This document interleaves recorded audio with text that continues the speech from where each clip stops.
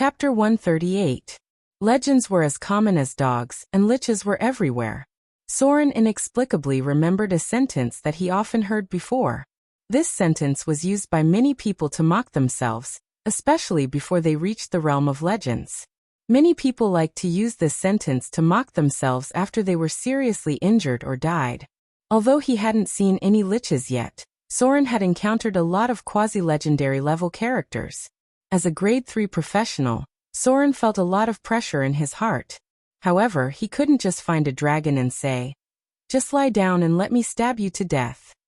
That way, he could level up quickly. A month had passed. He had grown from a low-level thief to a grade 3 professional. Other than the children of gods with extraordinary bloodlines, no one could grow faster than him. However, he still felt that it wasn't enough. His strength was far from enough to fight against some existences. The information he got from the interrogation was actually very vague. Other than the name of the fallen in the town, everything else was very vague. No one had seen the appearance of the Chosen. Soren asked for some details and found out that the Chosen had always been wearing a black cloak. There were obvious traces near her ears, and the skin color of her palms wasn't that of an ordinary elf. Only then was he able to confirm her race. The time of her arrival was more than half a month ago. At that time, Soren should still be in Whiterun. According to the fallen believers, she was the incarnation of the goddess of torture. This saying couldn't be used casually. Otherwise, it would be blasphemy. Those who could claim to be incarnations of gods were basically chosen who were bestowed with power by the gods. They played an important role in the gods' churches. The power of an chosen was equivalent to a divine priest with a profession level of 20 or so.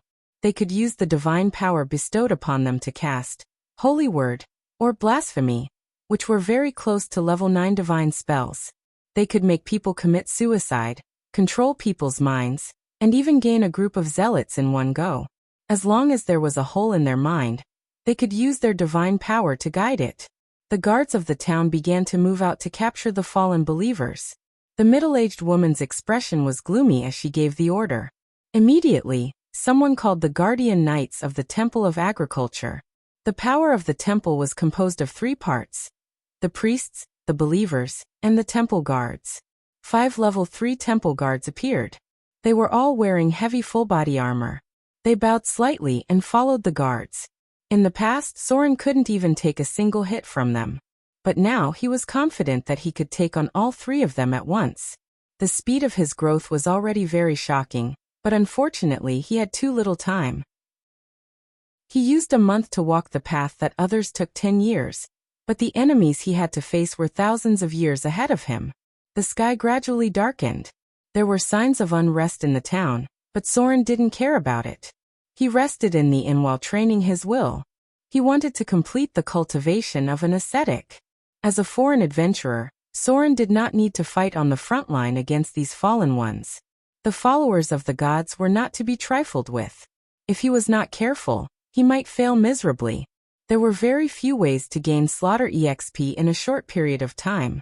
The distribution of living creatures was quite spread out. Killing people indiscriminately would only lead to destruction, and it would also cause him to completely lose his way. The slaughter EXP given by ordinary creatures was too little. It was too difficult to solo a group in the wilderness, and killing them bit by bit was too time-consuming. According to the normal progress, Soren estimated that he would need at least 7 days to get enough EXP to level up. He needed to absorb divinity. Soren was ready to fight against the will of the Dread Lord, and devour the divinity that was separated from his soul. But this required a very strong will. The night passed quickly. Soren slept very well that night. It could be said that he had completely replenished his energy. When he walked out the next day, he looked very different from before. He took off his leather armor and warm cotton clothes. He was only wearing the thinnest linen clothes. His shoulder-length hair was loose, and his bare feet were not wearing shoes. He walked directly on the cold snow. Asceticism. It was the best way to train one's will. A strong will was honed and accumulated over time. A person's will would not change just because of one's decision. It was the accumulation of one's will as one persevered. Soren stepped on the snow with his bare feet. The cold wind blew through his clothes, But the thin linen was useless. Even with his 21 constitution, he could not resist the cold from all directions. The other people in the town looked at him with strange eyes. Their expressions were as if they were looking at a madman or a fool. Even if the northerners were naturally resistant to cold, it would not take long for them to get sick wearing such thin clothes outside. Soren came to the Temple of Agriculture. His appearance surprised the priest, and she bowed slightly. She knew what Soren was going to do, because other priests would do the same. The only thing that surprised her was that she could not understand why rogues would use such an extreme way to train their will. They did not need to rely on will to stabilize their faith like priests did. Most of the rogues were believers, and they would at most talk about the gods. Soren received the reward he deserved. It was only a small amount of gold coins, about 30 gold coins. Then there was a part of the holy water, and the most important 2 bottles of greater healing potion. It was worth more than 500 kindler, and its effect was equivalent to healing moderate injuries to severe injuries. The priest was an expert in this field. Soren continued his journey. He wore thin linen clothes and stepped on the cold snow barefoot. He moved forward step by step without using any supernatural abilities or spells. He just walked forward step by step. The pervasive cold penetrated his body. His arms, cheeks, and feet soon began to turn slightly blue. Because he did not have shoes to protect him, there were also slight scars on the soles of his feet. The ground was very rough. There were stones, dead branches, and inconspicuous spikes because it was a coniferous forest outside.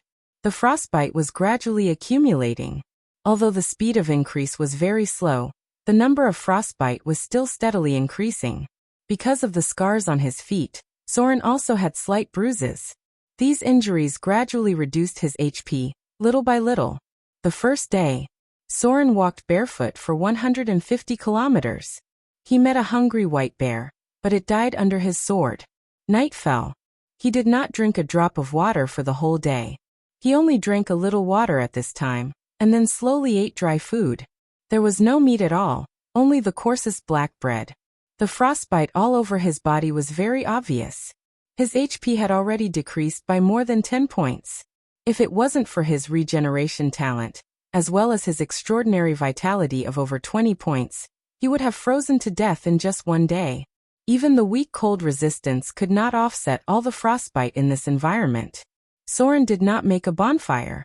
He sat on a rock, held his curved sword with both hands, and then slowly closed his eyes. This was the training method of a sword saint.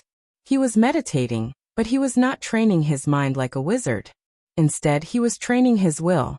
The howling cold wind did not stop for a moment. Occasionally, snowflakes would fall on Soren's body.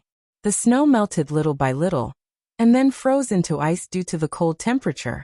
Soren sat on the rock without moving. His whole body looked like an ice sculpture. Only the heart in his chest was still beating slowly and steadily. The night slowly passed. When Soren opened his eyes the next day, his body was already covered in white frost. His whole body was bruised. When he retracted his curved sword, some of his flesh was even cut off. His hand that was in contact with the blade was already frozen. A night of meditation made his whole body stiff. The frostbite on his body had accumulated to more than 50 points, almost a third of his HP. He slowly got up, drank some cold water, and then began to eat. He moved his body slightly. Today there were no monsters that didn't know what was good for them. After moving around, Soren's skin was slightly red. He drank a bottle of healing potion, and felt a warm current flowing through his body. The healing potion could not heal his wounds quickly. After a short rest, Soren continued on his journey. He was still wearing thin clothes. He walked barefooted on the ice and snow. He walked slowly along the path. Occasionally he would meet other people. They looked at him in disbelief, as if they were looking at a madman. The second day, the third day, the fourth day. As time passed, Soren's body became thinner and thinner. He looked more and more tired. The frostbite on his body had accumulated to the point that his flesh started to crack. However, the light in his eyes became more and more solid, like a sharp blade buried in the ice. He slaughtered a pack of snow wolves, killed 3 earth spirit bugbears, and even fought with an ice troll for a short time. Soren walked less and less every day because he was really tired. He came across a few human villages on the way, but he did not stop. He just quietly walked past them. The 5th day, the 6th day, the 7th day. Soren's lips were completely cracked. His body was full of shocking frostbite. He no longer looked as handsome as he did at the beginning. His walking posture was slightly inconvenient because he had drunk all the healing potions. The accumulated frostbite eventually dragged him into a seriously injured state. He came across a large pack of wolves. Because of the bloody smell from the frostbite, the alpha wolf bit him on the leg. The wound could not heal until now. The Frost Kingdom was always so cold. Soren walked barefooted in this world of ice and snow for more than 1,000 miles. When a city in ice and snow appeared in front of him, he finally received the long-awaited ability prompt. Barefooted for 1,000 miles. Although Soren was very weak at this moment, it was also his strongest moment. Life and death were decided at this moment.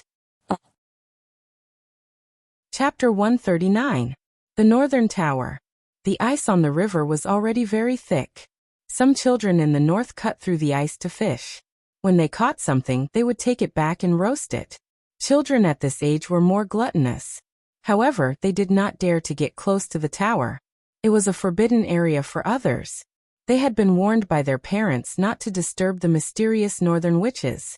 Occasionally, they would look in that direction with envious gazes, hoping that they would one day become a powerful adept. Gloria was buried in a pile of notes and books. In front of her were dense text symbols. She had been in the laboratory for 3 days. Occasionally, she would sleep here when she was tired. From time to time, she would go to see Vivian's situation. She was ready to break through to the legendary level of the Northern Witch. During this time, she had begun to explore deeper into the magic network and study the 9th circle high-level spells. If she successfully completed a 9th circle spell, she would enter the realm of quasi-legendary. As long as she was given a little more time, she would steadily be promoted to the level of a legendary witch. Suddenly, Gloria seemed to feel something.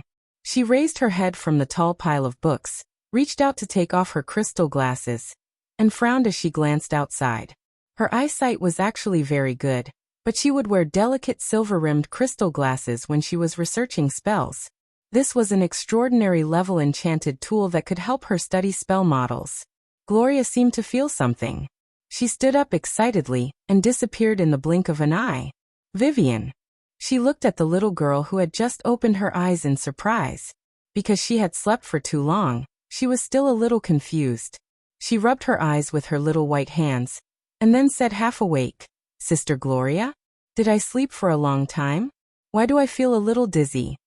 Gloria hugged the little Vivian, leaned over and kissed her forehead.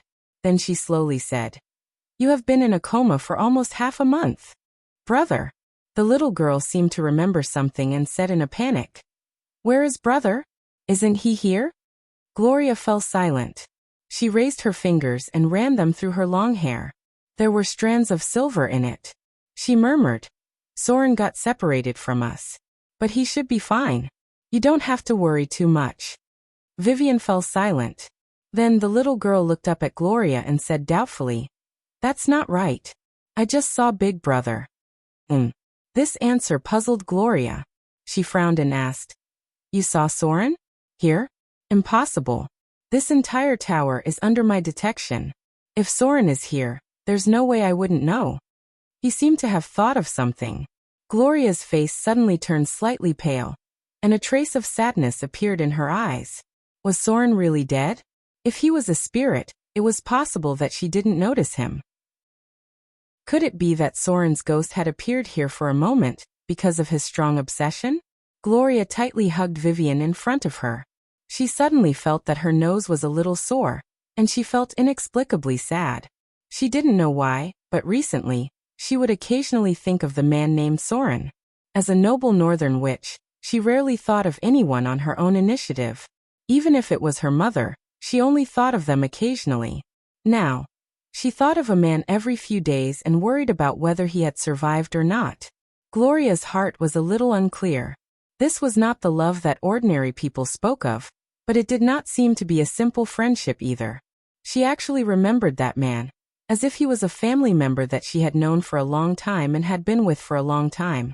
Was it a dream? The little girl rubbed her head and said to herself, I seem to have had a lot of dreams. These words were like spring returning to the earth, and Gloria was inexplicably happy again. She was a little annoyed as she bumped Vivian's little head with her forehead, and then asked, What did you dream of? The little girl closed her eyes and recalled for a moment, then murmured, I dreamed of a lot, and a lot of scary things. There was fire and blood everywhere. They were near me, but I wasn't afraid of them, because as long as I wasn't afraid of them, they couldn't get close to me. I also dreamed of a very scary person. He seemed to be my father. No. He's not my father. He's a very powerful and terrible thing. I don't know what it is. He kept telling me to be obedient. He wanted me to submit to him. There seemed to be another voice. I don't know who it was. She said she was me, and her name was Lillian. I won't submit to them.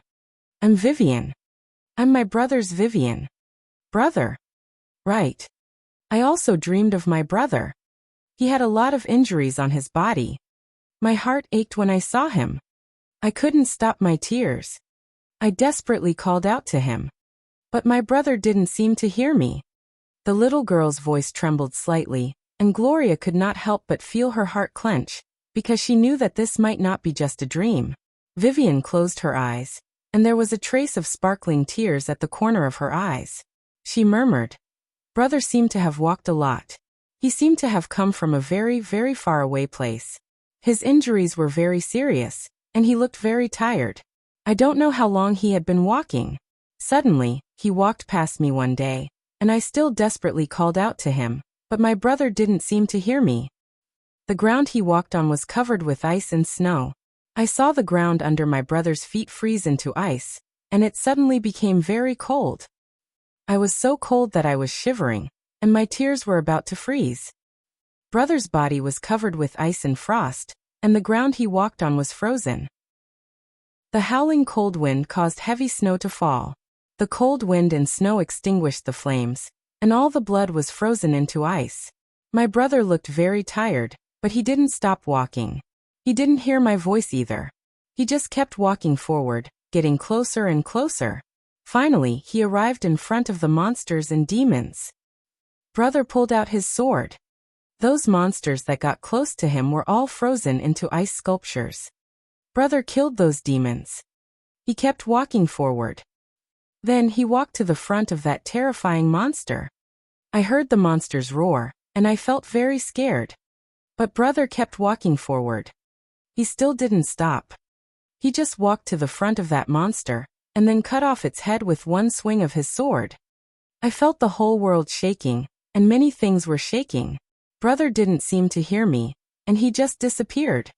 And then, Vivian raised her little head and murmured, and then I woke up. Sister Gloria? Big brother, did you kill those demons and save me? I feel like brother must know that Vivian is trapped there. Then he walked a very, very long way to save me. Although he couldn't hear my voice, I feel like brother knows that I'm here. Right. Before brother disappeared, he looked at me. He smiled. He seemed to want to say something, but before he could say anything, he disappeared. Gloria fell silent. She lowered her head and kissed Vivian. As if she was relieved, she murmured, Yes, Vivian. It should be Soren who came to save you. He should be fine. He's still alive. A man who could make me pay such a high price for a divination wouldn't die so quietly. Gloria's voice became softer and softer, and in the end, it was almost inaudible. Vivian raised her little head and looked at Gloria with her beautiful big eyes. Then, she stretched out her little hands and hugged her, burying her little head into her chest. She rubbed her head like a little puppy and murmured, Sister Gloria. Sometimes, I feel like you're very much like my mother. Even the smell is very similar. Gloria couldn't help but laugh. She didn't know whether to laugh or cry. She opened her mouth and bit Vivian's tender little face. She muttered, Mischievous girl. I'm not that old. Call me sister, don't call me mother. Oh. Vivian shrank her head and murmured, Don't bite people. Brother said that only little dogs bite people. Outside the tower, the cold wind was still howling, but it seemed that the coldest time had passed. What they needed to do now was to wait for the arrival of spring. That was the hope of life. Chapter 140. The faint light woke up Soren from his deep sleep.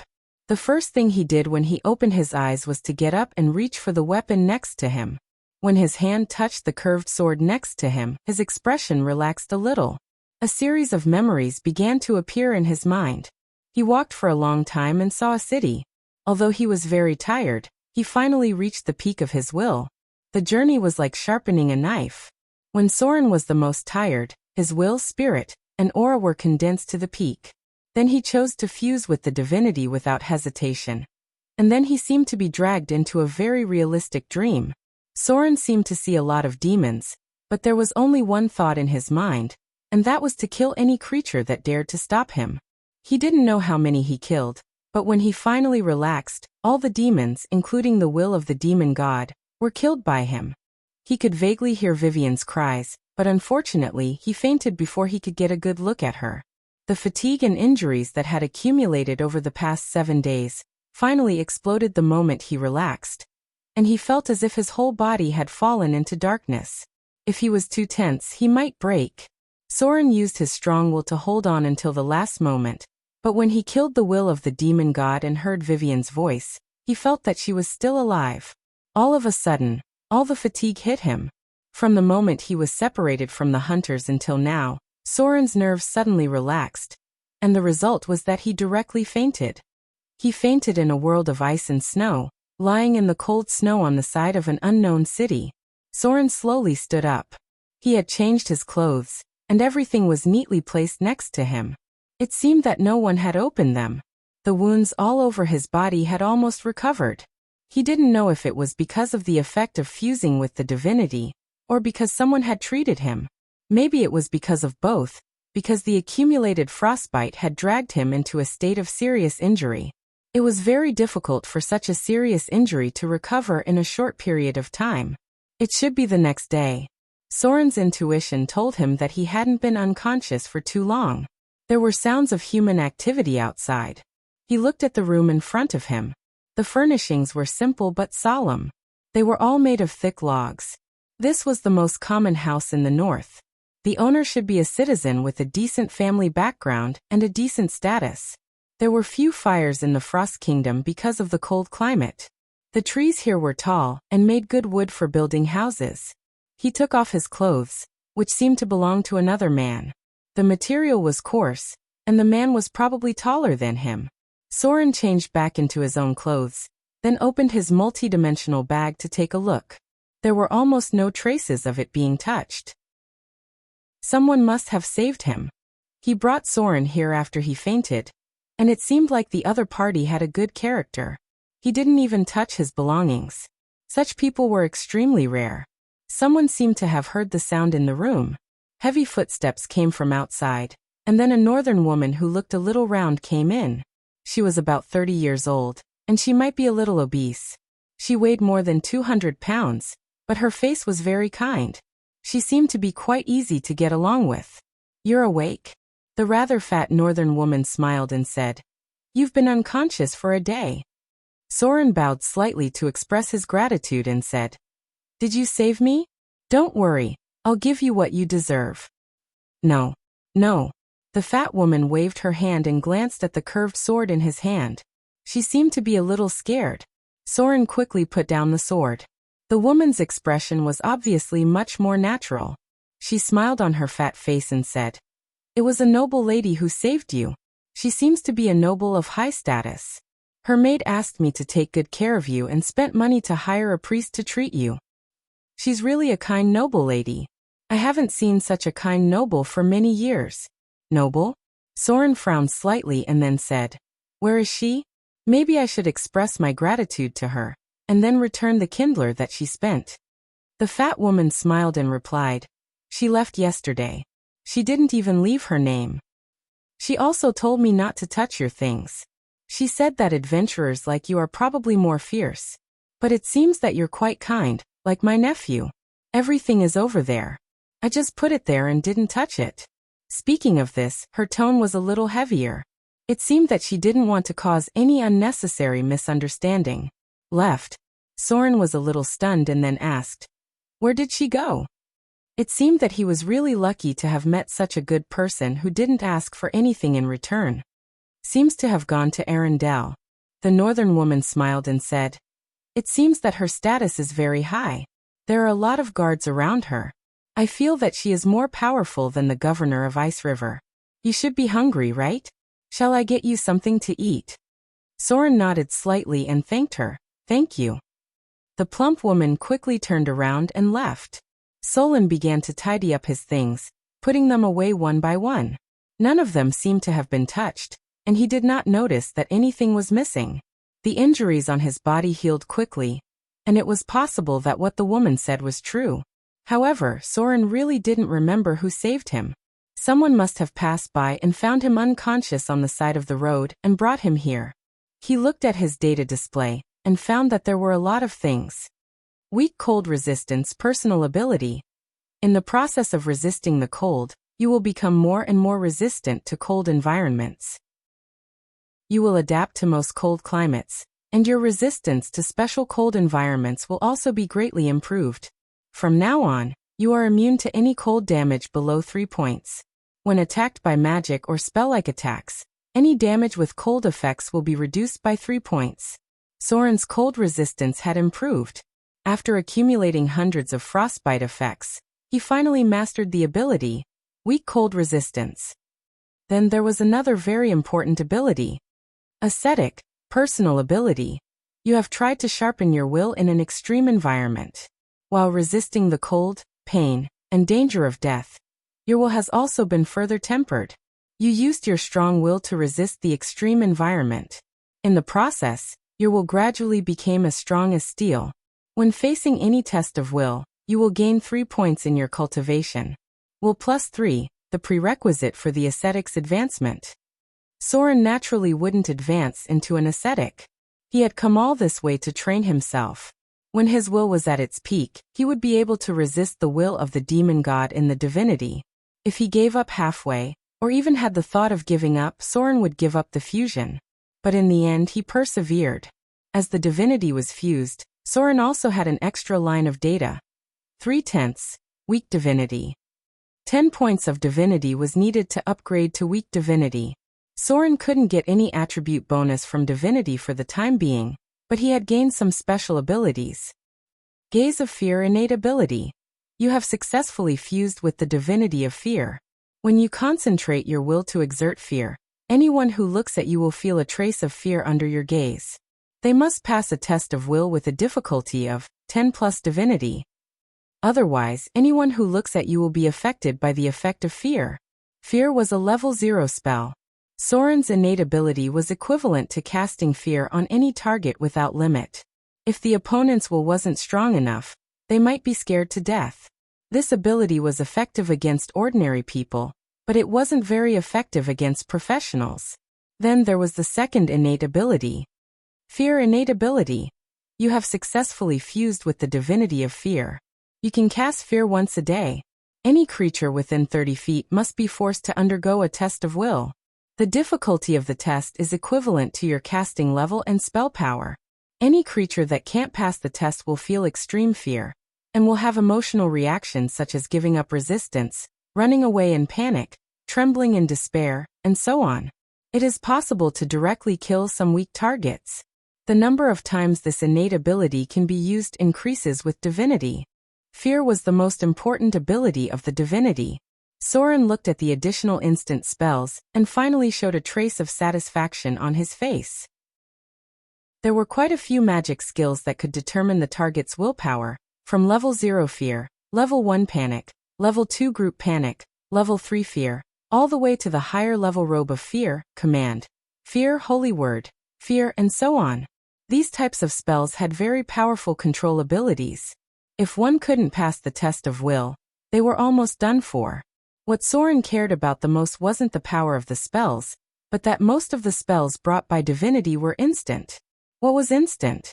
It was when Soren raised his hand and pointed. He didn't even need to point and cast fear, and then the opponent would be forced to undergo a test of will. How would one's body react when one's will was fighting against fear? Unless one's will was completely resistant to fear, There would be a short period of reaction time. Soren had been hit by a level 3 fear before. His heartbeat suddenly began to accelerate as if he was severely frightened. Even if he passed the test of will, he still took a while to recover. If he didn't pass the test, the target of fear would completely collapse. The most common reaction was to run away, tremble all over, or give up resistance. There was a possibility that they would be scared to death. Fear could also kill. It was normal for a level 3 spell to scare a timid person to death. Chapter 141. It was a very powerful instant cast spell. But this was not the most powerful ability brought by the evil divinity. There was an even more abnormal instant spell in Soren's innate ability. The most common innate spell of the evil divinity was Vampiric Touch. Vampiric Touch innate ability. You have successfully fused with the divinity of fear. When activating this innate ability, you can condense negative energy to erode the enemy's life force and temporarily transfer it to your body. After activating this ability, any enemy that is touched by you will lose 3 * spell strength, HP. A maximum of 60 HP will be absorbed. This HP will be transferred to your body and heal your injuries. If it exceeds your HP, this HP will be retained for 1 hour, increasing your maximum HP. The effect of this spell cannot be stacked.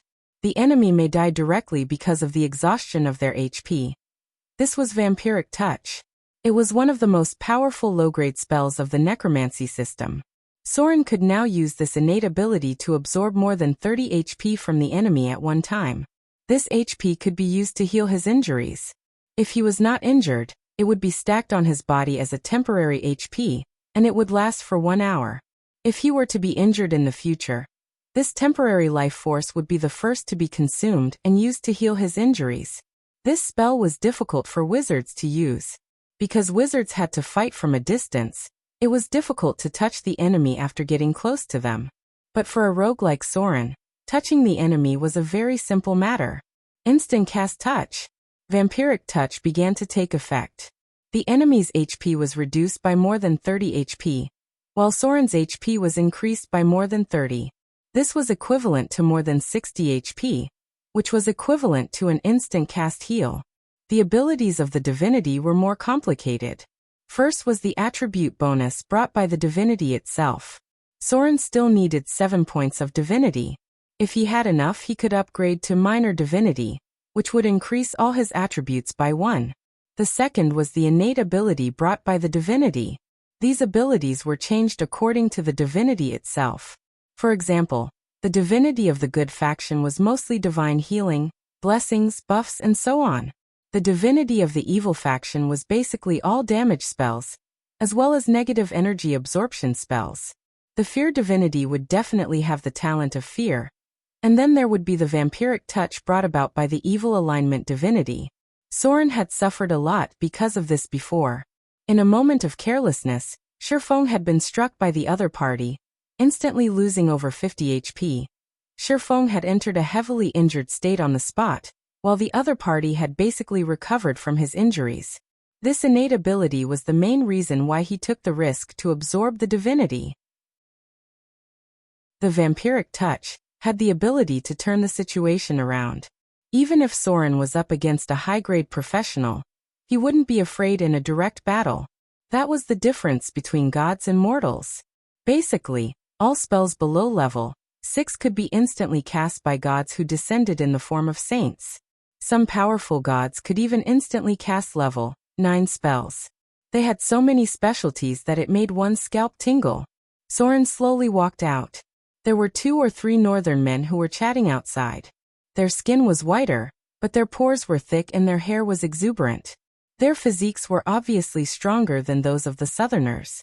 This was a grocery store, and it seemed that they also sold some wine and food. There should be some spare rooms upstairs. Anyway, it was a place where most of the ordinary businesses had a little bit of money. Soren saw 3 children who looked a little similar. 2 boys and 1 girl were younger, and their little faces were a little chubby. They should be their children. To raise 3 children at the same time, it was indeed necessary to make as much money as possible. Soren nodded slightly. He looked at the man outside, reached out and took out 10 kindlers from his pocket, and then handed them to the man who was obviously the shop owner.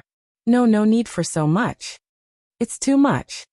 The tall northern man was a little embarrassed and murmured, "That noble lady has already paid.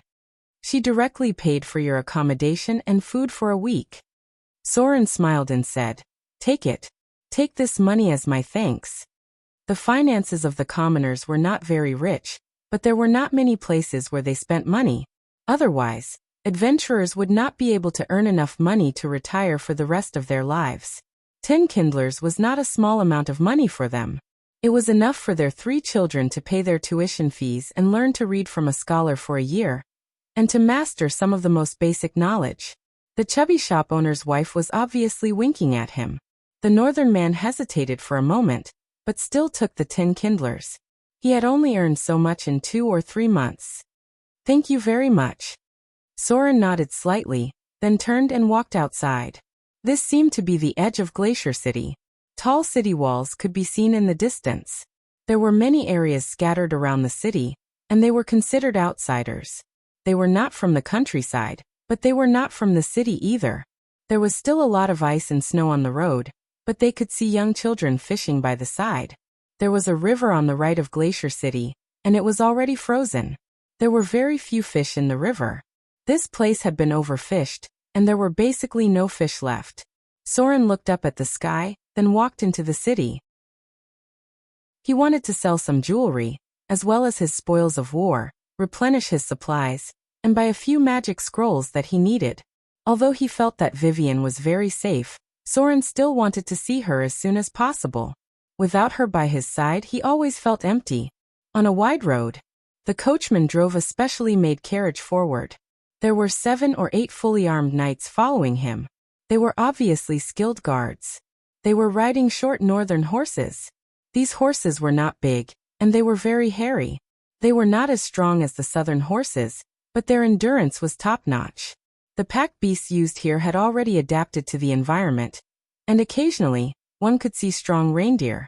The northern horses were expensive, and they were more expensive than the southern horses.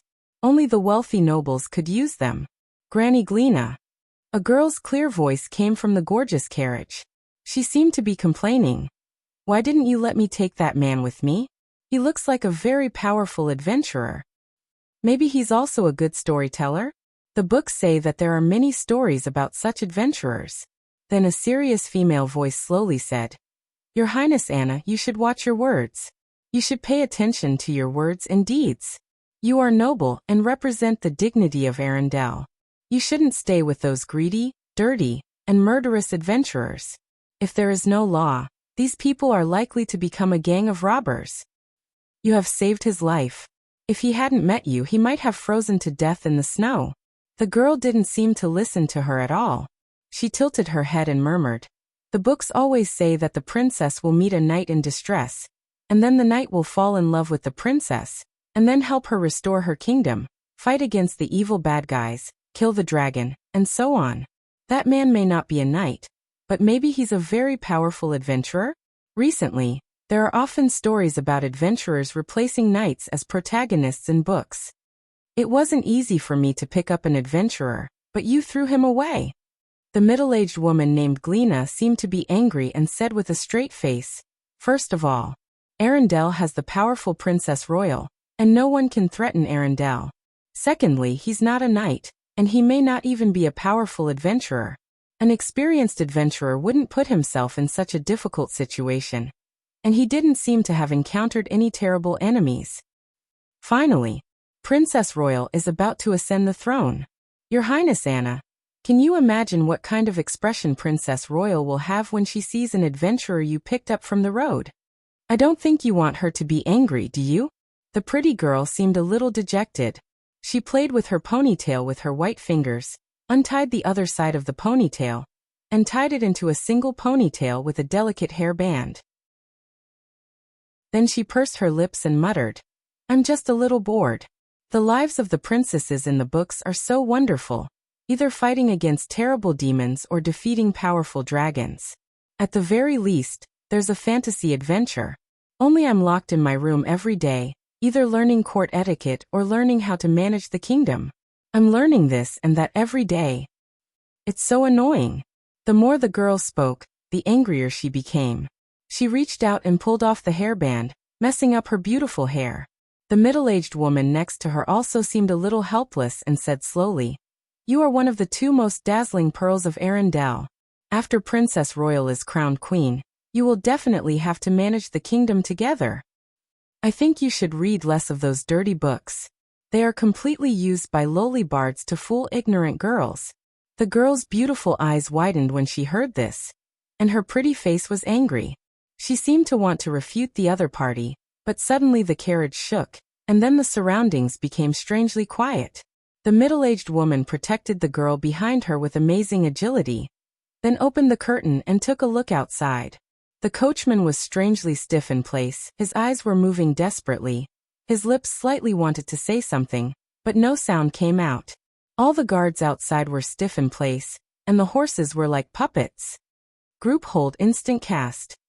A level 9 spell. There were wizards or priests close to the legendary level nearby, using the metamagic ability, instant cast, to hold the entire convoy in place. Chapter 142. Group hold spell was a level 7 spell. The guards outside were all grade 3 professions and above. To be able to make them not aware of it at all, it must have used a unique technique to perform an instant spell. Instant spell casting required an additional 3 spell levels, which meant that the difficulty of this instant group hold spell was equivalent to a legendary spell. After discovering the abnormality outside, the middle-aged woman was sure that they had encountered a legendary wizard or priest. Some priests with special abilities could also use group hold spell. The middle-aged woman didn't even have time to do anything before she saw several black shadows shoot out from both sides of the road. Then a cold light flashed past. These guards of rank 3 and above, and even rank 4, watched helplessly as their enemies slit their throats, dying with their eyes wide open on the bodies of these enemies who were usually no match for them. The legendary existence who secretly cast the spell was of a very high level.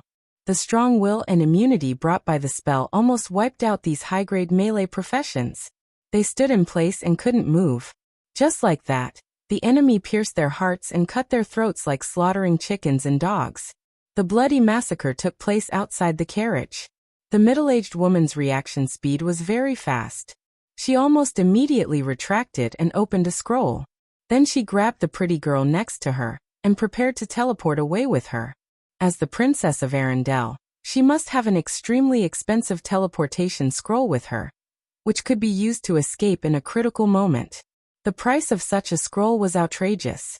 The cost of just copying the spell could reach tens of thousands of Kindler coins. If it was a long-distance teleportation, the cost might be several times higher. But in the next moment, the middle-aged woman's expression became very unsightly because the magic on the scroll flickered and then disappeared. Dimensional cage. The enemy had already made ample preparations and had sealed off all the nearby dimensional spaces before making a move. "Your Highness Anna." The middle-aged woman's expression was a little determined. She pulled out 2 short swords from her legs and then whispered in the girl's ear, "I'll stop them later. You get out of the carriage and run to Glacier City. The Lord of Glacier City is a friend of Arendelle, and there are also legendary professions there." The girl's pretty face was slightly pale. She opened her mouth and wanted to say something, but the middle-aged woman had activated a certain item, making her figure disappear directly. Greater invisibility, greater haste, greater featherweight, advanced energy protection, greater mage armor. 5 consecutive spells appeared in an instant, and the girl's figure completely disappeared. The middle-aged woman didn't have time to say anything. She rushed out of the carriage and pounced on the enemies around her. A burst of ice exploded around her. The sharp ice blades cut an enemy into minced meat. Electric arcs that could be seen with the naked eye paralyzed all the enemies within 30 feet of her. Their skin and flesh were scorched by the electricity. The middle-aged woman's movements were abnormally agile. Her dagger instantly slit the throat of an enemy, and then she leaped forward and stabbed the second enemy to death. The curtain of the carriage moved slightly. However, no one could be seen. It was like a gentle breeze, as if something had left. However, there were no footprints on the ground. A ray of magical light suddenly shot towards the empty air. The middle-aged woman shouted, and a magic light suddenly appeared on the button on her body. She moved 3 meters away in the air, and blocked the light with her body. She was strangely stiff in place. A masked killer swung a dagger and stabbed her heart, but it stopped when it was 30 centimeters away from her body. Magical energy protection field. The spellcaster, who had been hiding in the dark, finally came out. Her whole body was covered by a black cloak, and one could vaguely see that her ears were sticking up. That was the characteristic of the elf tribe. Their ears were much sharper than that of humans. The spellcaster's waist was wrapped with a snake whip. She frowned and looked at the air in front of her.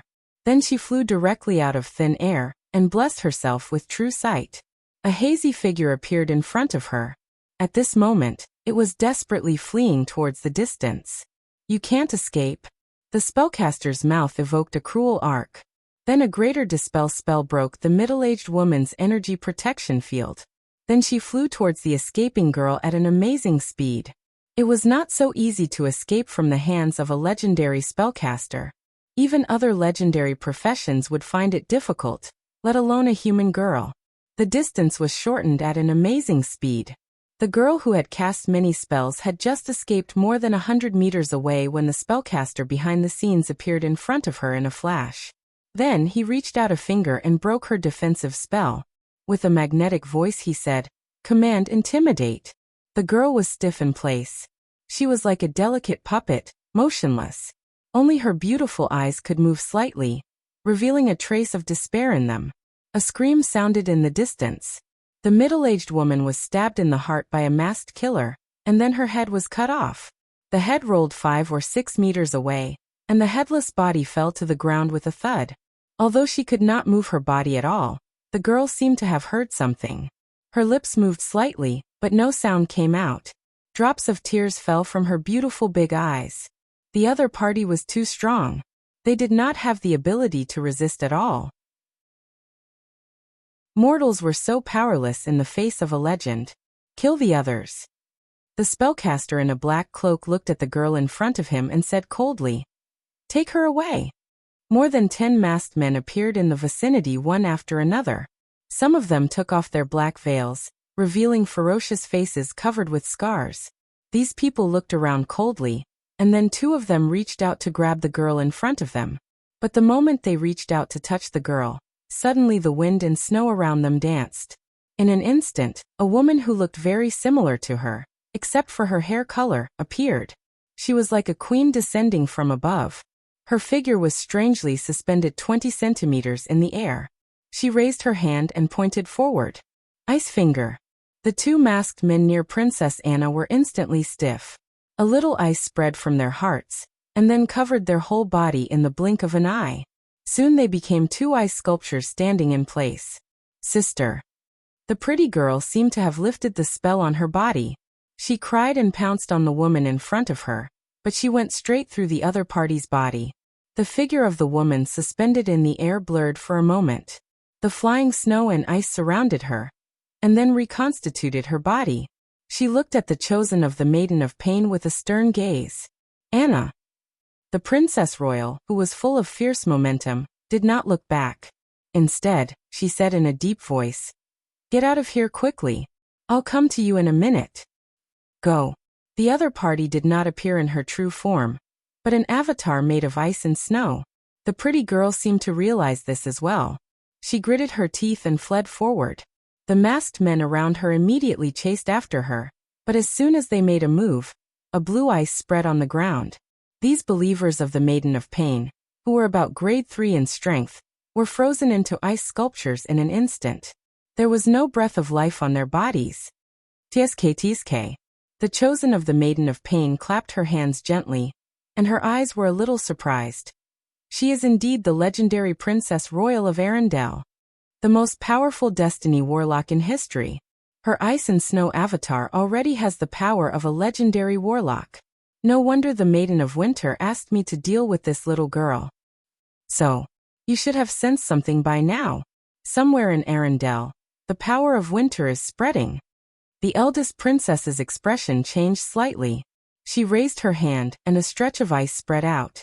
The ice and snow in the surroundings descended like a storm, turning into countless ice blades that enveloped all the space in the vicinity. The other party didn't even have a chance to dodge. He couldn't even evade a teleportation spell, and was enveloped by the ice blades that blotted out the sky and earth. Clang! Clang! An invisible energy shield emerged, blocking tens of millions of ice blades. The ground was full of dense marks, and the sharp blades had cut thousands of holes in a radius of more than 100 meters.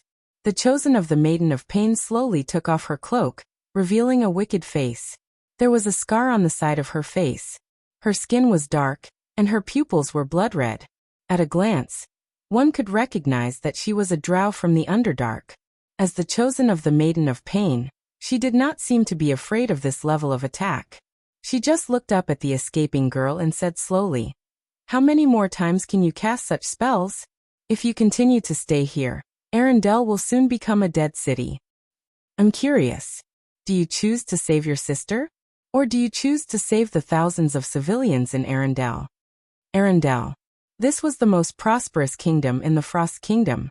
Its superior location near the sea attracted countless caravans.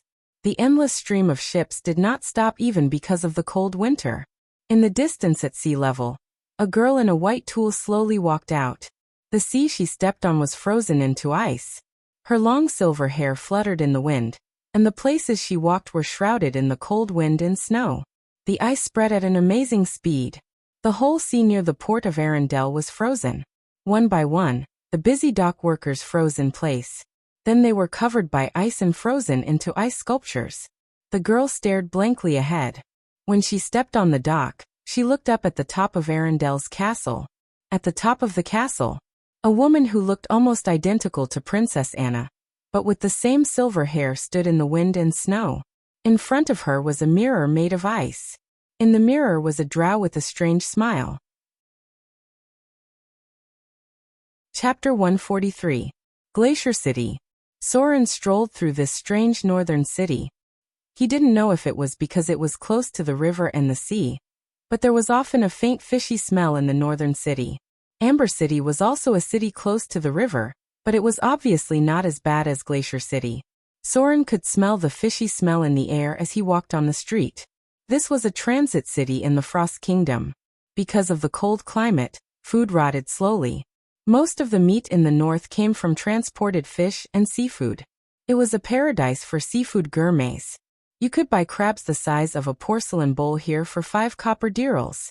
However, it seemed that humans in this era did not like seafood very much because there was not enough seasoning to remove the fishy smell. Many nutritious seafood fish were eaten by the lower class of civilians. There were many poisonous seafood. Although it was not fatal, it was easy to get sick or even lose your life if you ate too much of it. The staple food of the Frost Kingdom was still more than 10 kinds of fish. Soren even bought a very ferocious king crab the size of a wash basin for 3 silver dirhams. This could be temporarily stored in the multi-dimensional bag, and a section could be cut off and roasted on the fire. Soren replenished a lot of supplies. In addition to his own weapons and equipment, he also needed to replenish some food. It was about 2 or 3 days away from Arendelle, and it was a northern city closer to the sea. Soren's figure was more conspicuous among the northerners. From time to time, some people looked at him with bad intentions, but after seeing the curved sword at his waist, they withdrew their gaze. People from all walks of life were the most sensitive. People with bad eyesight would not live long. Soren did not look like a foreigner who was easy to bully. Bows and crossbows were not often used in the north because of the climate. The cold climate would affect the bowstring, but iron products here were relatively developed.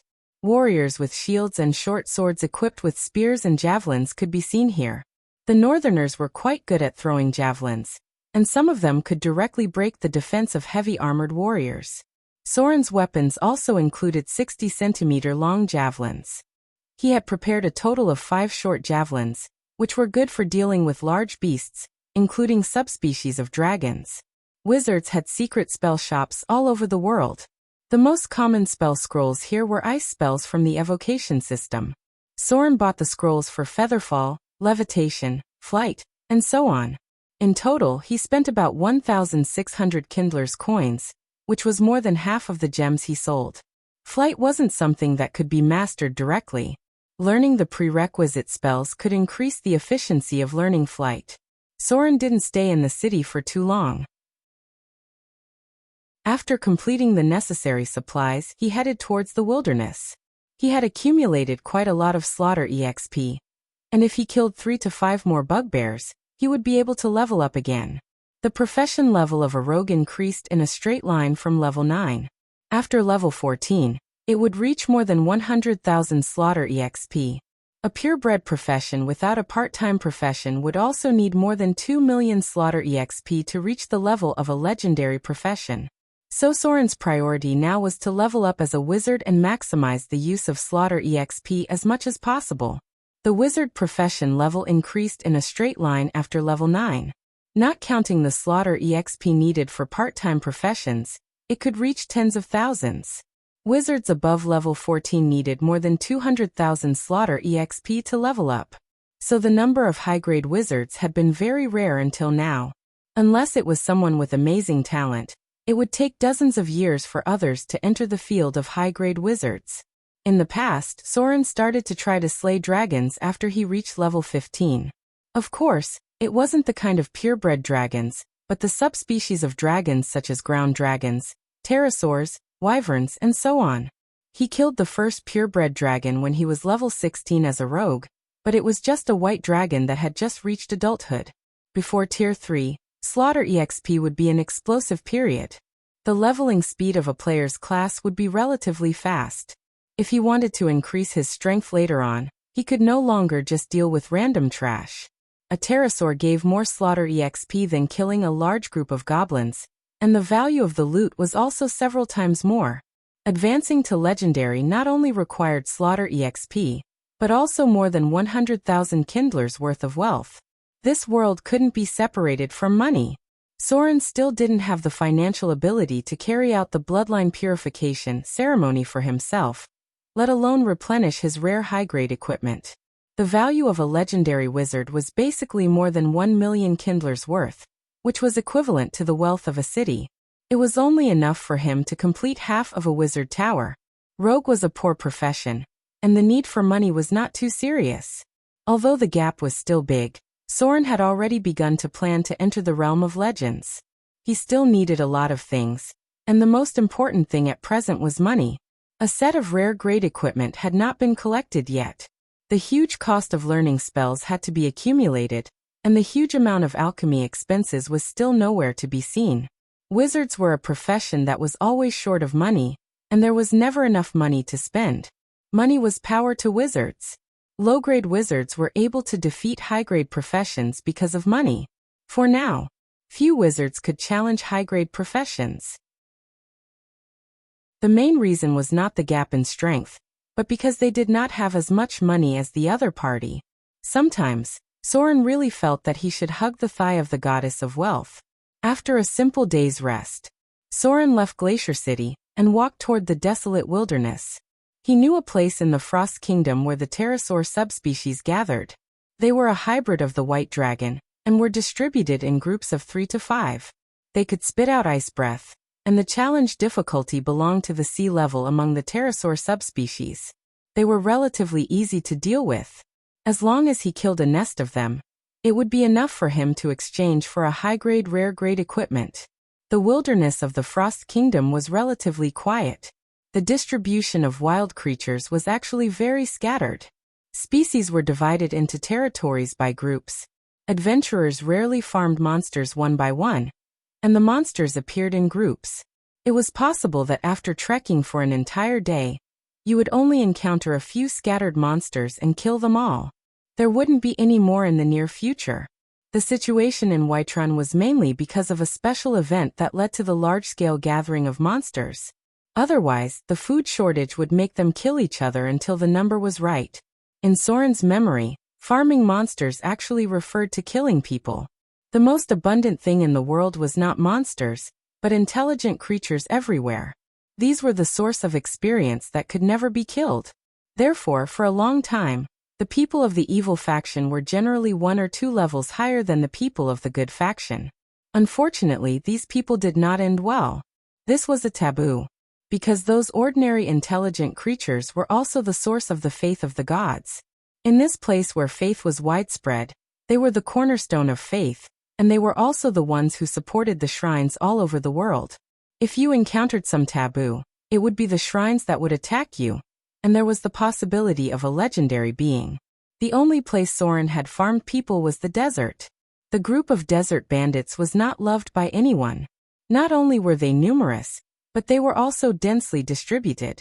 Killing too many of them would at most provoke a demigod church. Other than that, there were basically no serious consequences. It seemed that he had completely adapted to the cold.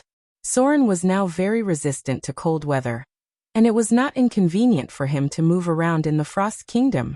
At noon, he found a relatively dry place to set up a campfire, then cut a section of the king crab and roasted it. This kind of delicious food was only available in a few areas, and the price was quite cheap. Spices were extremely expensive. The weight of spices was almost equivalent to the weight of gold. Even with the income of an adventurer, they could not afford it. Soren rarely used these spices in the past, and now he only brought a little. Otherwise, he would always feel like he was eating gold. If he ate as much as he wanted, he could eat the money to buy a rare grade equipment. It was easy to ensure survival in this world, but the cost of enjoyment was dozens of times higher. The sea salt was slightly bitter. The superior refined salt had to be filtered through alchemy, and the price was slightly more expensive. Soren was not that particular about it, so he just sprinkled some salt and spices and ate it like that. The king crab tasted good. Soren did not quite understand why people in this era were a little taboo to eat crabs. When he was about 50% full, he suddenly heard something. He suddenly stood up and held his curved sword in his hand. Soren pushed aside the snow-covered bushes and carefully approached the place where the sound came from. It was not far from his position, about 100 meters away. He heard something like a plop. There was nothing in front of him. However, there seemed to be a slight dent in the snow. Soren's expression was a little strange. He took a step forward vigilantly, and then carefully reached out his finger to touch it. He touched soft skin, even though his eyes could not see anything.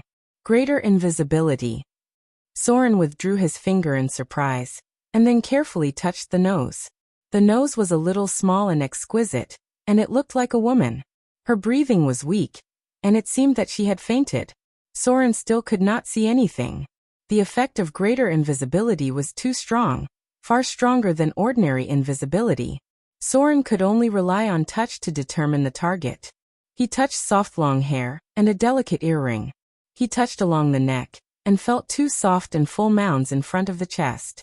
The texture was quite good, and it was very elastic when pinched. It should be a young girl. The clothes she was wearing were very exquisite, and it seemed to be made of high-quality silk.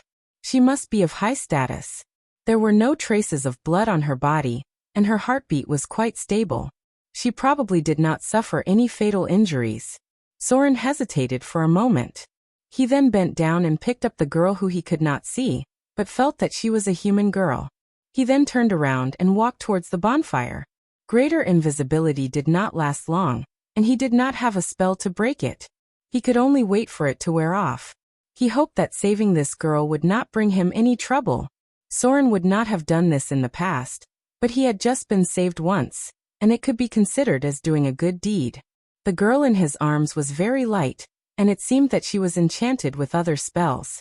How could a girl who had fainted with greater invisibility suddenly appear in this desolate wilderness?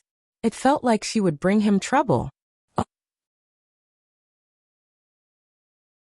Chapter 144. Next to the bonfire. Soren put the girl next to the bonfire. Because she couldn't be seen with the naked eye, he could only put her a little further away to avoid being burned.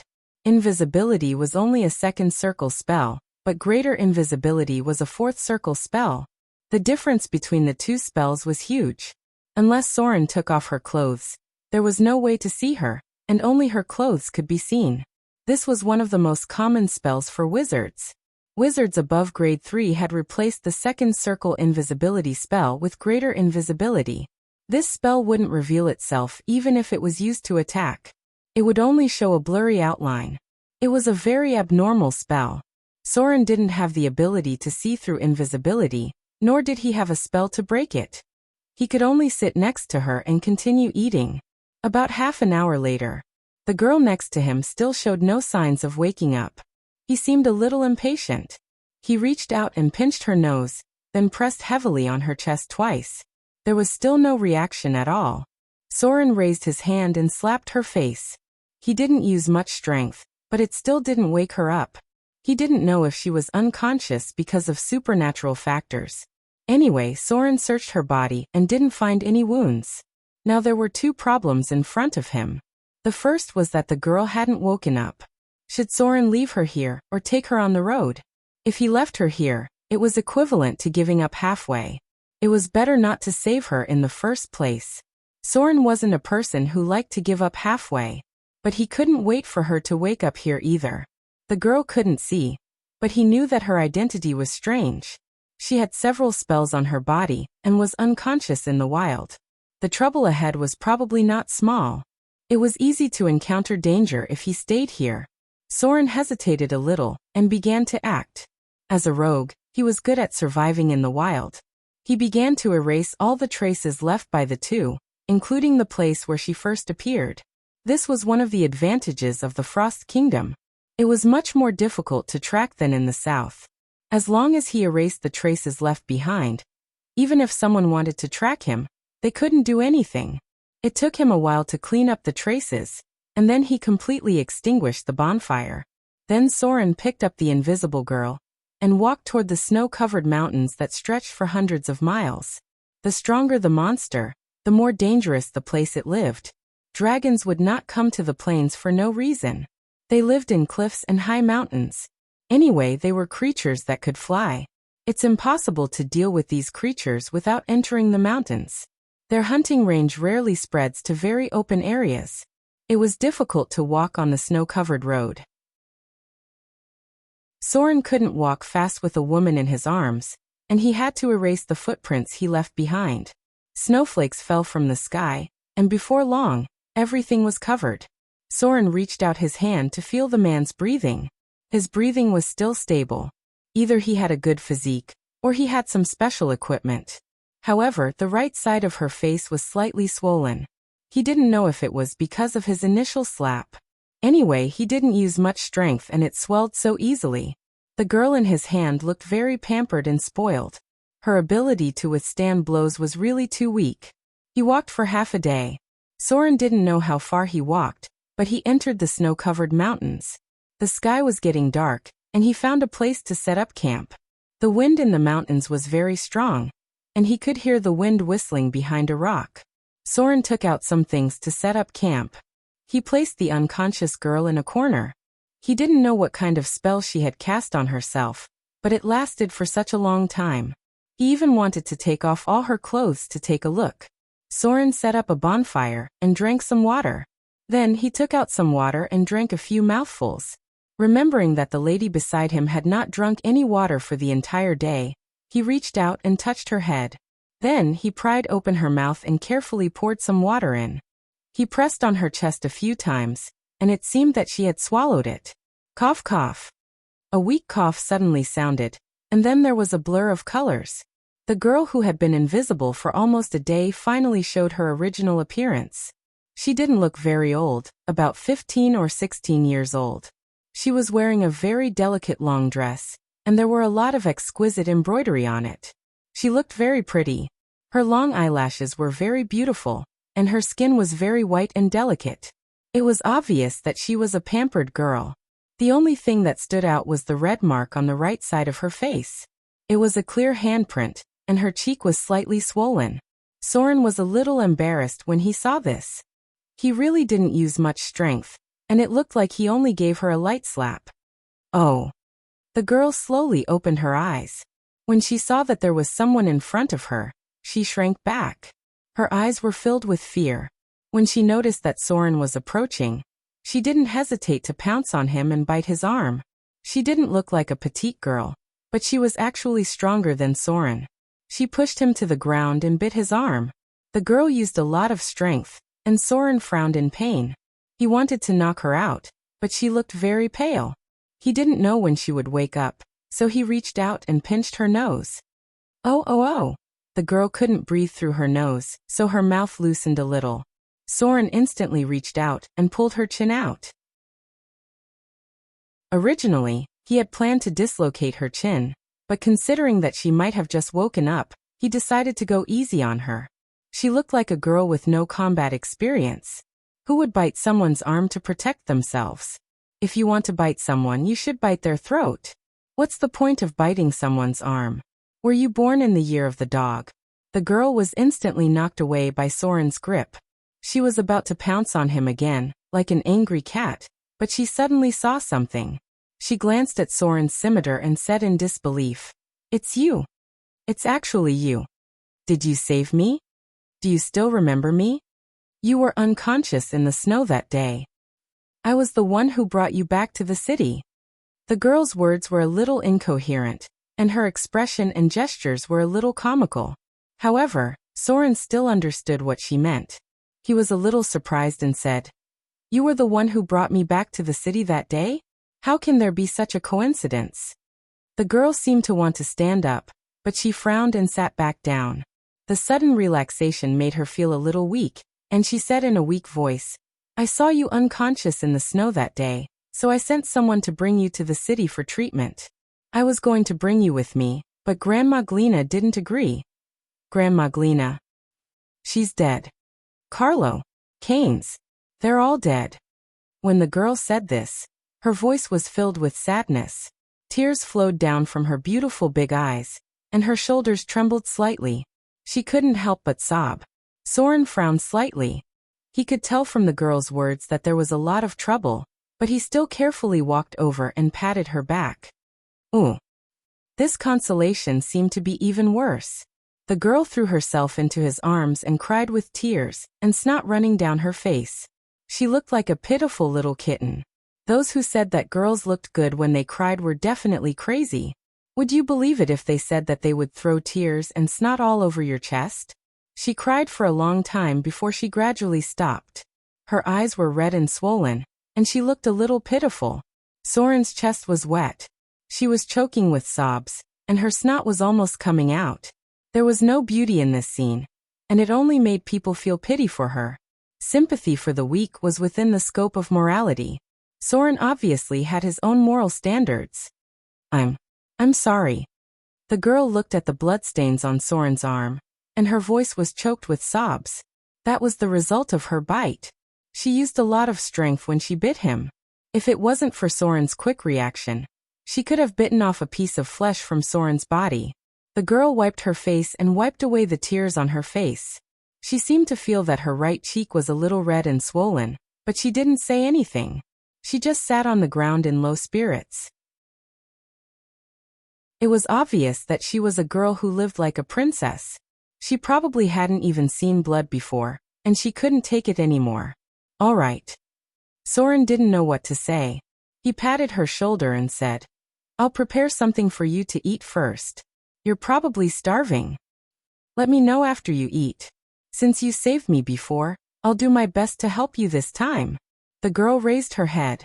Her eyes were red, but there was a glimmer of hope in them. She choked with sobs and said, Thank you." Soren seemed to be a little silent. Just by intuition, he knew that things weren't simple. It would be troublesome to get involved in such a thing. He took out the ingredients and roasted them on the fire. Then he glanced at the girl next to him. Every detail of the girl told him that the girl's identity was quite noble. The enemy who dared to attack her was definitely not simple. He was not a compassionate person, but if the other party had saved him and he left her here, he would not do such a thing. He was a man of principle, and sometimes even stubborn. Soren cut off a section of the king crab and asked, "How did you recognize me? My appearance at that time was quite different from now, right?" The girl was still sobbing softly. She started crying so hard that she couldn't stop for a while. She raised her head and whispered, "You're your sword." Soren's sword was very different from the rest. In the Frost Kingdom, this kind of scimitar made of elven scales was very rare, and the beauty of the scimitar itself was also very impressive. Chapter 145. The sky was getting dark. The girl seemed to be really hungry. She ate even more than Soren. She probably hadn't eaten all day. She was a bit ravenous. Soren had been grilling meat silently. When the girl was full, he slowly said, "What's your name? Who are you?" "Anna." The girl hesitated and whispered, "I'm a noble of Arendelle." Soren turned to look at her and said slowly, "Ordinary nobles can't afford to wear clothes like yours. You should be a member of the royal family of Arendelle, right? Arendelle is a special kingdom. There are almost no great nobles in it. There are only 2 members of the royal family. One is the Princess Royal, who is about to ascend the throne, and the other is her sister. It is said that the Princess Royal of Arendelle is a very powerful destiny sorcerer. You should be her sister, right? Princess Royal can't be forced into such a difficult situation." The girl named Anna could not help but stare at Soren with some surprise and murmured, "I knew you must be a very powerful adventurer. They also said you were a fool. How could you get yourself into such a difficult situation? You almost died in the wild." "Well, I'm the little princess of Arendelle. But I'm not as powerful as my sister. I'm just an ordinary person." Soren didn't continue the previous sentence. He didn't want to talk about the asceticism. He just looked at the girl in front of him and said slowly, "Arendelle is one of the best kingdoms in the Frost Kingdom. The Princess Royal is one of the few legendary sorcerers here. The enemy who dares to attack you is definitely not simple. According to the standards of the royal family of this world, your bodyguards are at least grade 3. If you take into account the wealth and treasures of the royal family, there should be a legendary profession among the people who attacked you." Anna couldn't help but open her mouth wide and murmured, "So powerful." Soren stared at the man's expression, and his face became more and more unsightly. He said in a low voice, "The local legendary professions can't attack you, because that would lead to a devastating disaster. I've heard of that elder sister of yours. When she gets angry, she can destroy an entire city with her bare hands. Then the one who attacked you must be an outsider. Moreover, they are people with evil intentions." He paused for a moment and said slowly, "There's only one thing I want to know now, and that is, were there any drows among the people who attacked you?" The girl's face was filled with disbelief as she murmured, "How did you know that I met a drow?" Sure enough, he was still involved in this matter. Soren silently fiddled with the bonfire. His expression was a little uncertain. He said in a deep voice, "That's the chosen of the goddess of torture. I've seen traces of their activities when I came here. They're probably the only ones who would dare to attack the second princess of Arendelle. Others are simply looking for death. The Princess Royal can freeze thousands of miles in a fit of anger."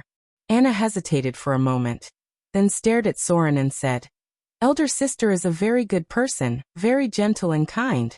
She never abuses her ability, let alone does what you said. She won't hurt those innocent people." Soren did not answer. He looked at the snow outside and said slowly, "What are you going to do now?" Anna hesitated for a moment, then looked up at Soren and whispered, "Can you send me back to Arendelle? I'll definitely repay you well. Elder sister will also give you the reward you deserve, and even give you a title." "A title?" Soren smiled and shook his head. "No, at least not now. Since those believers of torture dared to attack you, they will never let me take you back easily. I don't even have a chance to fight against the chosen of the gods. They are more terrible than legendary wizards. Besides, if I'm not wrong, all the roads leading to Arendelle should have their eyes now. As soon as you show up, you will be attacked immediately, unless your elder sister comes to pick you up in person." Anna looked a little depressed and murmured, "I don't know what happened to elder sister. That bad drow said that if elder sister saved me, she couldn't save Arendelle. Big sister used ice to trap her, and then I escaped. I don't know what happened to Arendelle now. I hope everyone is okay." "What a kind little girl." Soren looked up at her and said slowly, "It's not that I can't send you back at all, but not now, and not by the normal way." The girl showed a glimmer of hope when she heard this and looked up into his eyes. The other party's eyes were very pure.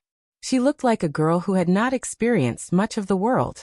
Soren looked away slightly and said, "Now should be the time when they are most anxious. The Fallen are probably desperately looking for you. So we'd better not leave here in the near future. When they take the initiative to expose themselves, your elder sister will deal with them. Then I'll find a way to take you over these mountains, and then go back to Arendelle from the sea." The girl obviously believed him, and nodded her little head gently. Soren stirred the campfire to make it a little stronger, and then said, "You should rest well first.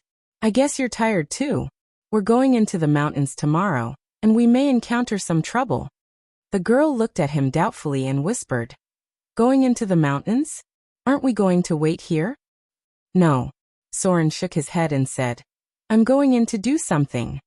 The girl was obviously very curious. She blinked and said, "What are you going to do? There's no place for people to live in." Soren glanced at her and said lightly, "To slay a dragon." The girl's eyes flickered, and she said in surprise, "Slay a dragon? There are no dragons in the Frost Kingdom, right? They're all afraid of my elder sister. It's said that they all fled to Iceland." Soren was startled. It seemed that the legendary Princess Royal was more powerful than he thought.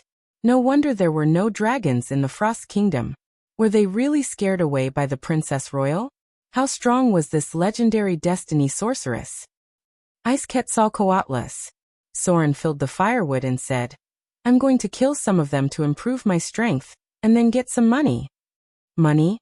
The girl hurriedly searched her body, and then said with a sad face, "I lost my bag. There are a lot of valuable things in it." She looked at her body, took off her rings and earrings with some heartache, and said carefully, "I'll give these to you first. They were left to me by my mother. Can I redeem them with money when I go back?" Her voice was a little nervous, and her little face was a little funny. Soren turned his head and looked at her. He couldn't help but smile, but did not reach out to take those things. Instead, he said slowly, "Take them with you. Since you've saved me, I should repay you. Maybe your fate really shouldn't be like this." He had heard of the Princess Royal of Arendelle, but he had never heard of the second princess. He didn't know what her fate would have been if she hadn't met him. The ice storm broke out. The berserk Princess Royal froze thousands of miles and turned the earth into an ice hell. Was it because of her? It seemed possible. There were only 2 princesses in the royal family of Arendelle, and she might be the Princess Royal's only relative. Thank you." The girl silently took back her rings and earrings and looked up at Soren in front of her.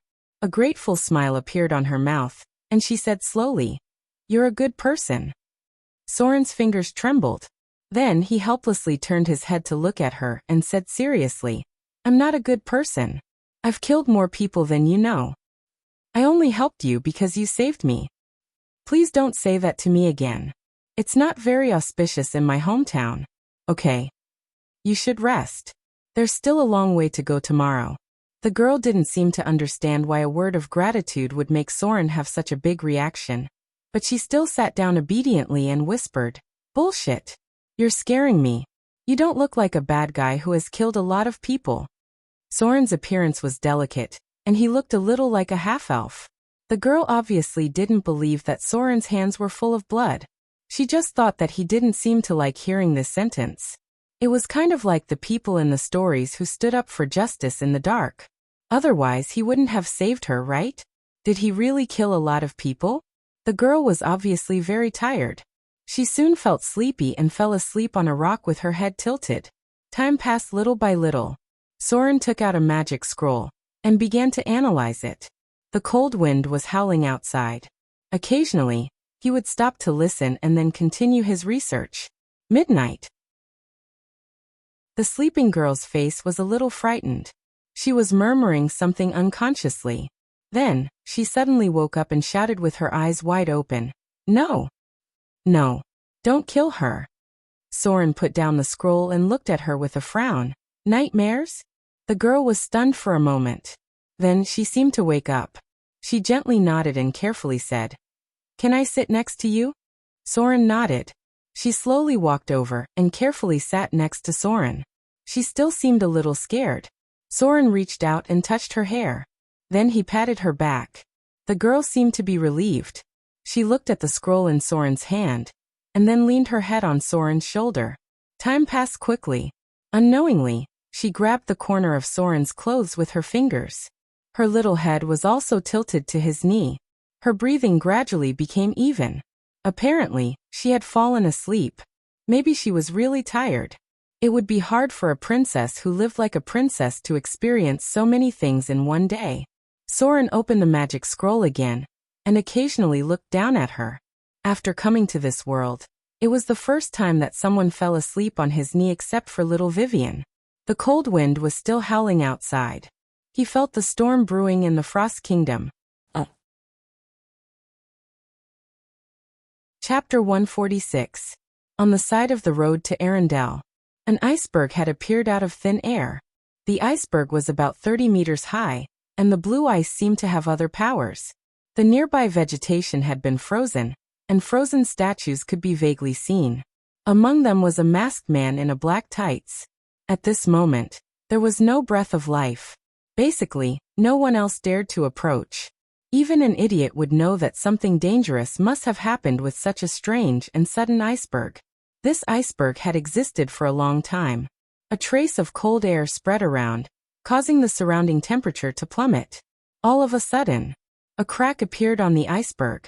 The crack spread at an alarming speed, and then covered the whole iceberg.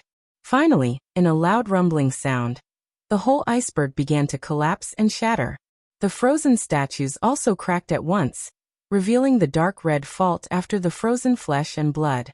Countless pieces of broken ice fell down, smashing a pit in the ground, but there seemed to be something in the center. The falling ice was bounced away, revealing an oval transparent energy shield. Damn it! The drow came out with a pale and stiff face. She must have been trapped inside for a long time to make the naturally dark-skinned drow pale. Her fingers were trembling slightly, and a faint white frost was melting rapidly. The wizard robe on her body was soaked, revealing her curvaceous and exquisite body, as well as the striking whip mark on her back, which could be seen through the soaked clothes. She silently snapped her fingers, and all the moisture on her body disappeared, and her appearance changed back to her original appearance. The drow glanced coldly at the frozen and shattered body next to her with blood-red pupils, then frowned and said, "A bunch of useless males." After that, her figure flew up out of thin air. The drow looked at the broken ice in front of her. After the broken ice, the ice melted rapidly. This was ice produced by supernatural forces, not natural ice. She looked up in the direction of the sea, where Arendelle was. She frowned and murmured, "How can the ice and snow incarnation of a destiny warlock trap me? This ice has even sealed the dimensional space. This is not a power that mortals can have." Arendelle's Princess Royal. "Winter Maiden, what are you hiding from me?" She stretched out her finger and opened a spatial door. Then she stepped into it. The ice on the ground was getting thinner and thinner, gradually revealing the frozen bloodstains and the broken limbs of the frozen statues. The faint smell of blood spread in all directions.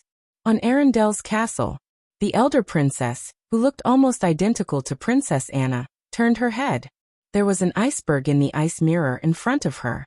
As she took a step forward, her figure disappeared into thin air. Her remaining silhouette dissipated with the cold wind, and one could vaguely see sparkling snowflakes dancing in the air before falling to the ground. The next moment, her figure appeared directly on the shore. The dancing wind and snow gathered in the air, turning into the beautiful and cold face of Princess Royal. Winter Maiden. Princess Royal looked at the frozen human-shaped statues on the pier, and there was a trace of anger in her blue pupils. Just this moment of delay, thousands of people nearby were frozen. Traces of ice were spreading towards Arendelle, and there were cries of horror from civilians all around. For this godlike power, these mortals had no ability to resist. As long as they were touched by the spreading ice, they would soon turn into ice sculptures. The expression on Princess Royal's face was fierce, like a queen. She waved her hand angrily, and the frozen sea was lifted up with ice spikes hundreds of feet high, directly forcing the figure of Winter Maiden to retreat hundreds of meters. The frozen sea around her cracked rapidly, and the frozen fish could be seen faintly. This sea was not only frozen on the surface, but even the sea below was completely frozen. A fierce momentum spread, and the ice and snow suddenly became violent. As the most praised female heir in the history of Arendelle, Princess Royal and Anna were two extremes. It was difficult to describe her temperament in words. If there was anything, it should be the legendary aura of a king. This was an existence that would make you feel like a queen at first glance.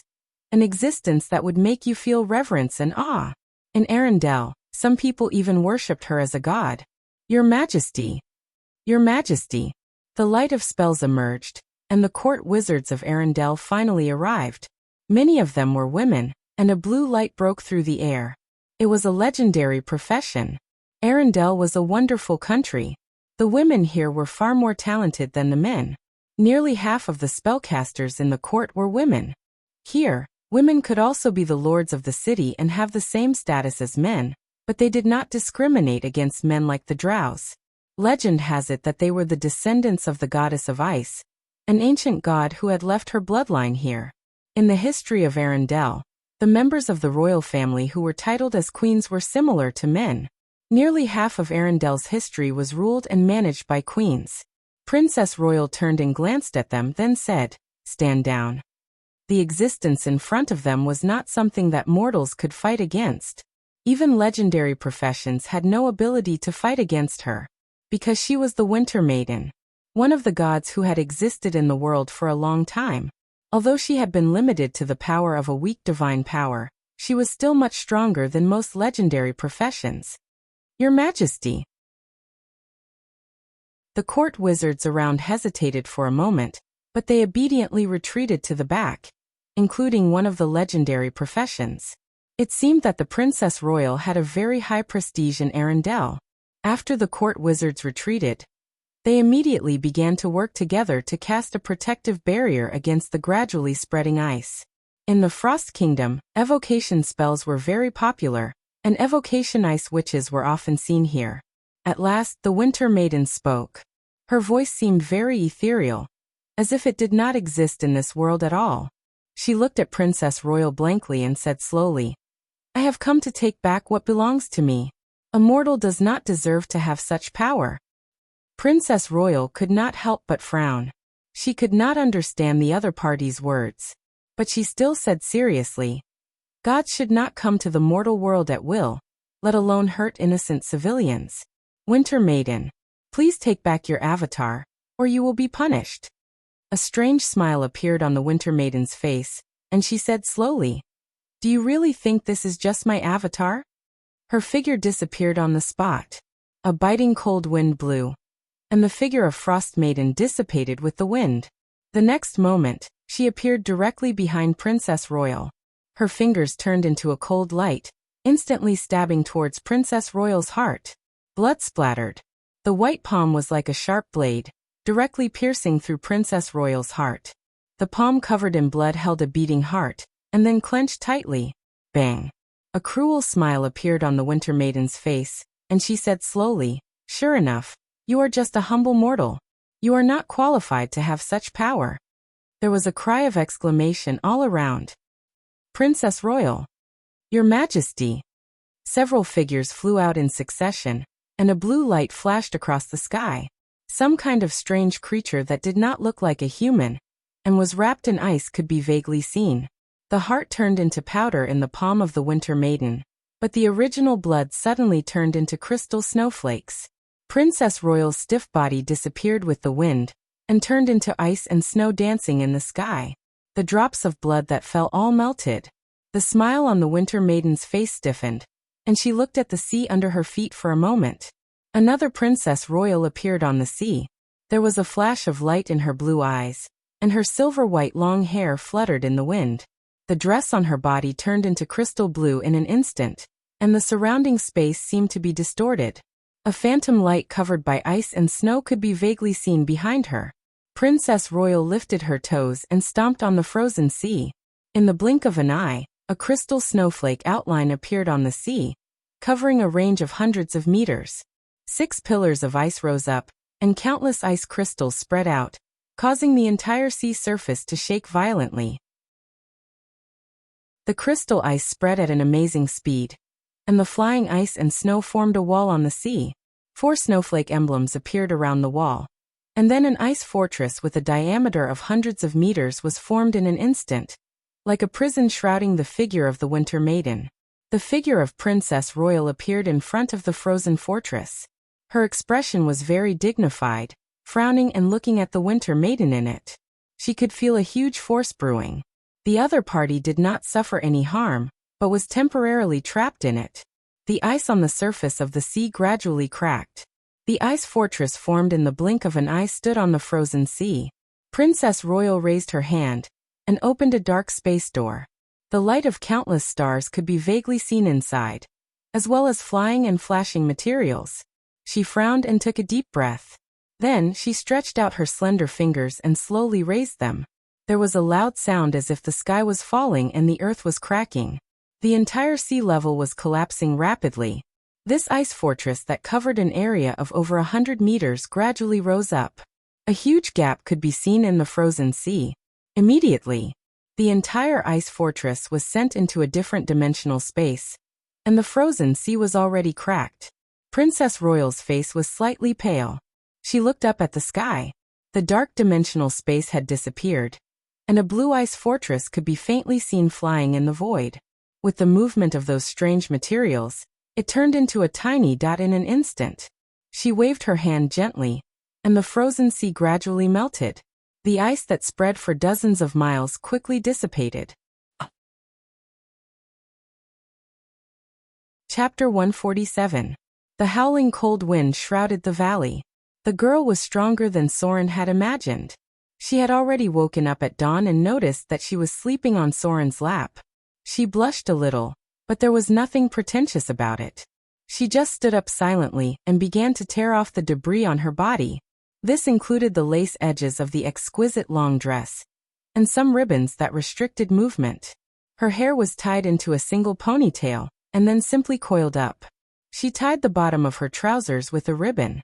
Soon, she looked much more capable and experienced. This move made Soren show a trace of appreciation in his eyes. He nodded silently and handed her a long sword. Nobles had to learn 6 arts including writing, painting, poetry, dancing, etiquette, riding and swordsmanship. The girl in front of him, as the Princess of Arendelle, must have learned these 6 arts. She should have some swordsmanship skills, but she had no actual combat ability. Gloria rarely fought, but when it came to a life-and-death battle, she could also use a good swordsmanship. The girl in front of him was the same, but she was too spoiled before. Never underestimate the women of this world. Male chauvinism could still be played around in his previous life. Here, if you were a male chauvinist, the northern witches would hang you up and beat you up. After the northern witches finished beating the drows, the Amazon warriors would continue to beat you up. When the Amazon warriors were almost done, the Siren Nagas would continue to beat you up. It was absolutely guaranteed that you would no longer have any male chauvinist thoughts. Note, there are countless males who have been slapped in the face in the Underdark. Women also had a dominant position in this world. This situation could be seen from 2 things. The first was the number of queens in the world. They firmly held about 1/3 of the positions of the supreme rulers. The second was the goddesses who were close to the great divine power. In this world, more than 60% of the gods who were close to the great divine power were female gods, and they were stronger than a considerable number of the male gods. As for their names, he could name them with his eyes closed: Mother Earth, Goddess of Agriculture, Lady of Silver Moon, Lady of Night, Goddess of Magic, Fire Queen Elemental Goddess, Goddess of Joy, Goddess of Love, Goddess of Wealth, Goddess of Luck, Queen of Spiders. If someone had read the list of gods of the pantheon in the ancient literature, they would no longer have the idea of male chauvinism. Females were stronger than you could imagine. Their soul imprint was classified as a feline dangerous creature. Especially after mastering extraordinary powers, they could avoid the monthly bleeding buff. You might not be stronger than them even if they were bleeding every month. Now that they could even rely on their power to avoid the bleeding buff, it would be even harder to compete with them. Especially in the domain of life, reproduction, and nurturing, female deities almost occupied the absolute dominant position. It just so happened that this was also the core strength of the race's reproduction.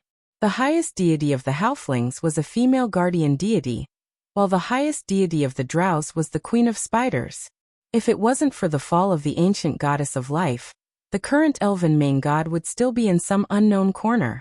At least 75% of the elven god system was controlled by female gods. And even now, the elven main god was sometimes male and sometimes female. Women. Haha. Do you know why the older a woman is, the stronger she is than a man?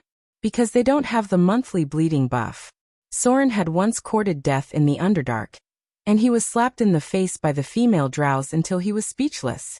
There was once a popular saying in the taverns, male chauvinists should definitely go to the Underdark. It's their heaven, but it's also their hell. When you see those males who were kept as slaves by the female elves, your expression will definitely be very interesting. Soren had completely learned his lesson in the Underdark. In the past, he basically didn't kill many women. Now, if you asked him to kill a female enemy, he would definitely not blink an eye. The road in the valley was very rugged. Soren was walking quite well, but the girl behind him was having a bit of trouble. She didn't know when her foot slipped, and her knee was cut open. She was in so much pain that her eyes were filled with tears. If Soren hadn't caught her arm in time, she would have rolled down dozens of meters. The girl seemed to have a bit of a stubborn temper. She was obviously in so much pain that she was limping, but she still gritted her teeth and followed behind. Soren finally couldn't stand it anymore. He found a place to stop and bent down to treat her wound. Don't move. Soren took out bandages and ointment. Maybe it was because he was often injured, but among all his basic skills, the one that leveled up the fastest was actually heal. From the beginning to the end, he didn't invest a single skill point, and now his heal skill was close to 40 to 50 points. The girl's skin was very good. It was white and delicate, like silk to the touch. But it was precisely because her skin was so good that it could be broken by the slightest touch. Soren took off her shoes and saw a red mark. Princess Anna's skin would have a red mark if she was slightly scratched by a rock.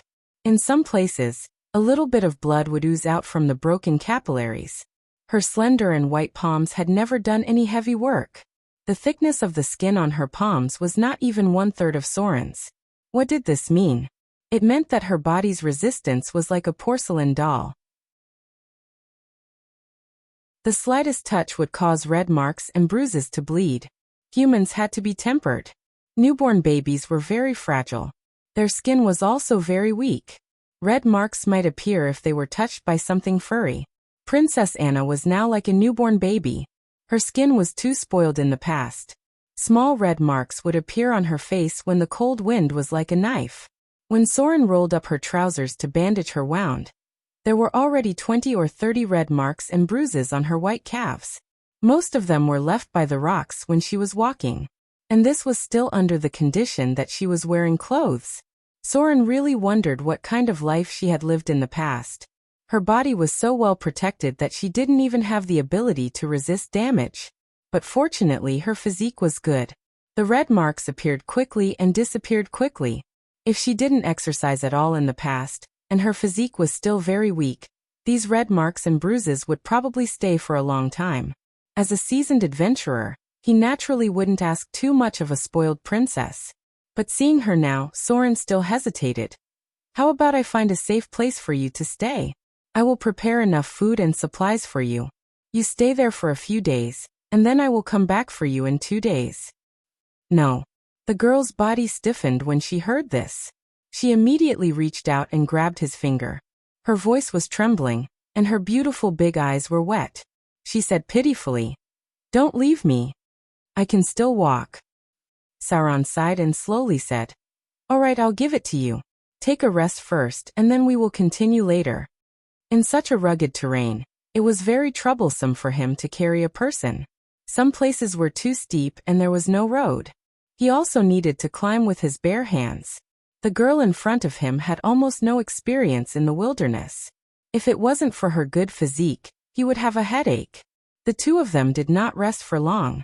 It seemed that Princess Anna was worried that Soren would leave her in this deserted mountain. After a little rest, Princess Anna said that she could walk, although she still walked with a little limp. There were tears in her eyes. She had probably never suffered like this in her life. Inexplicably, she felt a little wronged and uncomfortable. Perhaps because she was distracted for a moment, she lost her balance and fell again. This time, her whole body fell onto the snowy ground, and her hair was covered with mud and snow. She probably felt wronged and uncomfortable in her heart. After falling, she didn't get up. Instead, she directly lay on the snow and cried, leaving a wet mark on the ground. "Are you okay?" Soren came over and reached out to help her up, but he didn't expect the girl to throw his hand away and cry. "Don't worry about me. Just go. I'm so useless. I'll definitely drag you down." Sister. Ooh. Anna is so sad. Anna is so scared. Well, sure enough, she was just a child. Soren squatted next to the crying girl, shook his head and sighed.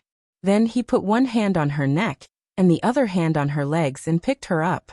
The girl weighed about 90 pounds, which was a little taller than other girls of her age.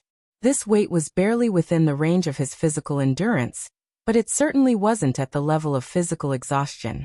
If he carried her like this, his physical strength would gradually decrease, and it would be inconvenient for him to climb and walk. The girl was picked up by Soren, and then she was in Soren's arms for a while. "Come." Soren put her on his back and said in a deep voice, "Hold my neck, I'll carry you. Hurry up. Unless you want me to leave you here." The girl hesitated for a moment, and then she carefully reached out and hugged his neck. The two of them moved forward like this. In the snowstorm, Soren had no choice but to carry the spoiled princess on his back. His speed suddenly decreased by half. The girl's face was covered in tears, but there was still a faint smile on her face. Her crying and laughing expression was very funny, but she still obediently hugged Soren's neck and shrunk her body on his back. The cold wind in the mountains was very strong. She couldn't help but lean on Soren's back, and her nose was still choking with sobs. She accidentally cried too hard, and she couldn't take it back for now.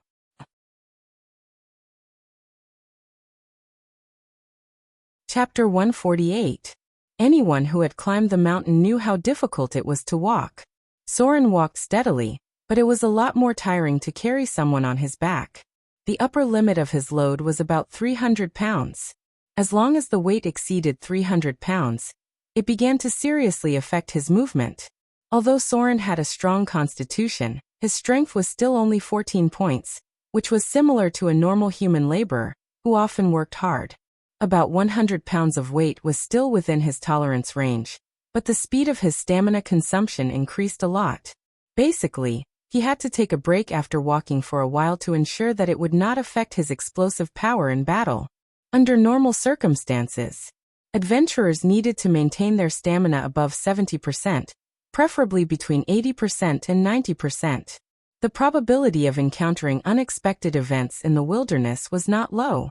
Soren had encountered unexpected battles more than once, so he had always maintained his total stamina above 80%. Only when he felt a little tired, he would rest for a while to restore his stamina to more than 90%. They had begun to approach the range of the ice Quetzalcoatlus. The danger of dragon subspecies was not to be trifled with. Soren did not want his stamina to be unable to keep up with the consumption before the battle even started. There was a faint fragrance at the tip of his nose. He couldn't tell if it was the fragrance of flowers or something else, but it smelled very comfortable. It had the unique fresh smell of a young girl. Occasionally, strands of hair would blow on Soren's cheek, making it slightly itchy. Princess Anna's breathing was very even. She seemed to be observing Soren's ears. She didn't know why she wanted to reach out and pinch them, because the more she looked, the more she felt that Soren's ears were a little pointy. She even reached out and touched her own ears. He could feel two soft lumps on his back, twisting from time to time. Maybe she felt embarrassed. Anyway, after walking for a while, the slight friction had already made the girl's cheeks slightly red. It was not the kind of adult lust, but more of a girl's shyness. As the Princess of Arendelle, Anna's education was naturally very comprehensive. The current situation really made her a little shy. Sometimes, she would feel that the palms of her hands were very hot, making her feel inexplicably hot. The wind and snow on the mountaintop were very heavy.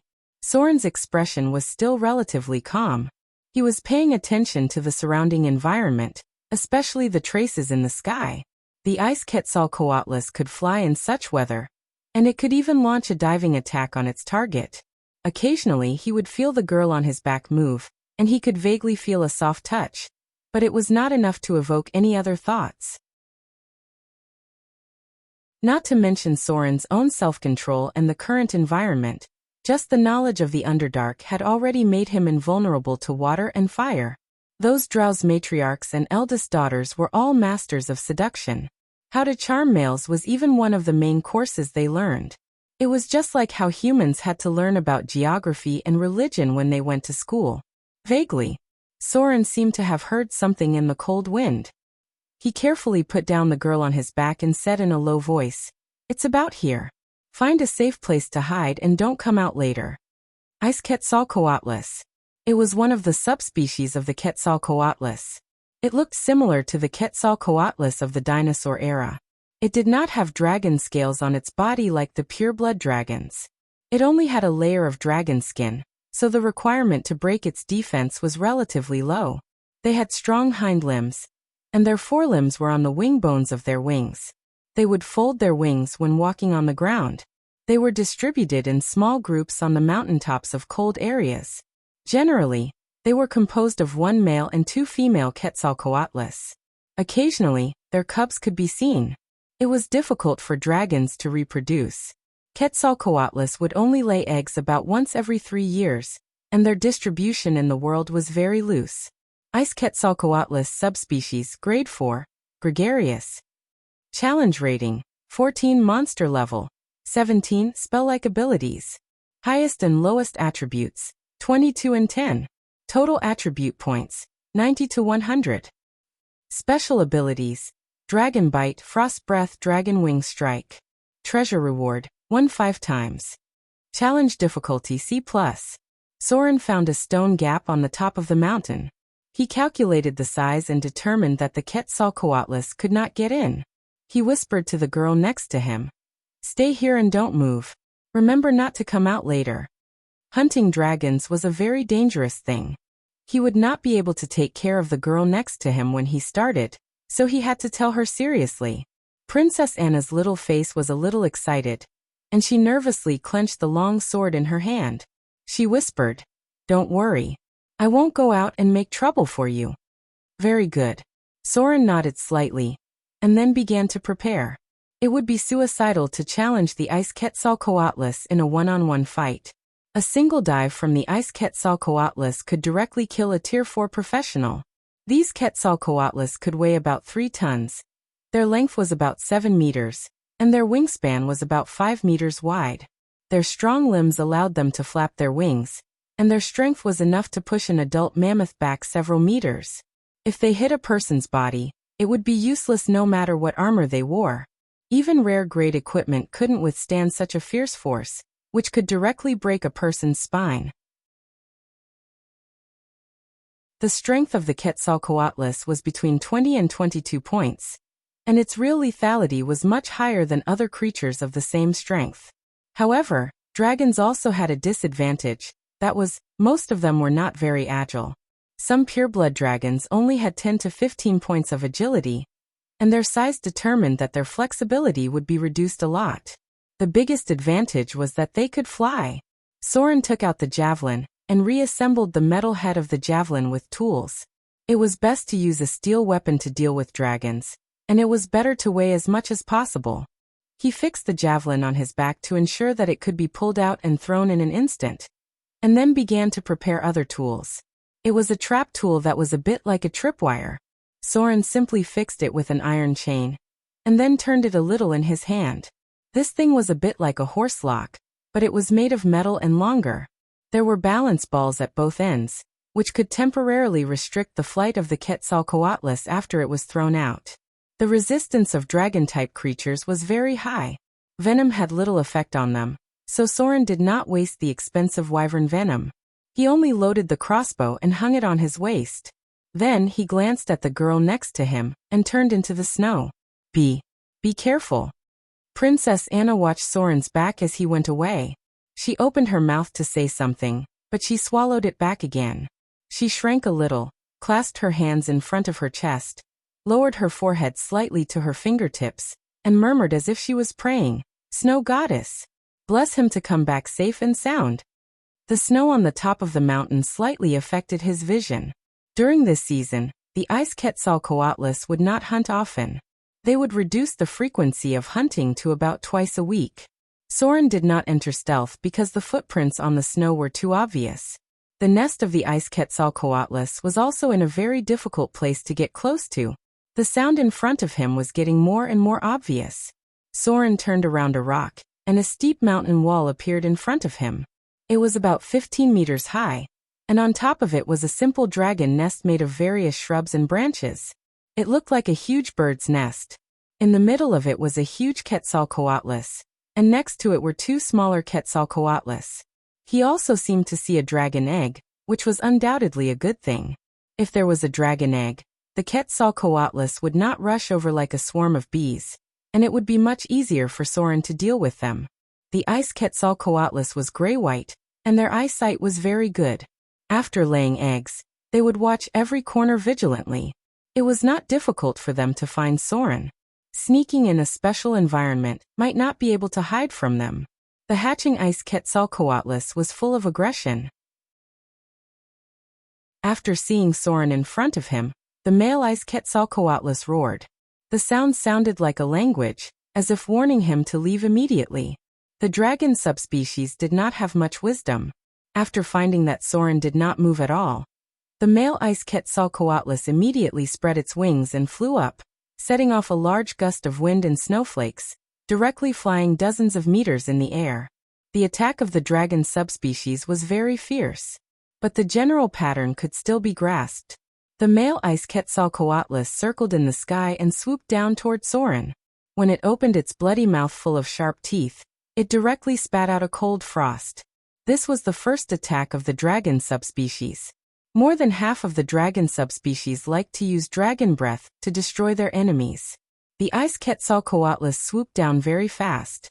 When it was 10 meters close to the ground, it opened its mouth and spat, then flapped its wings fiercely and flew back into the air. This was the critical moment to fight against the Quetzalcoatlus. Although they looked like wild beasts, they were very cunning and dangerous. Adult Quetzalcoatlus rarely landed to fight with the enemy. They would hover in the air, and only dive down when they found a chance to attack. The force of this dive was so great that even a close legendary shield warrior would be injured. The Quetzalcoatlus was always looking for a chance to kill the target with a dive. Only when they had no other choice would they fight on the ground. If Soren wanted to deal with them, he had to force them to come down. In order to force them to come down, he had to resist the frost breath. When a strong stench hit his face, he suddenly twisted his body and moved away a little. Then, in an instant, he threw out the chain in his hand. Soren's left arm was frozen into ice at a speed visible to the naked eye. Half of his body was covered with frost, but the chain in his hand was also thrown out quickly. After hitting the Quetzalcoatlus's narrow neck, it wrapped around the claws of the Quetzalcoatlus's left wing. This was not the kind of chain that tied the Quetzalcoatlus up. It was just wrapped around the Quetzalcoatlus's wing bone. The ice Quetzalcoatlus was not injured, but its flight path had completely changed.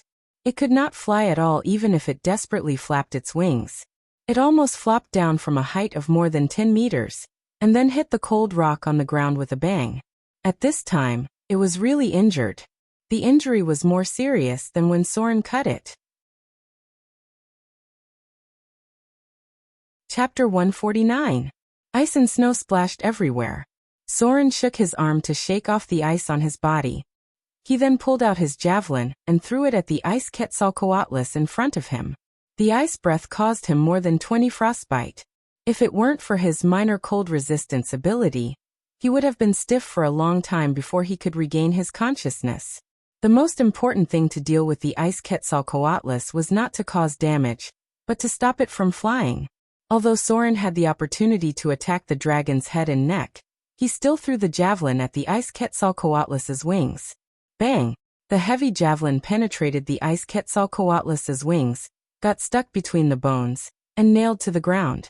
When the ice Quetzalcoatlus screamed in pain, Soren quickly pulled out his sword and rushed over. Attacking the skull of a dragon couldn't be done directly. Its skull was very hard, and even rare-grade weapons couldn't cut through it. It also couldn't attack the seemingly vital parts. The vitality of the dragon species was very tenacious. Even if it was cut until it was covered in blood, it wouldn't die in a short time. It was also impossible to attack the vital organs of the dragon species. To cause such damage, one must prepare a special dragon-slaying weapon. It was like giving you a sword, but you couldn't be sure that you could pierce through an elephant's skin and hit the elephant's heart. The ice Quetzalcoatlus was not small. A human's heart could be pierced with a dagger, but the heart of a dragon subspecies would need to be pierced through at least 10 centimeters thick. Soren didn't attack the dragon's neck. Instead, he waved his sword and cut the wings of the ice Quetzalcoatlus. In the midst of the blood, the ice Quetzalcoatlus's wings were cut in half, like a tattered cloak fluttering in the snow. This kind of injury was not fatal to the Quetzalcoatlus, but it basically destroyed their ability to fly. The male ice Quetzalcoatlus opened its mouth and bit toward Soren's neck. It was extremely dangerous at this moment. The long and narrow neck of the ice Quetzalcoatlus was almost a meter long, and its head could turn nearly 360 degrees to bite. That was to say, as long as it was within its attack range, there was almost no blind spot for its head to turn, and there was no possibility of dodging. The reflex evasion ability brought about by the advancement of the Shadow Dancer came into effect at this critical moment. Soren almost subconsciously punched the neck of the ice Quetzalcoatlus with his backhand, causing the opponent's attack to deviate a little. Then he bent his body to avoid the bloody mouth that was about to bite him. With a sudden burst of strength, he instantly slammed his head into the jaw of the ice Quetzalcoatlus. A mournful scream rang out. Soren's head was also dizzy for a moment. The impact was very strong, and his head wasn't feeling well either. The ice Quetzalcoatlus's lower jaw hit its upper jaw hard, and several of its sharp fangs broke off. Soren's reaction speed was extremely fast. If he had been a little slower, half of his neck would have been bitten off by the enemy. The dragon wings on both sides flapped violently. If Soren hadn't broken its wings, it would have set off a gust of wind. But now, it was just flapping its wings toward Soren in front of it. Dragon Wing Strike. It was the most dangerous attack of dragons, and it was also the most fatal attack. If someone asked which part of a dragon's body was the strongest, there would definitely be many different answers. Some would say it was their hind legs, while others would say it was their forelimbs and head. But in fact, the strongest muscles of a dragon were in its wings.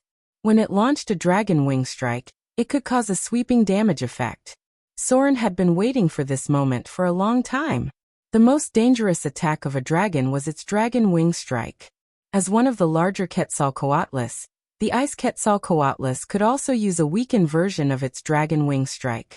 This ability consumed a lot of energy, and the dragon couldn't use its dragon wing strike continuously. As long as he dodged this attack, the danger of the ice Quetzalcoatlus in front of him would be reduced by at least half. Soren's extraordinary dexterity was at its limit at this moment. His body was almost bent at a 90-degree angle, and he dodged the dragon wing strike in front of him by a hair's breadth. The fierce wind blew his hair up, and the rocks next to him were cracked by the dragon's claws. At this moment, Soren switched from holding the sword with one hand to holding it with both hands. Then, along the gaps between the bones, he cut through the dragon's skin and muscles, creating a wound nearly half a meter long. The hot dragon's blood splashed half of his body, and his skin was tingling a little. Most dragon subspecies' blood had a weak corrosive effect. Creatures had muscle and bone tracks in their bodies, and it was much easier to cut along these tracks. It was a bit like a butcher dismembering a cow. Legendary melee professions had the legendary ability, Insight into Weakness, which could also achieve a similar effect. Basically, they could inflict more serious damage on the enemy's body. At this moment, Soren seemed to have broken through this state, and he caused nearly 50 points of damage to the ice Quetzalcoatlus. He rolled to distance himself, and his arm was slightly cut by the sharp ice on the ground. Then he turned over and stood up in an instant. Soren heard the noise from behind, and other ice Quetzalcoatlus rushed over. Sure enough, after the male ice Quetzalcoatlus attack was thwarted, the two female ice Quetzalcoatlus at the back became restless. One of them immediately rose into the air, and then rushed towards Soren in front of her. He pulled out another short javelin in an instant, and he basically didn't aim at the target. He didn't even have time to aim. He just relied on his intuition to throw the javelin. However, such an attack was enough to deal with the huge Ice Quetzalcoatlus. The short javelin hit the Ice Quetzalcoatlus' abdomen, and it struggled and wailed for a while. The dragon's claw came from the side. Soren's body emitted a faint magic aura, and the protective energy of Stoneskin was instantly activated. The dragon's claw hit him and sent him flying 3 meters away, but it didn't cause enough fatal damage. The third Ice Quetzalcoatlus also flew up. It seemed to have realized that the enemy in front of it was unprecedentedly dangerous. It temporarily gave up guarding the dragon egg, and with a roar, it launched a dive attack. Swoosh! The crossbow shot the enemy, and Soren jumped behind a rock to avoid the attack. He then raised his hand to wipe the blood from the corner of his mouth. Then he took out the last short javelin, jumped on top of the rock, and threw it at the injured Ice Quetzalcoatlus in the sky. He first shot down the one that was about to stop flying. The other Ice Quetzalcoatlus didn't attack so quickly. After a dive attack, it had to hover in the air again, and then find a suitable angle to attack from the sky. Soren only had a short time. At most, the Ice Quetzalcoatlus would turn around and launch another dive attack. Bang! The javelin hit the smaller female Ice Quetzalcoatlus again. It finally shook and fell. The muscles near its wings were penetrated by the javelin, and its flying strength was reduced a lot. The vitality of the dragon subspecies was very tenacious. Their basic HP was more than 12 points. Any dragon subspecies had a vitality close to that of a legendary warrior. They conservatively estimated to have more than 300 HP. If he couldn't deal fatal damage, he could only deplete their HP bit by bit. Shadow Strike! Soren roared, cut open the abdomen of the male Ice Quetzalcoatlus, and then jumped on its back. The other party suddenly struggled violently, trying to roll over and throw Soren off. But at this time, he suddenly exerted all his strength. The tip of his foot stepped on the Ice Quetzalcoatlus, and his figure leaped up in an instant. The strength of his whole body was concentrated in a line, mixed with the force of falling. Then he clenched his curved sword with both hands and slashed down. The power of sword form, Heavy Hack, combined with Shadow Strike was slashed at the male Ice Quetzalcoatlus' neck. Decapitation. A dragon's head was directly cut off, and the crazy blood covered Soren's whole body. It was as if he had taken a bath with dragon's blood. A row of data appeared. Activated Shadow Strike. Activated sword form, Heavy Hack. You've dealt 85 damage to the target, Heavy Hit. Armor Penetration Attribute Overlay. Sharpness Attribute Overlay. Successfully triggered decapitation. Decapitation successful. Target's judgment of death failed. Target is dead. The male Ice Quetzalcoatlus body fell to the ground. Even if it still had hundreds of HP, it was already dead. Only the corpse was still twitching in place. The dragon's wings fluttered slightly, and the remaining HP was rapidly depleted. The Ice Quetzalcoatlus in the sky roared, and the still hovering Ice Quetzalcoatlus suddenly fell from the sky and rushed toward Soren. This time, he had no room to dodge. He was in the stiff period after the explosion. Because he had just cut off the male Ice Quetzalcoatlus' head, he happened to be in the line of attack of another Ice Quetzalcoatlus. Life and death were decided in this moment. The Ice Quetzalcoatlus in the sky swooped down toward Soren, and the Ice Quetzalcoatlus that had been hit by 2 javelins in a row also rushed toward him. He had almost no room to dodge, and his body couldn't support a second explosive dodge jump. At this moment, Soren took a deep breath, and then rolled back along the ground, covered with blood. He rolled to the shadow of the male Ice Quetzalcoatlus body, and then his figure disappeared in an instant. Evade sight. Shadow plane travel. Soren's figure suddenly twisted, and then he disappeared. The Ice Quetzalcoatlus swooped down from the sky with ferocious strength. Its sharp dragon claws cut open the flesh of the corpse, leaving a mark more than 10 centimeters deep on the ground. If it hit Soren, its claws alone would be able to cut open his stomach. The shadow next to a stone twisted strangely, and Soren's figure appeared 20 meters away. He raised his finger and shot several arcane missiles, and then a faint light appeared in his eyes. A fear fell between the two ice Quetzalcoatlus. No surprise. Fear couldn't work on these dragon subspecies. Soren's spellcasting ability was still too weak. However, he didn't panic at all. After taking a deep breath, he jumped up and rushed directly toward the injured ice Quetzalcoatlus. A strange dark red light appeared on his fingertips, and the moment he touched the ice Quetzalcoatlus, his pale face recovered a lot of color. Vampiric touch. Soren's injury was reduced to a light injury status. The ice Quetzalcoatlus that was touched by him screamed and looked a lot weaker. Chapter 150. Among the low-grade spells, there were two major close-range touch spells.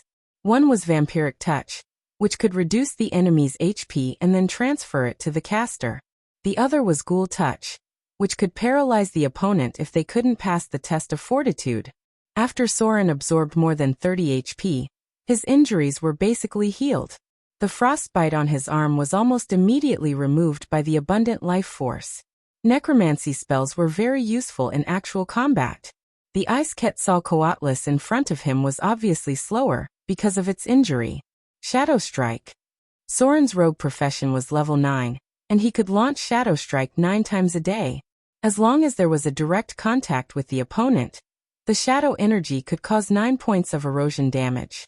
Perhaps this damage effect was not much, and it was still better than the effect of Soren's casual slash. However, this damage ignored defense resistance. As long as the target was hit, it would be eroded by the energy, which directly affected the vitality of the creature itself. Shadow Strike. Both attacks scratched the surface of the ice Quetzalcoatlus's skin, but the skin near it was a little dark blue, and the blood vessels were obviously showing signs of shrinking. Shadow energy was very corrosive. Not only could it inflict great damage to the enemy, it could also harm the user's body. That was why many shadow mages were forced to transform themselves into half-shadow life forms after making mistakes in their experiments. In this regard, rogues were much safer because the process of their growth was assimilating shadow energy. A whistling sound broke through the air. After Soren dodged, he rolled behind a rock. This action didn't look very good. In the Middle-earth, it was called the rolling donkey move. People who liked to show off would basically not use it. However, Soren did not pay attention to this at all. He took the route of actual combat. He did not care about the demeanor of the battle at all, nor did he care about whether the battle was cool or ugly. Anyone who had experienced a lot of actual combat knew that the effect of rolling to dodge was better than moving to dodge. Combat was a very serious matter. It was foolish to throw away one's life for the sake of elegance. A bloody battle of life and death was not something that could be used to show off. Soren took a deep breath and began to increase the amount of oxygen he breathed in to increase his explosive power. The secretion of Li could be accelerated through some special techniques, and these techniques were the key to training martial arts for professionals. His pupils were slightly bloodshot, and the outline of his pupils was 1.5 times larger than before. There were also some other subtle features on his body. These features were not supernatural abilities, but explosive abilities formed from long-term combat training. This was even before he went berserk. If he was a berserker, he could double his pupils in an instant and increase his adrenaline secretion by several times. The barbarians were the best example of this. When a legendary barbarian went berserk, their eyes would be almost the same color. Their pupils and the whites of their eyes would almost fuse together. This was not because of their ability, but just an external manifestation of their berserk state. During this time, a professionist's ability to capture movement will be greatly strengthened. His heart began to beat faster, like a passionate drum. The moment Soren rushed out, his heart rate almost doubled. This kind of explosive ability required a strong constitution to support it. The consequence of losing the constitution was that the blood vessels would burst. Therefore, many berserkers had a short lifespan. The main reason was that their constitution could not keep up with the consumption. They had used their berserk ability too many times, so they overdrew their own vitality. This was like a master of external martial arts. Quite a few of them could not even live as long as ordinary people. The reason why Sauron added a core point to vitality was to deal with situations like this. Decapitation strike. He leaped out and landed directly on the back of the ice Quetzalcoatlus. Then he twisted his waist and stepped forward to perform a spinning slash. Relying on his strong balance, he found a point on the back of the ice Quetzalcoatlus and used sword form. Heavy hack again. A row of data appeared. Activated shadow strike. Activated sword form. Heavy hack. You've dealt 72 slash damage to the target. Heavy hit. Armor penetration effect. Sharpness effect. Successfully triggered decapitation strike. Decapitation failed. Target's fortitude test failed. Target has entered a state of severe bleeding. Clang. Sauron's curved sword cut into the neck of the ice Quetzalcoatlus. This time he did not cut into the gap between the bones. Instead, he cut directly into the bone, and his palm was a little numb from the shock. The neck of the ice Quetzalcoatlus was cut 10 centimeters deep, and half of the bone was visible. Without enough strength, Sauron could not rely on his rare-grade weapon to cut through the dragon's bones. He only caused a severe injury to the target. A large amount of blood gushed out crazily. The ice Quetzalcoatlus let out a frenzied howl. Its whole body kept rolling, and Sauron's figure was directly thrown out. Bang! The protective energy of the stone skin on Sauron's body vibrated. He was accidentally swept by the dragon's wings, and suddenly felt that 2 of his ribs were broken. A mouthful of blood rushed to his throat, but he forced it back down. The ice Quetzalcoatlus, whose neck was cut in half, seemed to have injured its blood vessels. Blood gushed out like a faucet opened to the maximum, and the surrounding area of more than 10 meters was covered in blood. Its vitality was rapidly depleted, and soon its breathing gradually weakened. There's one more. Sauron did not dare to look back. He flew into the shadows, and then activated Evade Sight to enter the state of stealth. A dragon's claw with a cold light slashed behind him. Sparks burst from the cold rock, and it left a claw mark that was more than 10 centimeters long and about 5 centimeters deep. The claws and teeth of these ice Quetzalcoatlus were sharper and stronger than metal. Sauron's leather armor could not withstand their attacks at all. Only the protective energy of stone skin could resist their attacks. The attack missed, and the ice Quetzalcoatlus obviously retracted its claws. Sauron flashed out from the side and swung his sword at the enemy's neck. He did not know if it was because their necks were too long, or because Sauron liked the thrill of decapitation, but in the following battle he slashed the enemy's neck several times in a row. Unfortunately, there was no chance for him to exert his strength. Ordinary slashes could at most break the dragon's skin. If he was unlucky, the blade might even get stuck in the spine. However, the effect of the attack was undoubtedly very good. The enemy was bleeding faster and faster, and it began to have difficulty moving its head. That was a moment of opportunity. Sauron seized the opportunity when the enemy retracted its wings, turned over and sat on the neck of the ice Quetzalcoatlus, and then used all his strength to press its head down. The continuous bleeding had reduced its strength, and for a moment, its head was heavy. Then a cold light flashed, and Sauron launched another decapitation attack. But this time, the data that appeared was different. Activated shadow strike. Activated sword form. Heavy hack. You've dealt 78 slash damage to the target. Heavy hit. Armor penetration effect. Sharpness effect. Successfully triggered decapitation. Decapitation successful. Target's judgment of death failed. Target directly died. The battle is over. After this battle, you've learned something about sword form, decapitation. The data of the battle skill appeared. Sauron knelt on the ground with a thud, his chest slightly panting, and then struggled to get up. He was not in a hurry to clean up the battlefield, but took off his clothes. There were obvious traces of a dent in his chest, and that was his ribs that were broken by the ice Quetzalcoatlus. But fortunately, part of the damage was blocked by stone skin, and the degree of the broken ribs was not serious, and it did not directly pierce into his lungs. If it did, his explosive power would be reduced by 30% in an instant. Ah! Sauron let out a muffled groan, gritted his teeth, and reconnected the broken ribs, and then panted for a moment on the spot. Blunt damage was sometimes more serious than piercing damage, especially when the blunt damage hit the head, and it was possible to directly knock someone out. In the past, he liked to use blunt damage to deal with heavy armor warriors, which could temporarily stun enemies who were not strong enough. To deal with those heavy armor warriors who were like tortoise shells, the effect of slashing and piercing was not enough to cause fatal damage to them. His chest was hit by blunt damage, which was the easiest way to break bones.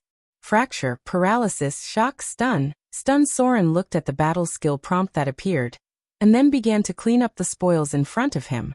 First was the skinning. Dragon skin was an important raw material for making rare leather armor, and it was quite valuable. The meat of the Quetzalcoatlus could not be eaten directly. Only an extraordinary body like his could withstand it, and ordinary people could be poisoned if they ate it. The most poisonous subdragon species were the wyverns, and their meat could directly poison people to death. The meat of the ice Quetzalcoatlus belonged to the cold attribute. He even remembered that there was once a Chinese medicine expert who calculated the medicinal properties of dragon meat. For example, ice Quetzalcoatlus, cold attribute, great cold. Cold poison liver, lungs, and kidney meridians, replenishes vitality, strengthens muscles and bones, strengthens strength, nourishes kidney yang, calms liver and improves eyesight. Those with weak spleen and stomach should not eat it. It can detoxify, but should not be eaten too much or for too long. Women should not eat it during their menstrual period. After eating it, they will bleed profusely and their lives will be in danger. This existence was worshipped by many people at that time. He was the only person in Soren's memory who had trained his medical skill to more than 600 points. It could be said that he was almost entering the path of medicine. It was said that his medical skill could stimulate natural energy and produce healing effects similar to divine spells. This existence was also a very famous gourmet at that time. His footprints were almost all over the world, and he even calculated the medicinal properties of more than hundreds of creatures. He was also the idol of the foodies at that time. It was said that because he ate indiscriminately, his constitution dropped from 18 points all the way to 12 points, and there was no way to recover it with divine spells. In the end, he died. Soren did not remember how he died, but he was sure that it was because he ate something that he should not have and was accidentally poisoned. His death could be considered a worthy one. Soren chose a suitable place to start skinning, and then cut off some parts of the dragon meat. The internal organs of the subdragon species could be used as materials, and the dragon blood was suitable for low-level alchemy and scrolls. The most valuable part was the dragon's penis, which could be sold for thousands of gold dirhams. Adding all the other parts together, the profit would be about 10,000 gold dirhams. Overall, Soren's materials for alchemy and scrolls were almost enough. Chapter 151. The ice Quetzalcoatlus was huge. The male weighed more than 3 tons, and the other two weighed about 2 tons, so Soren could only pack them as much as possible and choose a better place to bring them back. Normally, there would be 5 or 6 people on an adventure, and that would be enough to transport the valuable items back. There was no such thing as a divine ring with unlimited storage space in this world. The closest thing Soren had seen to a divine ring was the 30-foot storage glove and storage ring. Among all the professions, the only ones who had unlimited storage space were the legendary spellcasters, and then there were the powerful gods because they could open up a dimensional space. If you didn't open up a dimensional space yourself, the storage space of a rare grade equipment would be very small. Soren was covered in blood. He took a break to tidy up his clothes, then raised his hand and snapped his fingers. The blood on his body gradually disappeared, but there was still a faint smell of blood. Level 0 spells were very practical, and many times they could solve problems that troubled you. In the wilderness, rogues were the dirtiest because they didn't care about their manners when scouting and exploring. They had to lie on the ground when they should, and even if there was feces in the mud, they still had to squat and sneak around. The dirtiest ones were the warriors and rangers, who sometimes had to play a cameo role. The only handsome one in the team was the spellcaster, who was clean and tidy. Sometimes the dwarves were the dirtiest because they had short arms and legs. especially those dwarven heavy warriors who were overconfident in their jumping ability. Plop! You might find a surprise when you turn around. Soren was almost done with the corpse of the Quetzalcoatlus. The smell of blood here seemed to have attracted the attention of some creatures, and Soren vaguely heard some sounds coming from the wind. He looked at the cliff in front of him, then began to collect his most important trophies, the dragon eggs that were placed in the dragon's nest. The price of these things was hard to say. They could be very valuable, or they could be suitable for eating, because it was very difficult to tame dragons. At present, only the people near Dragon City had mastered the skill of taming dragon subspecies, and no one else could do it. Many creatures were wild and difficult to tame, especially those with innate racial genetic memories. In the past 100 years, the best executors of dragon-type abilities were the drows in the Underdark. Their method was simple and crude. All they needed was a male pureblood dragon. It was quite difficult for other species to achieve this. The four sides of the cliff were very smooth. Dragon subspecies had high requirements for their nests. These cliffs had been sprayed with their frost breath, and there was a layer of ice about 3 centimeters thick on top of them. Soren touched it, and it was very smooth. He couldn't climb up at all. However, Soren wasn't completely out of options. He took out a dagger and stabbed it into the slippery cliff. He then climbed up bit by bit until he was close to the height of a 3-story building.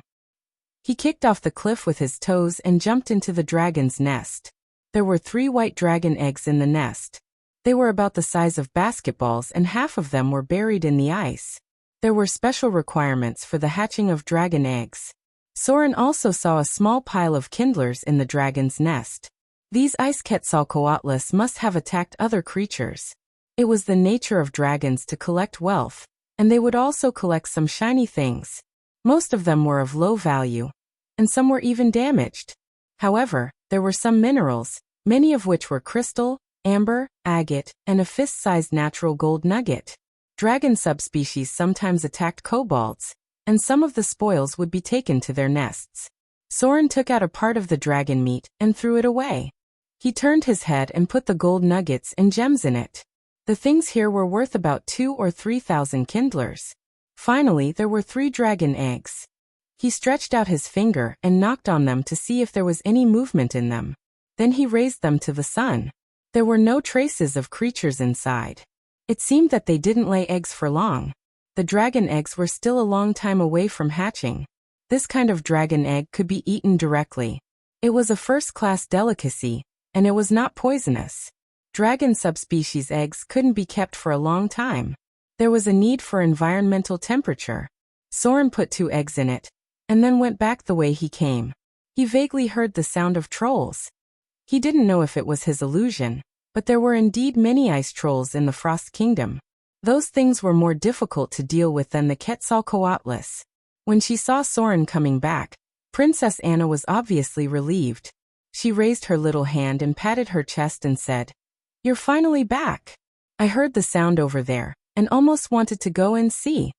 Fortunately, you didn't come." Soren raised his hand and raised the dragon egg in his hand, raised his eyebrows and said, "I'll treat you to something delicious." He cracked the dragon egg with the handle of his knife. The eggshell was relatively strong. Then he took out a spoon and stirred it inside. He poured in a small bag of flour, followed by fine salt and stirred. Dragon eggs could be roasted directly on the fire. After roasting, they were similar to cooked eggs. The taste was quite delicious. He used to peel and eat them like this. Dragon subspecies were widely distributed and could be seen almost all over the world. Many high-grade adventurers had eaten dragon eggs, and sometimes the pure-blooded ones were also roasted and eaten. The survival rate of dragon eggs is only 1/10. Princess Anna's expression seemed a little worried. She stretched out her white finger and pointed at Soren, then whispered, "I started to hear something in the north." Something? Soren went to the southwest. There were other creatures in the north. His face was a little dignified. After fixing the dragon egg, he jumped on the rock and looked around. Unfortunately, he couldn't see anything. Then he slowly said, "It may be the ice trolls. We'll go around them later. We'll stay on the mountainside for 2 days, and then go through the mountains towards the sea. The tormented believers won't guess that you can go over the mountains. We can go around to Arendelle from there." Princess Anna stood up and looked at the mountains in the distance. She murmured, "Can we go over there? There's no way. There are many places that we can't get through." "Yes." Soren fiddled with the dragon egg and said in a deep voice, "So you have to wait for me to learn a spell first." Princess Anna was surprised. Her eyes widened and she said, "You're a wizard?" "Nonsense." Soren didn't answer the question. He roasted the dragon egg, broke it open, and cut it flat with a curved knife. Adventurers were not so particular. A knife that had just been used to cut people could be used to cut meat. He handed the other half to Princess Anna in front of him and said, "Eat all of it. This can temporarily strengthen your resistance to the cold. The energy is enough for you to last for 2 or 3 days." A small number of foods could increase the status of a wizard. These things were very rare, and the dragon egg in front of them was one of them. Resistance-strengthening alchemy potions were made with these materials. The two silently filled their stomachs. The bruises on Princess Anna's body seemed to have lessened a lot because of the dragon egg. She had basically regained her ability to move, but when Soren was ready to leave, she leaned over with a blushing face and then lay on his back. Soren didn't pay much attention to this. He carried the girl on his back and headed southeast, ready to go through the rugged mountain path. Since he had agreed to send her back, he couldn't give up halfway. Soren was a person who valued promises. Half a day passed quickly.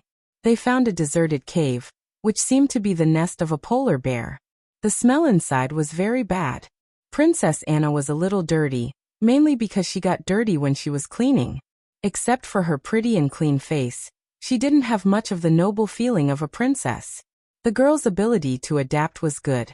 She even knew to tidy up because they would be staying here for a few days. Soren set up 2 beast traps and a simple warning trap. Maybe his craftsmanship was a bit wasted. It took him more than half an hour to set them up.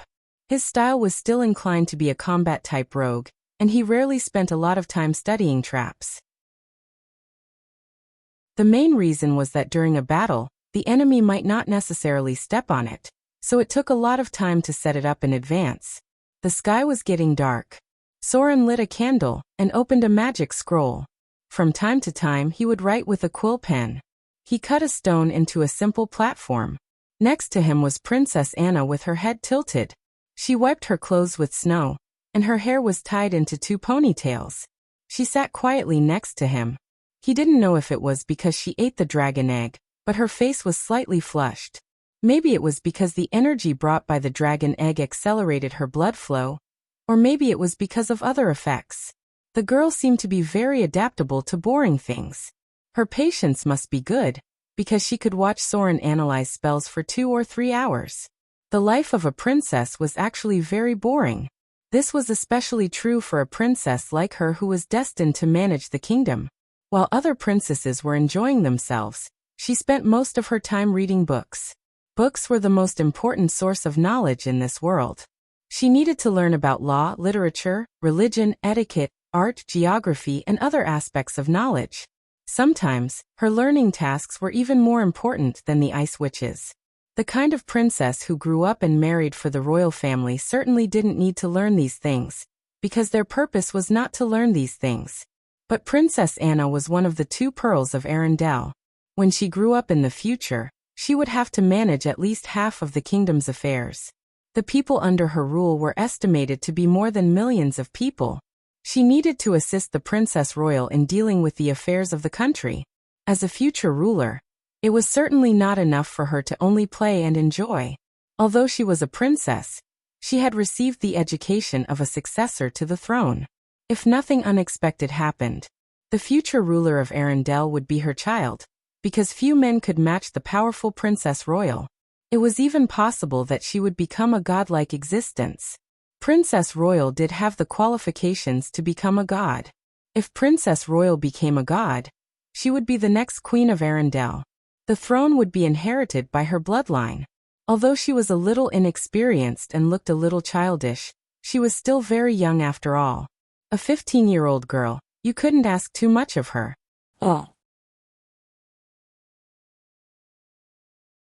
Chapter 152. The night was getting darker and darker. Soren was sitting on a cold rock with a quill in his hand. In front of him was a stone table that was split open with a curved sword. In front of him was a magic scroll. For an adventurer like him, his ability to adapt to the environment was undoubtedly very strong.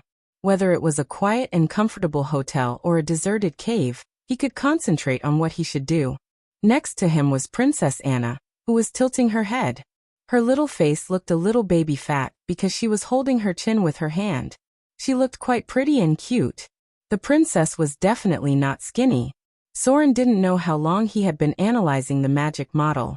When he looked up, Princess Anna was a little sleepy, but she still sat next to him and didn't want to disturb him at all. Soren put down the quill in his hand and put the magic scroll aside. He turned around and said, "If you're tired, go to sleep. I have a tent and blanket here. You can spread it out and sleep." Soren had 3 low-level multi-dimensional bags with a lot of things in them. Without enough wealth to buy a bigger storage item, they could only rely on numbers to win. There was a very popular joke in the past.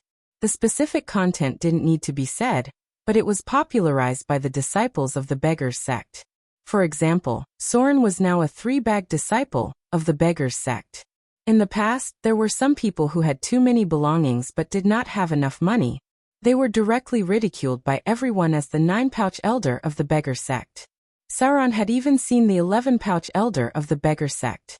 That was the real awesome person, with all kinds of low-level multidimensional bags hanging on his body. One couldn't carry too many of these things as it would greatly affect one's combat prowess.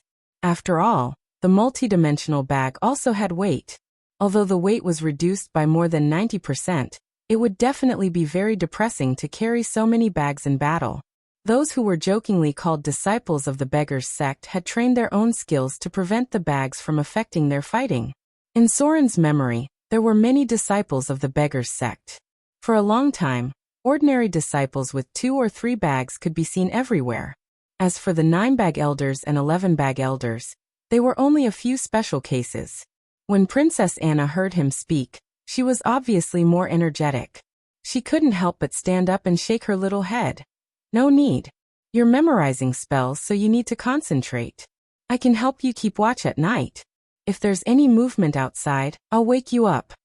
What an obedient princess. Soren didn't expect there to be such an obedient princess. He couldn't help but smile. He subconsciously reached out his hand to pat her little head, but then he remembered that she wasn't Vivian, so he just smiled and nodded. "All right then. If you feel sleepy, go to sleep. I've set up a trap outside."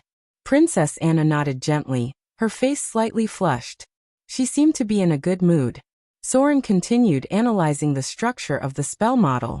As he learned more and more spells, he became more proficient in the field of spell models.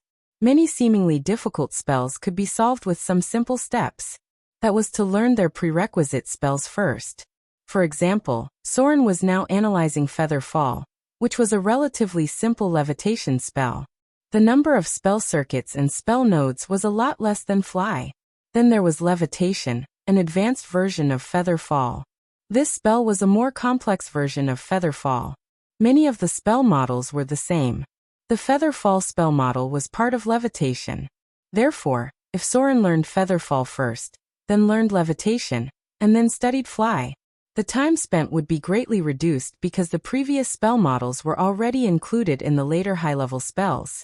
Learning Feather Fall was equivalent to learning 1/3 of Levitation, and learning Levitation was equivalent to learning 1/5 of Fly. The small details of the spell model structure would help Soren master more high-level spells. Now he had found a way to learn more high-level spells in the future. He could rely on the prerequisite low-level spells to improve the speed and success rate of mastering them. The night passed quickly. When Soren put away the quill, Princess Anna was already a little sleepy. She really didn't sleep all night. She sat next to him in a daze and watched him study the spell models. Occasionally, she would listen to the movements outside. Because she didn't sleep the whole night, her beautiful big eyes had some dark circles. Her Royal Highness definitely didn't stay up all night in the past. With her status, even when she slept, there were maids waiting on her until dawn. "Sleep for a while. Soren stood up, reached out and touched her forehead. Then he took out a blanket and spread it on the rock. He whispered, "Close your eyes and sleep for a while.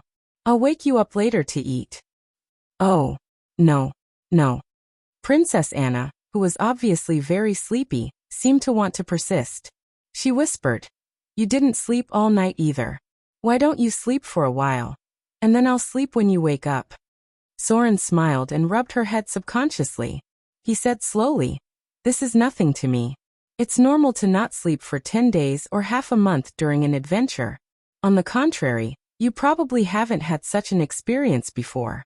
Take a good rest and recover your energy. We'll probably stay here for another 2 days." Sure enough, Princess Anna did not continue to insist. She lay on the blanket with her petite body and soon fell asleep.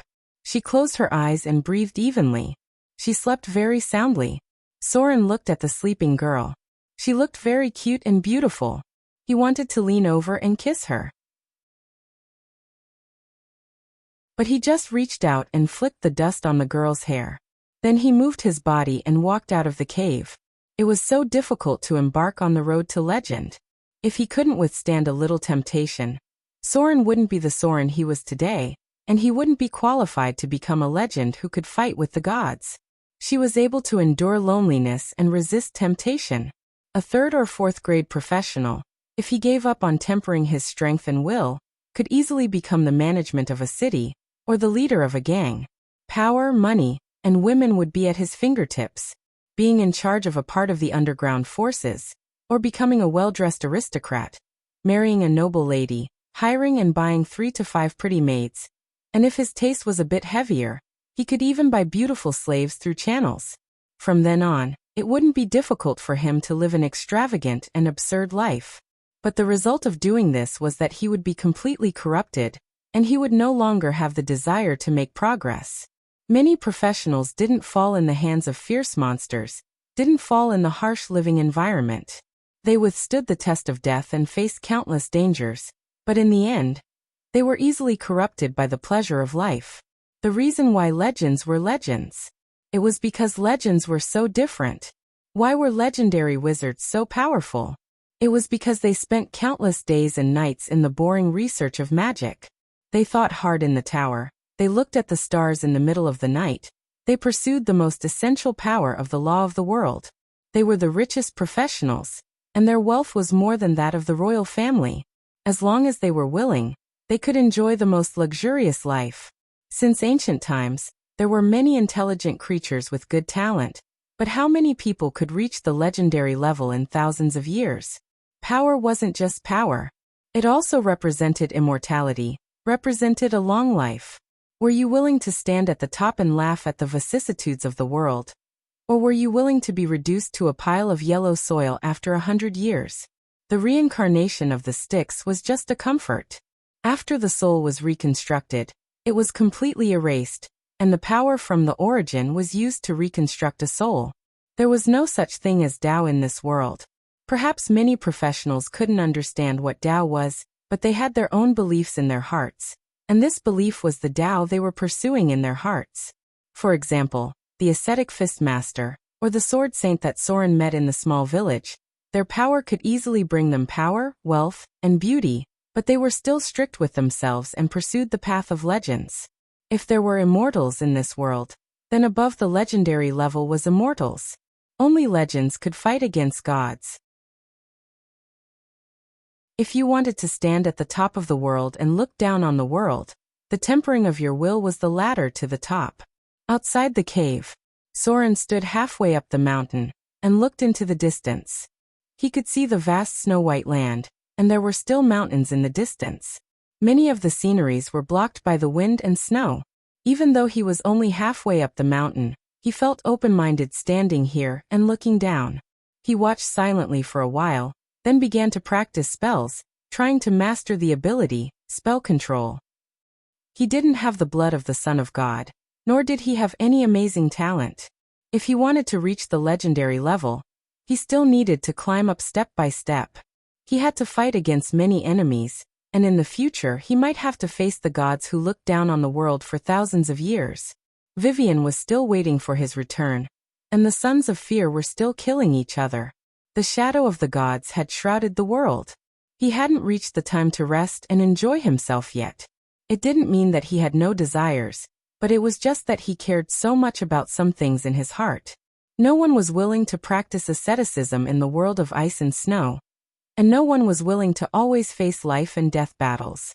The pain left on the body was pain, and the scars on the body were scars.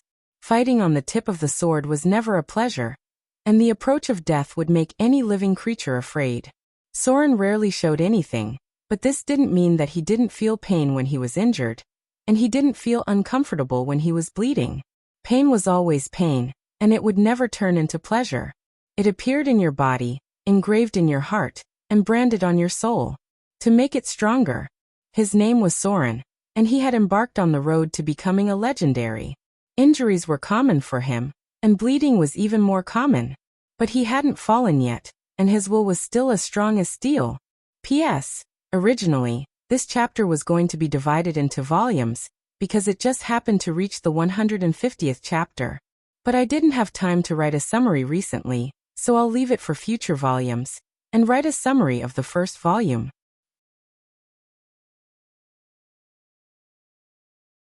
Chapter 153. Time passed day by day. Princess Anna no longer looked like a princess. She now looked like a beautiful girl living in the mountains. It turned out that a princess could not always look so noble. She even learned to make beds and wash clothes with melted snow. The cave was cleaned by her. She seemed to be a little bit of a neat freak, and liked to put things neatly. Sometimes she even had a lot of strange ideas in her mind. For example, if they kept living in the mountains like this, would they give birth to a nest of monkeys in the future? Well, these were just some absurd assumptions of an adolescent girl. At first, she was also worried about what Soren would do to her.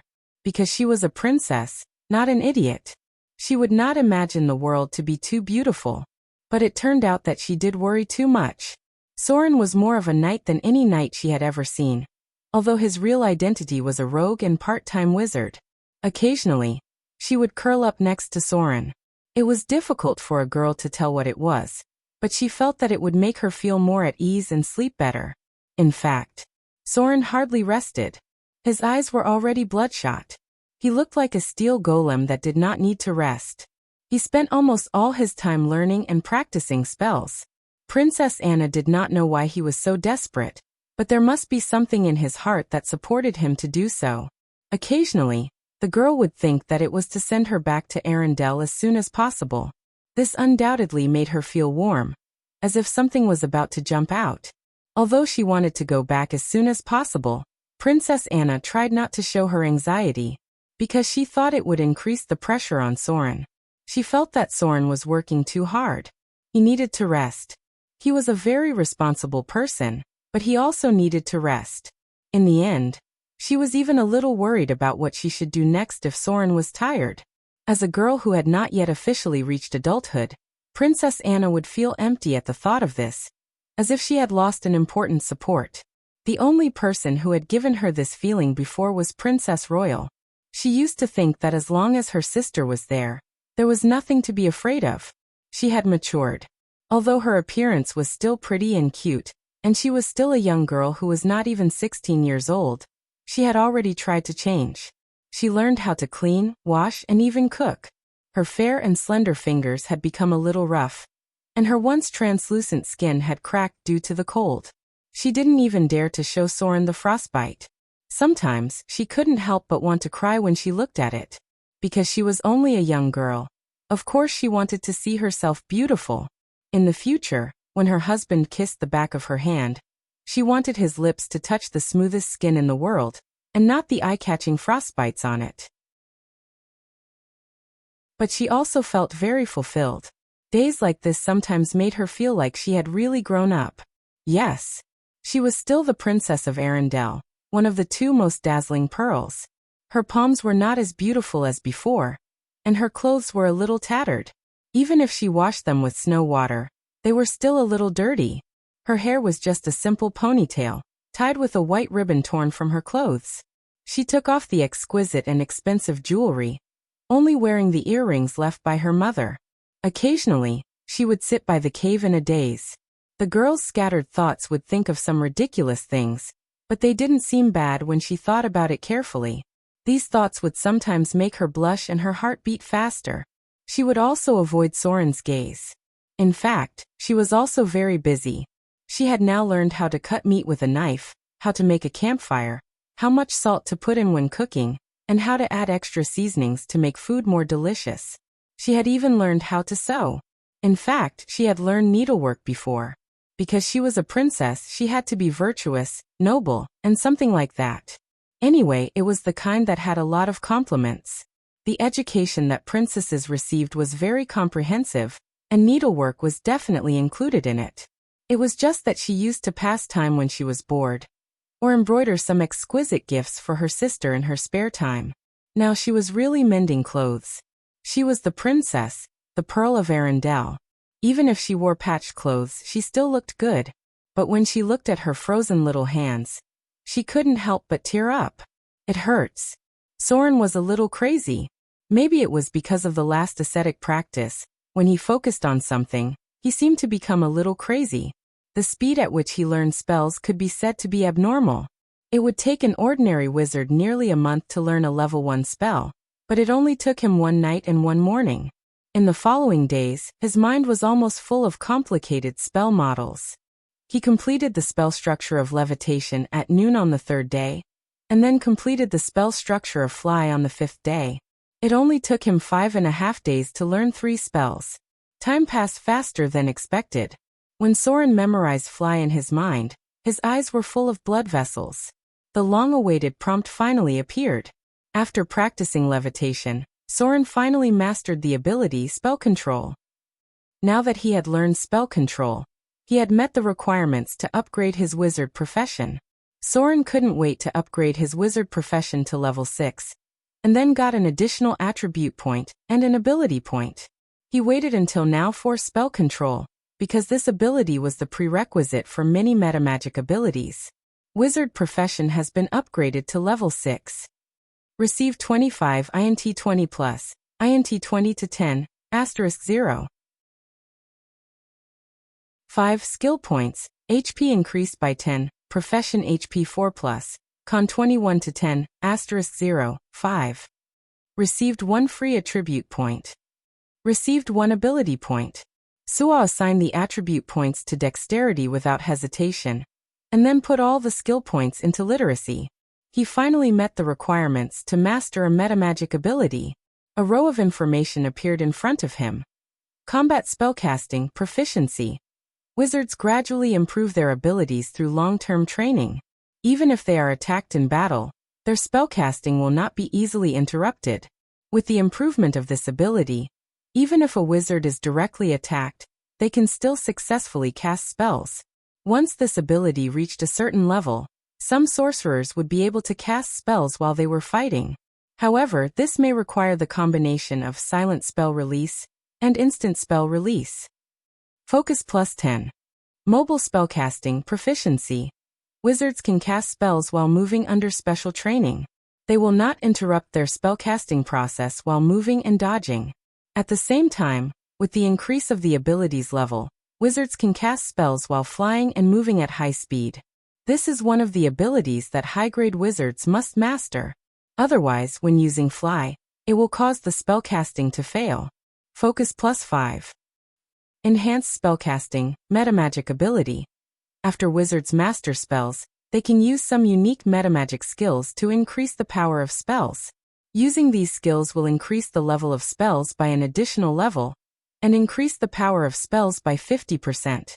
When using the metamagic ability to memorize spells, wizards need to spend more time to complete the memorization. When casting spells, there will be no difference from the original spell. Prerequisite for maximum spell release. Spell penetration metamagic ability. Wizards have a deep analysis of their own power. This can strengthen the penetration ability of their spells. No matter if it is a damaging spell or a controlling spell, when triggering a spell's strength test, the wizard can get an additional 2 points. The enemy must have a higher level of immunity to resist the spells they cast. Prerequisite for greater spell penetration. The first two abilities were basic abilities. As long as they were not mastered, they would always exist. Soren was more concerned about the last two abilities. The first was enhanced spellcasting, which could increase the power of spells by 50%. The second was spell penetration, which could increase the difficulty of spellcasting. For example, arcane missile, which could increase the power of spells by 50%. Another example was charm person, which could increase the difficulty of spellcasting by 2 points. These were two different options. The first one was the most important ability of the turret style. The 50% damage increase was still very shocking. The second one was the core ability of the control style. No matter if it was charm, control, death, or other spells, they all needed this ability to increase their immunity. Soren did not hesitate for too long. He chose enhanced spellcasting. This ability had the most obvious effect on him. Especially after his spellcasting level increased, the power of 5 arcane missiles was equivalent to 5 arcane missiles. As long as he mastered spellcasting proficiency, he would be able to buy. Now that she had learned flight, it was naturally time to leave. Although Princess Anna wanted to fly back to Arendelle now, she couldn't help but look back at the cave before leaving. She had cleaned it up very well, but she didn't know which creatures would benefit in the end.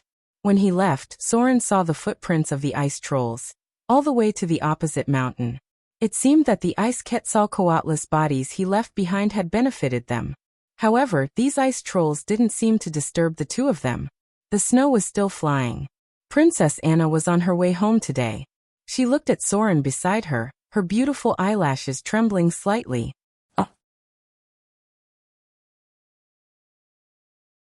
Chapter 154. Amidst the snowstorm, Soren held Princess Anna's petite figure and slowly flew up. She seemed to be a little excited, but as soon as she opened her mouth, a mouthful of snow was poured into her mouth. Her little face couldn't help but turn red. Only those who had personally experienced strong winds, storms, and typhoons would understand how it felt to lose cover and be exposed to the wild winds of nature. This was a taboo even for wizards. In fact, Soren's expression was also a little excited because flying was always full of beautiful desires. Their figures rose little by little and gradually flew to a height of hundreds of meters. This height was definitely not enjoyable because without the cover of the mountains, the cold wind became even more biting. The speed of flying was about 30 feet to 120 feet, which was about 10 meters per second to 40 meters per second. There were very few people who could exceed this speed. That was because the human body would not be able to withstand it if it went any faster. This was especially true for adepts, who had relatively weak constitutions. In Soren's memory, there was only one kind of spell that could reach supersonic speed. The name of the spell seemed to be Spirit Flight. It was an unorthodox high-level spell that was very difficult to learn. After casting the spell, the user would turn into a spirit. They would not be able to attack or cast spells, but they would be able to fly faster than the speed of sound. Since Soren didn't master the ability Swift Flight, and had just learned the flying spell, his flying speed was actually only about 10 meters per second. It was said that someone once reached a speed of more than 100 meters per second, but it required a lot of abilities to support it, and a protection spell because it was equivalent to half the speed of a jetliner. Flying was not as safe as one would think, because wizards were most afraid of being cast a dispel spell by the opponent. If the effect of flying was successfully dispelled, the higher you flew, the more miserable you would be when you fell. This was not a joke.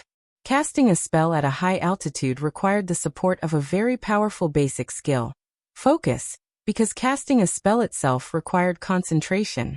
If the effect of flying was dispelled and you couldn't cast a spell in the process of falling at a high speed, or if you didn't prepare other spells to deal with falling, then the fate waiting for you was to fall into a meat patty. Even if you were a wizard, you would still fall to your death. That was why wizards liked to research teleportation spells, and didn't like to put their energy into flying spells. Some high-grade wizards who liked to fly would only enchant special spells, such as Feather Wing and Dragon Wing. These spells were not exactly safe. If an enemy threw out a disintegrate or rupture spell, they would still be stunned.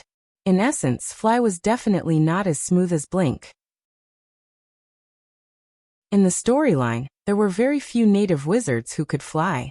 Gloria would rather walk than fly. Subconsciously, she had the same concern. The duration of flight was calculated in minutes. Soren's spell power wasn't high.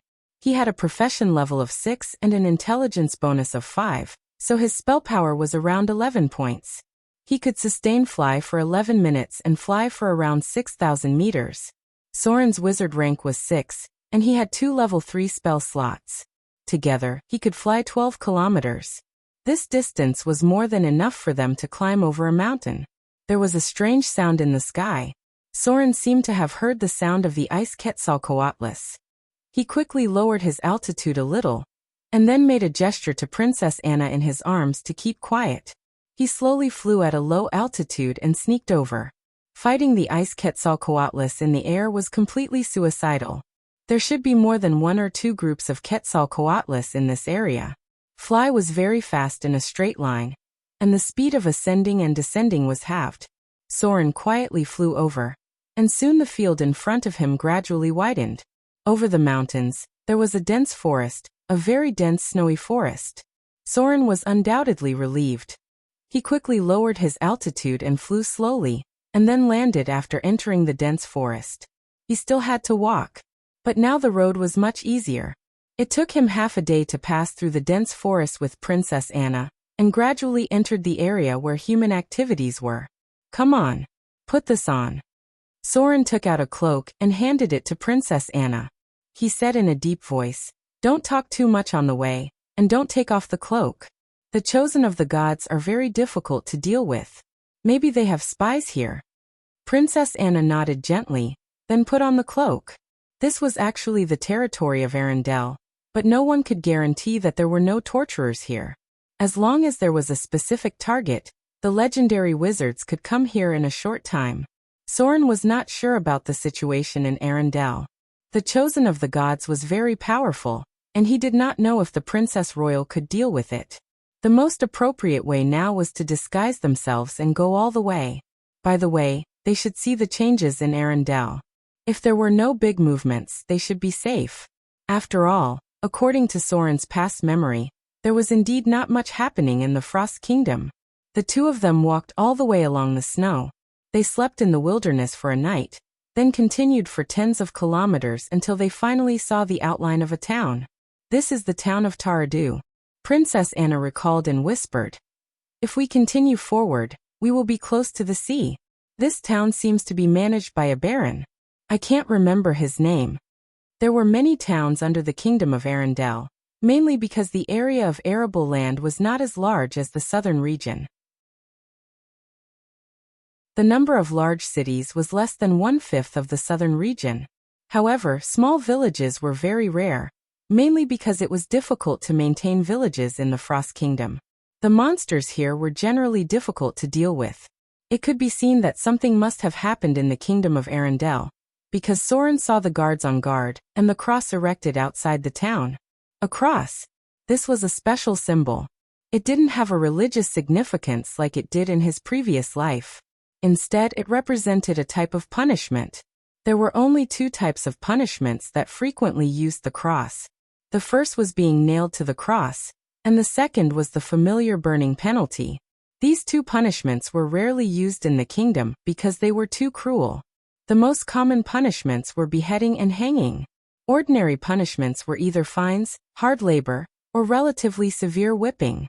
At most, the punishment was to be cut at the waist. The cross was mainly used to punish the fallen, and burning was most commonly used to punish the followers of evil gods. It looks like something has really happened. Soren glanced at the cross from a distance. The blood on it had frozen into ice.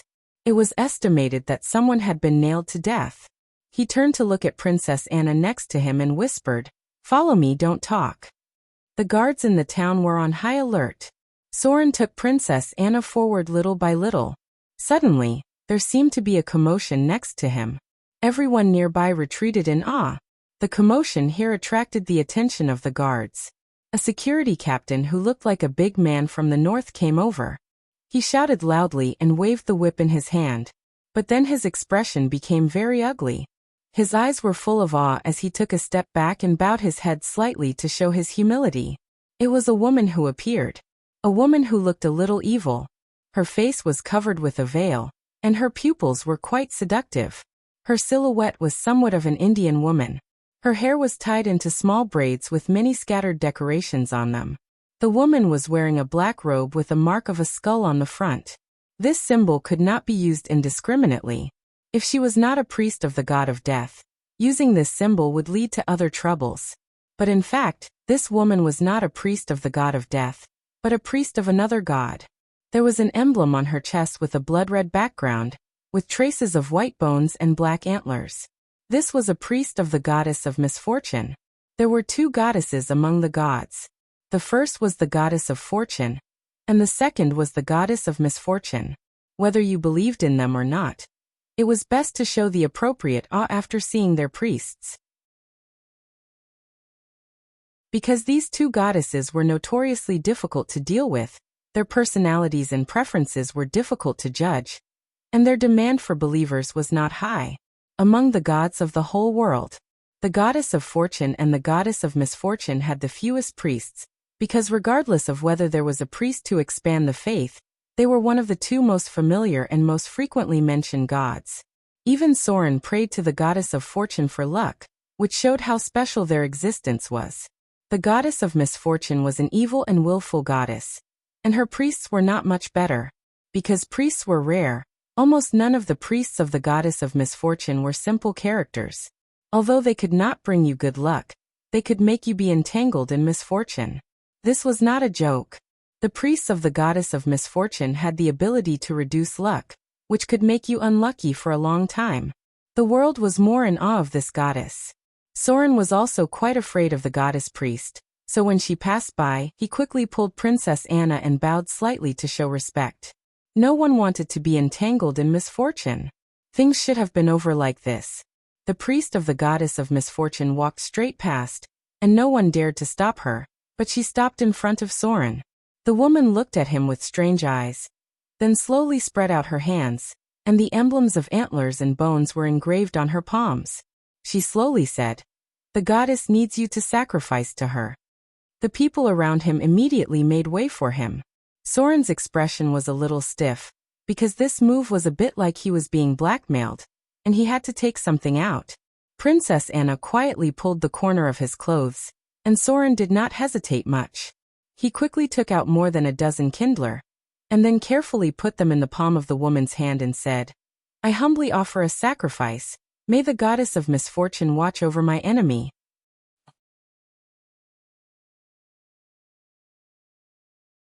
Chapter 155. The annual ticket for the game category is already about twice as much as the second place. Let's work harder to triple the gap. This ticket is free, and it will be in your account. Please vote. This was a very clever answer. Although the misfortune goddess could not bring good luck to people, she could bring misfortune to people. Therefore, many people worshipped the goddess because of her awe. They prayed that they would not be haunted by misfortune, or that the misfortune goddess would punish their enemies. In ancient times, there was a goddess of luck who was in charge of both luck and misfortune. This powerful goddess fell for some reason. However, two new goddesses were born at the same time from her divided corpse. These two goddesses were the goddess of luck and the goddess of misfortune. It was said that the goddess of luck inherited all the fickle character of the previous goddess, so luck always came without warning. The goddess of misfortune inherited all the beauty of the previous goddess. It was said that all men who had seen the goddess of misfortune were either burned to death by their own desire, or desperately tried to satisfy every unreasonable whim of the goddess of misfortune. There was even a legend that any woman who saw the goddess of misfortune would immediately fall into a state of madness. Therefore, this goddess was also called the Lady of Misfortune. Most of the priests of the Lady of Misfortune were thieves, assassins, bards, and could also advance to become a special envoy of opportunity. There were many difficult female gods, the most famous of which was the Twin Queen. The Twin Queen referred to the goddess of luck and the goddess of misfortune, and the queen was the very familiar Queen of Spiders. Overall, the most difficult to deal with was the Queen of Spiders, because the fickle goddess of luck and the goddess of misfortune were qualified to be on the same level as the queen of spiders. The goddess of misfortune was half of the queen of spiders. Then the priest of misfortune in front of him was half of Rose's priest. Soren glanced at his target and looked at her slender waist. The goddess of misfortune's favorite weapon was the artifact, misfortune, which was a special nine-tailed whip. That was why most of Lady Calamity's priests were good at using whips. Soren did not know why the goddesses were so stupid as to always use whips in their weapons. The succubus queen had the divine weapon Lover's Whip, unknown. Lady Tormentor had the divine weapon Tormentor, nine-tailed whip. Lady Calamity had the divine weapon Unfortunate Fate, nine-tailed whip, and the Queen of Spiders had the divine weapon Destructive Fury, nine-tailed whip. You'd better watch out for goddesses with whips. They were the fighting faction among the goddesses, and many gods had died in their hands. The Queen of Succubus had killed 2 generations of Abyss Lords. The Lady of Torment had also killed many weak gods. The Lady of Calamity had killed the God of Rogues, and the Queen of Spiders had God's blood all over her hands. The number of gods who had died in the hands of the Queen of Spiders was close to double digits. Soren was very wary of the priest in front of him. He didn't believe in fate, but he did believe in luck. A piece of good luck could let you break free from death, and a piece of bad luck could push you into the bottomless abyss. Therefore he quickly offered up the sacrifice, and then said his prayer. The twin of destiny fought their own battles during the turbulent period. Basically, no one dared to find trouble with them.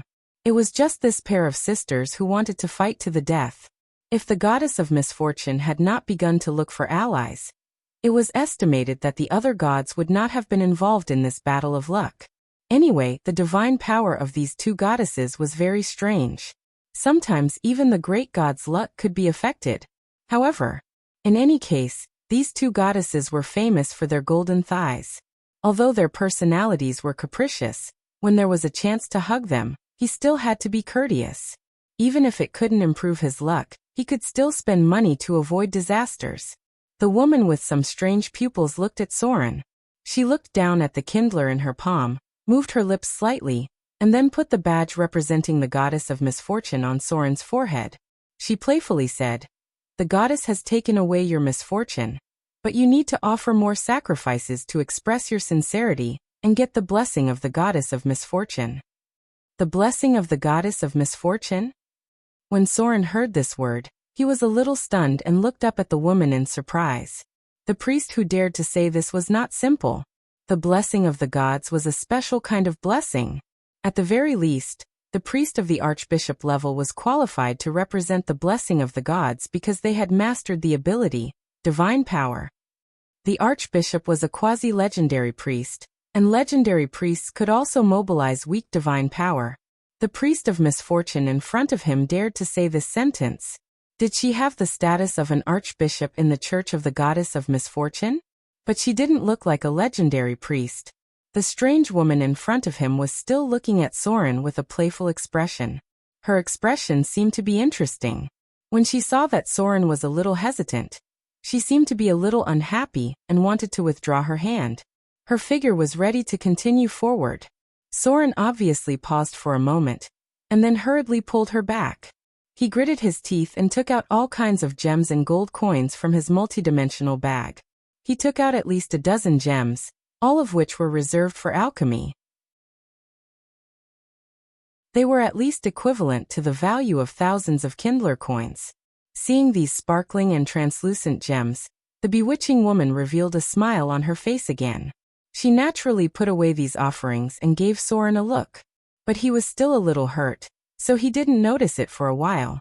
She had no choice. The strange woman could only tiptoe.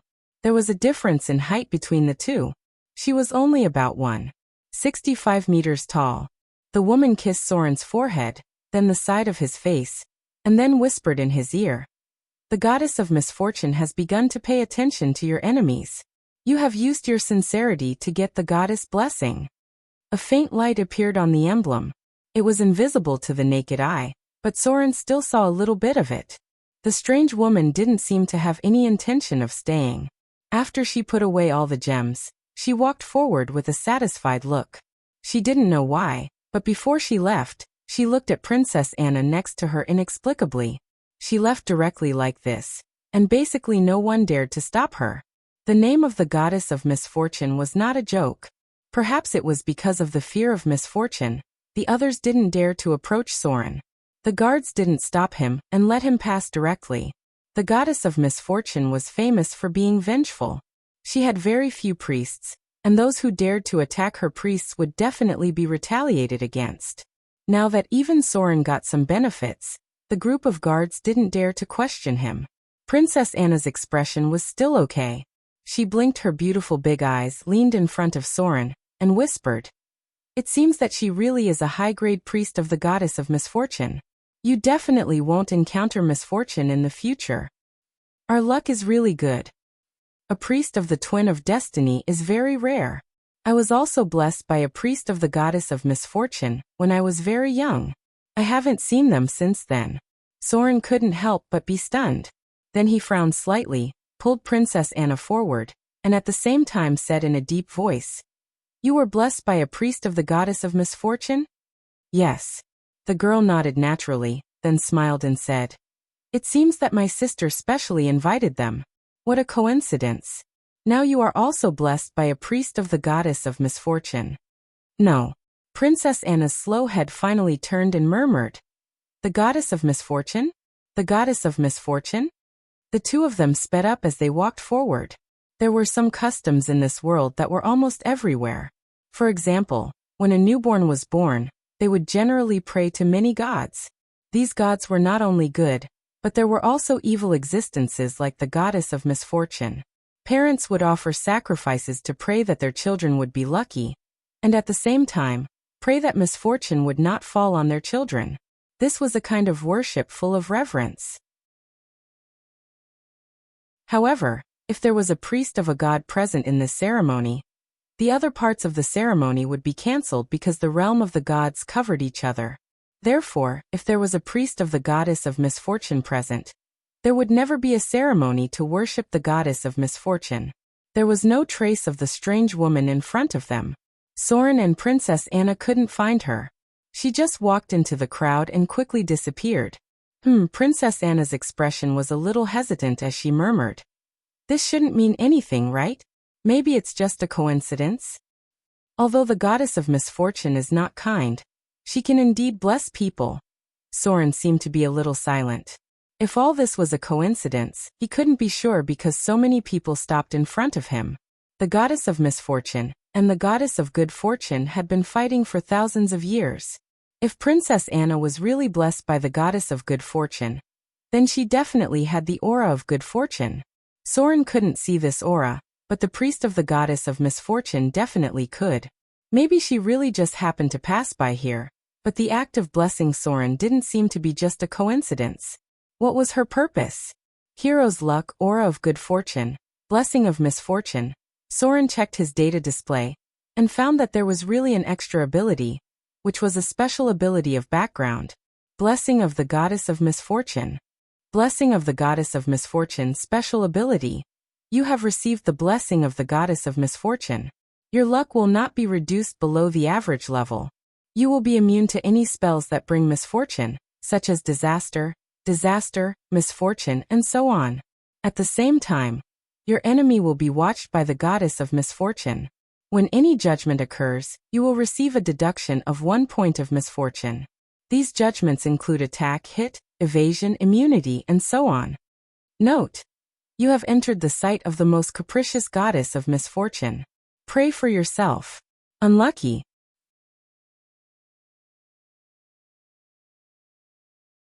Chapter 156. I really got the blessing ability. Soren stared at the crowd, but he could no longer see the woman. Who is she? The blessing ritual shouldn't be that simple, right? Just a kiss on my forehead, then a kiss on the side of my face, and a few words? Soren remembered that he had received the blessings of the Queen of Spiders and the Goddess of Wealth. Both rituals didn't seem that simple. The Queen of Spiders blessing ritual was completed by Loltha's priests, and there were also some evil and taboo rituals to please the Queen of Spiders. After completing this relatively depraved ritual, the Queen of Spiders would bless the target. The Queen of Spiders must be pleased. The Goddess of Wealth's ritual was a little simpler. She either had to make a corresponding contribution, or give a large amount of money. The blessings of the gods weren't as powerful as one would think, but they were definitely not weak either. The most basic blessing was the immunity bonus. Most gods could give an additional 1 point in judgment. Then there were other bonuses after the blessing, depending on the clergy's abilities. For example, Soren's current blessing was immunity to misfortune. The Goddess of Wealth's blessing was a trade bonus, as well as some clergy's trading privileges. The Church of Wealth had a strong control over trade. The most powerful blessings of the gods were the few that could increase one's attributes. Soren's deepest memory was the Succubus Queen's blessing. It could increase attributes by 2 to 4 points, and any judgment, including attack, accuracy, evasion, and endurance, would have an additional 4 points in blasphemy. This special blessing seemed to be called Queen's Kiss. However, it seemed to have a very high price. After all, pleasing the Succubus Queen was much more difficult than pleasing the Queen of Spiders. There was a certain price to pay for blasphemy. The Queen of Spiders' blessings also had blasphemy bonuses, and it required an evil depraved ritual. Divine blessing, blasphemy ritual. He didn't know why. But all the blessings given by the evil gods were very high, and the blessings given by the good gods were very little, unless one became a chosen or a favored. Soren suspected that he had met the incarnation of the gods. If the gods gave up fighting against the energy storm and directly separated their clergy, then they could fall to the mortal world ahead of time. Generally, no gods would do this. They were also very clear that it was very dangerous to come to the mortal world. However, if it was the goddess of misfortune, there would not be such a worry. There were almost no legendary professions who could kill her. It was more difficult for non-gods to deal with her than to deal with gods with great divine power. This was because misfortune could destroy a large group of enemies. His enemies suddenly came knocking on his door, and he encountered a monster the moment he stepped out of his house. He accidentally offended other legends. Just thinking about it made his scalp tingle. No matter how one looked at it, misfortune was too supernatural. Not many people were willing to take the risk. However, if Soren had met an incarnation of a god, the blessings would have been more than that. A god's personal blessings were equivalent to the treatment of a god's chosen. Usually, the blessings would come with additional attributes. That woman might be the chosen one, or the chosen one of the goddess of misfortune. He could not rule out the possibility that she was possessed by the goddess. He just did not know why she would bless him and come to the Frost Kingdom at this time. The gods of the Chaos faction had a headache. The members of the Order faction had their own set of rules, but the members of the Chaos faction acted according to their own preferences. The more chaotic they were, the harder it was to judge their actions with common sense. She might even destroy a town on a whim or something she didn't like, or cause a calamity to befall a certain place. Lady Calamity's reputation had been built up in this way. Soren did not dwell on it for too long. It would gradually become very common to meet legends, chosen one, chosen one, chosen one, son of God, and even the incarnation of a god or a saint. Basically, every god would have their own chosen one and chosen one. There were at least 2 or 3 legendary professions in the church. The special situation of the time of troubles forced all these people to come out. If it was during normal times, they would definitely stay in their own territory. For example, if no one disturbed them, these liches could quietly study for hundreds of years. As long as there was no other purpose or lack of materials, they hardly went out. Speaking of liches, in Soren's memory, there should be a lich about to come out. It was a very powerful shadow lich. It killed the chosen one of the current god of rogues, and then had a fight with the lesser divine power. The outcome did not seem to be clear. Anyway, in Soren's memory, the god of rogues did not die in the hands of the shadow lich. After the appearance of this lich, it was almost time for the Queen of Spiders to appear. The insidious and powerful Queen of Spiders sensitively perceived that this was an important opportunity. She actually took the initiative to give up her priesthood to come to the mortal world, and then began to plan in advance to deal with the time of troubles with the drows under her control in the Underdark. This woman was not simple. If there was any god that Soren was afraid of, The Queen of Spiders was probably the only one. She even left a doppelganger in the abyss to make the other gods think that she was still fighting against the energy storm to ensure that she would not fall to the material plane. But in fact, she had already secretly entered the mortal world. It was not until halfway through the time of troubles that the other gods found out that she had already woven a huge spider web in the mortal world. At that time, the Queen of Spiders had become the hunter, and the other gods had become her prey. The coquettish Black Widow. This was a special code that represented the mark of the incarnation of the Queen of Spiders. Only the most devout fanatics knew about her arrival. Fortunately, it was not the Queen of Spiders. Soren quickly left the town with Princess Anna. As they got closer and closer to Arendelle, they could feel the slight sea breeze and the faint smell of the sea in the air. Arendelle was a large city built by the sea, and it was also the most prosperous city in the Frost Kingdom. Soren also saw other crosses and fleets coming and going in the distance. Merchants rarely went to the Frost Kingdom from the land. They would worship the sea goddess, the storm lord, or all of them before leaving. Worship of the gods was a very serious matter. A large-scale sacrifice would even attract the attention of the gods. They would cast their eyes here, and then give the rewards that the sacrifice deserved. This was a divine mark that could make the monsters in the sea not dare to attack the fleet. As long as they were not so unlucky as to encounter a sea monster, the journey would be relatively smooth. Even if they encountered a storm, they might survive, provided that they worshipped the Storm Lord. Orthodox worship of the gods required at least thousands of kindlers' offerings, and it was not held many times a year. Princess Anna looked a little excited. Maybe it was because after so long, she could finally go home. Soren became more and more serious and cautious. He looked into the distance and stopped and said, "If I were the chosen of the goddess of torture, I would ambush near Arendelle and monitor where you might appear. After all, you still have to find a way to come back. In other words, the safest place may be the most dangerous place." Princess Anna could not help but feel a chill in her heart and murmured, "What should I do then?" Soren took her to the side of the road and said in a deep voice, "Do you have any way to contact the Princess Royal? With her wisdom, she will certainly notice this. What I'm worried about is that if we encounter the Chosen, we will have no chance to escape. Before the Princess Royal comes, they will catch us. To be honest, in the face of an enemy above the legendary level, I have almost no chance to make a move. There was no way to fight. An instant cast Finger of Death, an instant cast Hold, or even an instant cast Charm spell could all end Soren's life here. The threshold of the legendary realm was too difficult to cross. Princess Anna was obviously aware of this, and her face became a little worried. Because in the worst-case scenario, even if they met the people who came to pick them up, if the elder princess was not present, or other legendary professions were not present, the other party could kill them in an instant, or take Princess Anna away, and then open a portal to leave. Who would be able to stop her then?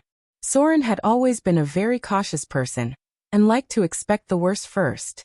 It was always better to be prepared. There were many things that couldn't be done recklessly and risked one's life. Suddenly, Princess Anna seemed to think of something, and her eyes lit up. "I got it. When I was a child, if I was in a bad mood or felt very uncomfortable, as long as I thought of my sister in my heart, and she was not too far away from me, she might feel it. Maybe this can let my sister find us in advance. As long as she knows where we are, she will definitely come to pick me up." Telepathy? There seemed to be a distance limit, right? There might be telepathy between sisters, but that kind of vague feeling seemed to be unable to determine the location, right? However, since the Princess Royal was the legendary Destiny Warlock, maybe she really had a way to find them. If not, she could use the prophecy spell to locate them. As long as there was a vague direction, she should be able to easily find the two of them. Princess Anna really did what she said. She immediately sat on the ground, a little like kneeling, and said seriously, "Sister, come and save me. Sister, come and take me home. Sister, Anna really misses you." This scene was so beautiful that it made people want to laugh. Soren wanted to laugh at first, but gradually his expression became serious because Princess Anna's look became more and more solemn, and even a little pious. What kind of telepathy was this? It was clearly praying to the gods.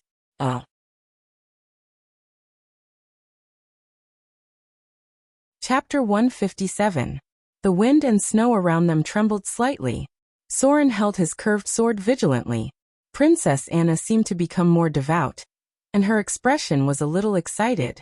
Little sparkling snowflakes appeared out of thin air, dancing together with the cold wind, and turned into an existence that looked almost identical to Princess Anna, but had a completely different temperament. She was more mature than Princess Anna, and her figure was taller and more voluptuous. Even if she had no expression, people could not help but feel a sense of superiority. Anna. Princess Royal gently landed from the wind and snow. Her clothes did not flutter at all, which made Soren squint slightly. Sister. Princess Anna couldn't help but stand up. She opened her hands and wanted to hug the elder princess, but then she remembered something. She couldn't help but slow down and gently touch her hand.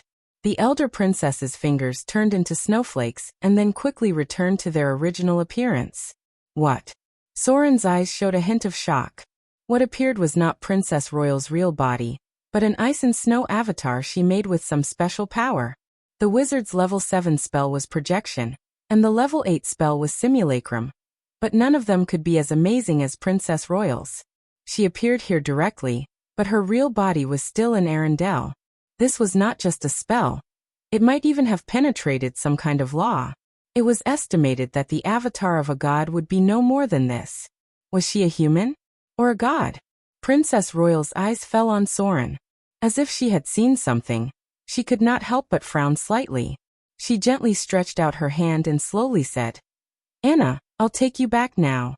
It's still dangerous outside. Get ready to enter the portal. The sound of a spell was faintly heard. A portal made of ice and snow appeared in front of the two people. Soren was already a little dumbfounded. Princess Royal had completely overturned his previous understanding. It was estimated that the gods and saints who came to the mortal world and fought against a large group of legends could only do this. Were mandate warlocks really that powerful? Princess Anna reacted quickly. She reached out and grabbed Soren, and then entered the portal. Space began to distort. It was a very uncomfortable feeling because moving across space was not comfortable. Fortunately, the time was very short.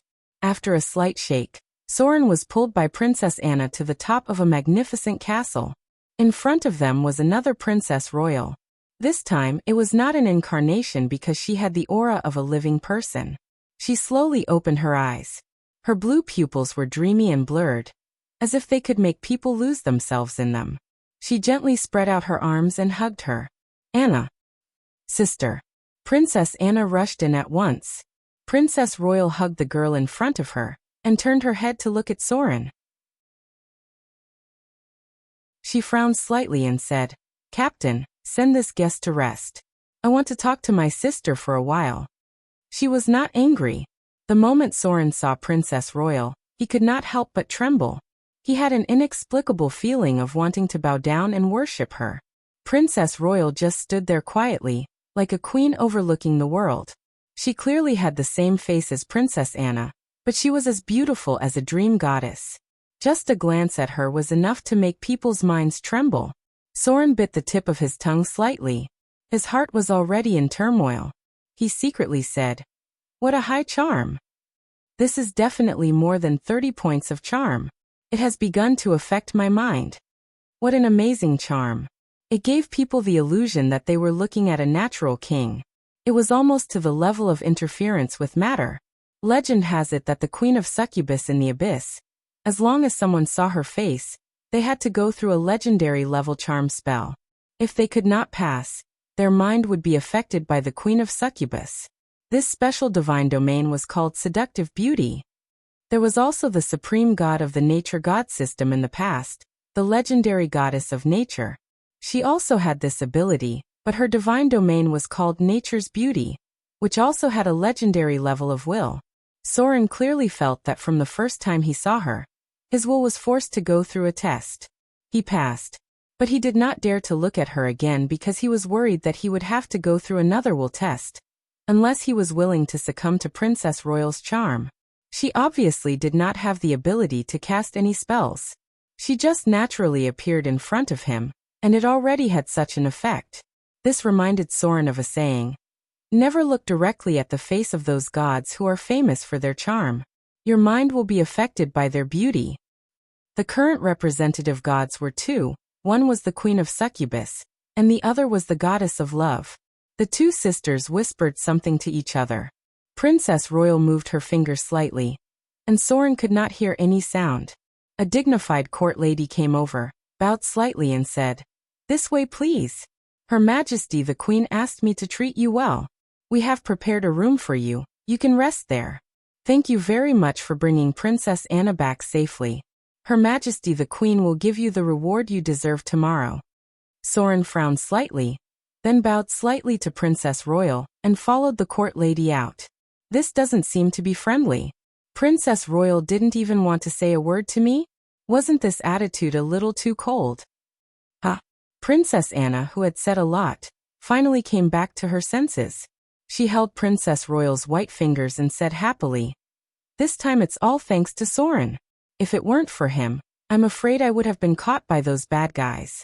Sister, you must reward him well." Where is Soren?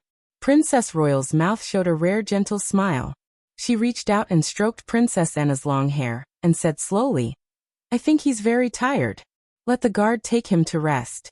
If there's anything you want to tell him, you can tell him later. Now you must be tired. Shall I take you back to your room to have a good rest?" Princess Anna found that she was really sleepy. She had hardly had a good rest these days. When she finally returned to Arendelle, she suddenly felt tired. She wanted to take a bath immediately and have a good sleep on the soft bed. Sister was right. She was really tired now, and her body was dirty. She should take a bath first, then sleep, and then show Soren what she really looked like. I'm a princess. He always treats me like a little girl in the countryside. I'm so cute and moving, but he doesn't look at me seriously at all. Princess Anna thought for a while, then followed Princess Royal into the palace. The furnishings around were so luxurious. Exquisite murals and sculptures, soft plush carpets, and crystal lamps hung above. The wealth accumulated by Arendelle for thousands of years made every corner of the palace show the most luxurious wealth in the world. Princess Royal asked someone to take Princess Anna to bathe and change clothes, but she came to the hall of the palace. The guard captain who took Soren away was already here. She bowed her head slightly. Arendelle did not have the etiquette of kneeling. On formal occasions, they only knelt on one knee. Usually they just bowed their heads to show respect. The guard captain quietly walked to the Princess Royal's side and whispered, "I've already let him live in the side hall. He refused to serve the maids. It seems like he's an adventurer who knows how to restrain himself." Princess Royal's expression was a little inexplicable, and she said slowly, "I smell fear and doom on him. This man is not simple. There's too much blood and slaughter on him. Get someone to prepare a reward tomorrow morning. Then send him out of here."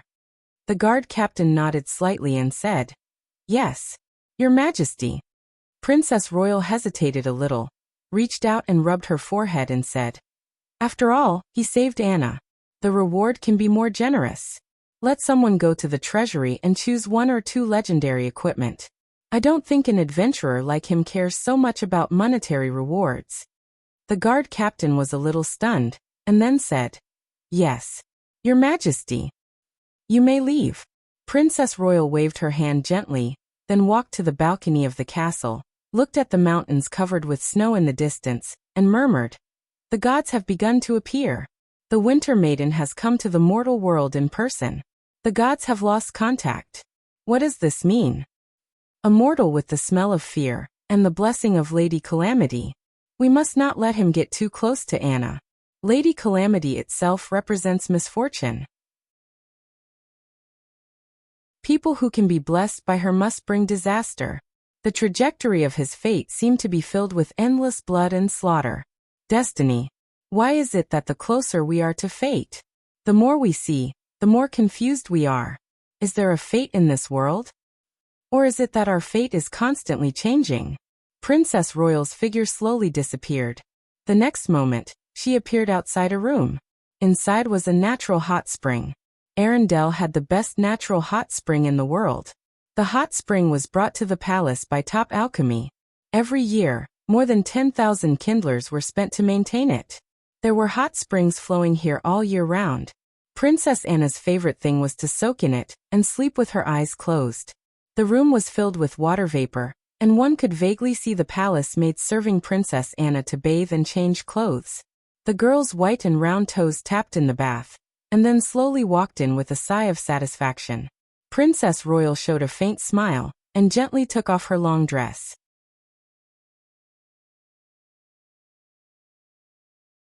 Chapter 158. Phew! Soren soaked his whole body in the hot spring, and let out a long sigh of relief. He couldn't remember how long it had been since he last enjoyed a bath like this. Along the way, he didn't even take a shower, let alone soak in a luxurious bath. The white marble bath was 10 meters wide, with lines carved by top craftsmen to prevent people from slipping on it. Above his head was a bright crystal lamp, which was a masterpiece of alchemy. It was estimated that only the palace could afford to use it. At the top of the bathtub was a statue of a goddess. She was covered in gauze, revealing her beautiful body. She held up her hands and spread them out, and a clear hot spring gushed out. This seemed to be the statue of the goddess of river and spring water. Probably only the royal family of Arendelle would put her next to the bathtub. The bath had a special design. The hot spring inside was running water, and the water flow was constant. It flowed almost all year round. Next to it was a luxurious bed, with two beautiful maids standing on the left and right, holding an expensive silk robe in their hands. The warm water washed away his tiredness, and Soren felt lazy. Unfortunately, he didn't stay in it for long because he eventually had to return to his original path. He didn't want to indulge in pleasure. When he stood up from the bathtub, the two maids walked over with blushing faces. Then they helped him put on a silky robe on each side. One of them led him to lie down on the bed, and then the other stretched out her fingers and gently patted him on the back. This was a special massage technique, very professional. It made Soren feel that his blood was flowing. They should be specially trained maids. It felt really comfortable. The two maids rubbed and pressed with their slender little hands, and from time to time, they would press on some acupoints. This technique first came from the temple, and then gradually spread among the nobles. Soren's breathing gradually evened out, and his body was more relaxed than ever because he was now in a very safe environment. The Princess Royal would not hurt the person who saved her sister, even if her attitude was not very friendly. Soren, who had relaxed, quickly fell asleep. The maids on both sides raised their hands and gently wiped his sweat. They then looked at each other and brought a soft velvet quilt from another room to cover him. This was not a guest room for rest, but a place for massage and rest. But since he was already asleep, there was no need to disturb him. The night passed quickly. Princess Royal walked out in a snow-white nightgown. The exquisite lace skirt trailed on the floor, and her silky silver hair hung down. She looked less fierce and more gentle, like a goddess who had just woken up. The maid who was on night watch outside stood up, squatted down slightly and bowed. "Your Majesty, do you want to shower and change?" Princess Royal gently shook her head and slowly said, "No need. Is that person up yet? Have the head of the imperial bodyguards come here." The maid quickly acknowledged and left. After a while, the guard captain from yesterday came over. She bowed slightly and said, "Your Majesty, what orders do you have?" The eldest princess looked at her and slightly knit her brows as she said, "Have someone prepare a reward, and then send that person away. Anna said his name hundreds of times last night. I'm worried that she's too young and will easily fall in love with someone because of this. She's the princess of Arendelle, and will be the queen of Arendelle in the future. That adventurer's identity is too strange. He has a murderous aura that makes me feel uneasy. Anna can't be too close to such a person. How could the future queen of Arendelle be too close to an adventurer with doom, fear, and murderous aura? Such a person's hands were almost stained with blood. Wherever he went, there would be a storm of blood." Princess Royal shook her head firmly and said, "Reward him more, and then send him away." The guard captain took the order and left. Princess Royal seemed to hesitate for a moment, and then said, "Let someone give him that weapon. I think he likes to use curved swords. This is a reward for saving Anna." Outside the room, Soren woke up because of the footsteps outside. The other party seemed to have been here for a while, but did not leave. She just waited quietly outside, but judging from her breathing, she was in a hurry. Several times, she raised her hand and wanted to knock on the door. He slowly sat up, then reached out and touched the soft and comfortable silk robe on his body. Then there was a bitter smile on his face, but there was not much anger in his expression. It was just dawn, and someone couldn't wait to wake him up. It was self-evident what it meant.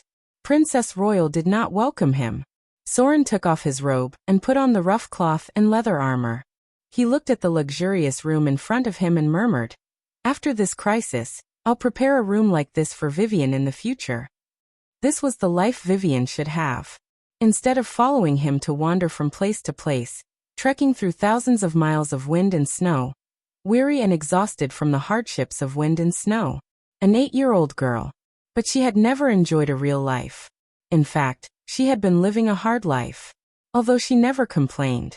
Soren quickly changed his clothes, and then slowly opened the door. Outside the door was the dignified guard captain. Her expression was a little surprised, and when she saw Soren's clothes, she was even more surprised, because it meant that he had guessed the queen's intention. She was a very powerful adventurer, and she had already noticed that Princess Royal wanted him to leave as soon as possible. Behind her were 2 maids carrying delicate trays. On one of the trays was a scimitar. The exquisite scabbard showed that it was extraordinary. On the other tray was a pair of black silk gloves. There were strange inscriptions on the gloves. It seemed to be something extraordinary as well. Her Majesty asked me to. Just as the guard captain was about to speak, Soren interrupted her. In fact, he was not happy, but he was not angry. He reached out and picked up the curved sword. His fingers stroked the scabbard, and then he pulled it out with a clang. The silver-white blade shone with a faint light. He gently cut his finger, and a trace of blood immediately gushed out. Then a wisp of frost appeared on his palm. It was indeed a legendary curved sword. It seemed that Princess Royal was not a mean person. It was just that she did not want him to get close to Princess Anna. "I know." Soren looked at the guard captain, reached out and put away the curved sword. Then he picked up the glove on the other tray and said expressionlessly, "I will leave soon, and I will not disturb Princess Anna again." The guard captain was speechless. His words made her unable to say what Princess Royal had secretly told her. Obviously, it made her feel a little embarrassed. After all, he also risked his life to save Princess Anna. Soren glanced at the glove and gently put it on. Princess Royal was indeed the Queen of Arendelle. She actually gave him 2 pieces of legendary equipment, and they were very rare legendary equipment. Item type: Icing Death +2 item grade. Grade 2 legendary item. Item description: this is a weapon with a legendary history. Its former owner once took it into the abyss of hell. Its blade was stained with the blood of demons and devils, and there was a faint whisper of the souls of the dead. This was a curved sword forged with the northern, ice casting process. Mithril was infiltrated during the forging process, which made the blade lighter than other weapons while maintaining its toughness and sharpness. This weapon condenses the power of ice. When it hits the enemy, it will cause them to suffer ice damage. Requirements: Strength 10 or more. Strength requirement -2.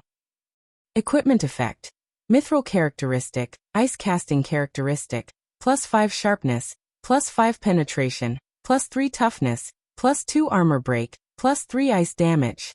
Weapon special effect: Icing Death. After this weapon hits a weak enemy, there is a certain chance of directly freezing the blood of the weak enemy, causing the enemy with the highest HP of less than 20 to die directly. Weapon characteristic: Sharpness. In battle, this weapon has a certain chance of cutting off any non-rare weapon. Any weapon below legendary has a small chance of being cut off by it. It was a very powerful legendary curved sword. It was almost comparable to the 2 that Soren had forged in the Underdark. Princess Royal was very sincere in rewarding him, but her attitude toward Soren was not good. She had not even said a word to him until now. Item type: Battlemaster Gloves +1. Item grade. Grade 1 legendary item. Item description. A legendary item made with extraordinary spider silk. It uses special enchantment to activate a small dimensional space. The spider silk itself is extremely tough and can withstand most attacks without the slightest damage. It can also deflect some damage. It is very light and thin, like a thin layer of skin on the hand. It will not affect any battle at all. Equipment requirements, none. Equipment effect. Toughness +1, deflection +1. Item special effect. 1 meter storage. When Soren put on this pair of gloves, the curved sword in his hand suddenly disappeared. And then a flying sword appeared in his hand. Then a curved sword appeared in his left hand. Then a curved sword appeared in his right hand. And then it immediately became a flying sword. The rarest storage equipment in the world. It was even more valuable than a storage ring, because only adventurers who were proficient in battle would know how much more useful storage gloves were than a storage ring. Such an extraordinary item could allow them to change weapons at will. It was almost invincible in battle. The true value of this equipment was even more expensive than the legendary curved sword.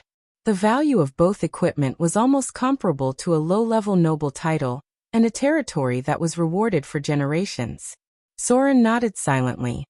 He turned around and glanced at the palace, then walked out. This was not a place where he should stay. The wind and snow shrouded his figure. He still had a long way to go. Before leaving, he saw the elder princess on the balcony. She was still so beautiful and noble, and still so high and mighty. Soren bowed slightly to show his respect, and then left without looking back. He felt uncomfortable, but he was not angry because he felt that Princess Royal was a bit like him. She was so careful to protect Princess Anna, which reminded Soren of his own Vivian. If he were in Princess Royal's perspective, he would not want Vivian to get too close to those bloody adventurers.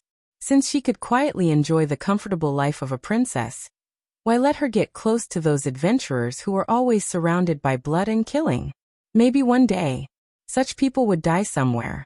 It was so common for adventurers to be buried in the wilderness. Soren's figure gradually faded away. The wind and snow in the sky gradually shrouded him. The guards in the palace looked up at the sky, and then looked at the position of Princess Royal. If Her Majesty was not in a good mood, then snowflakes might fall from Arendelle.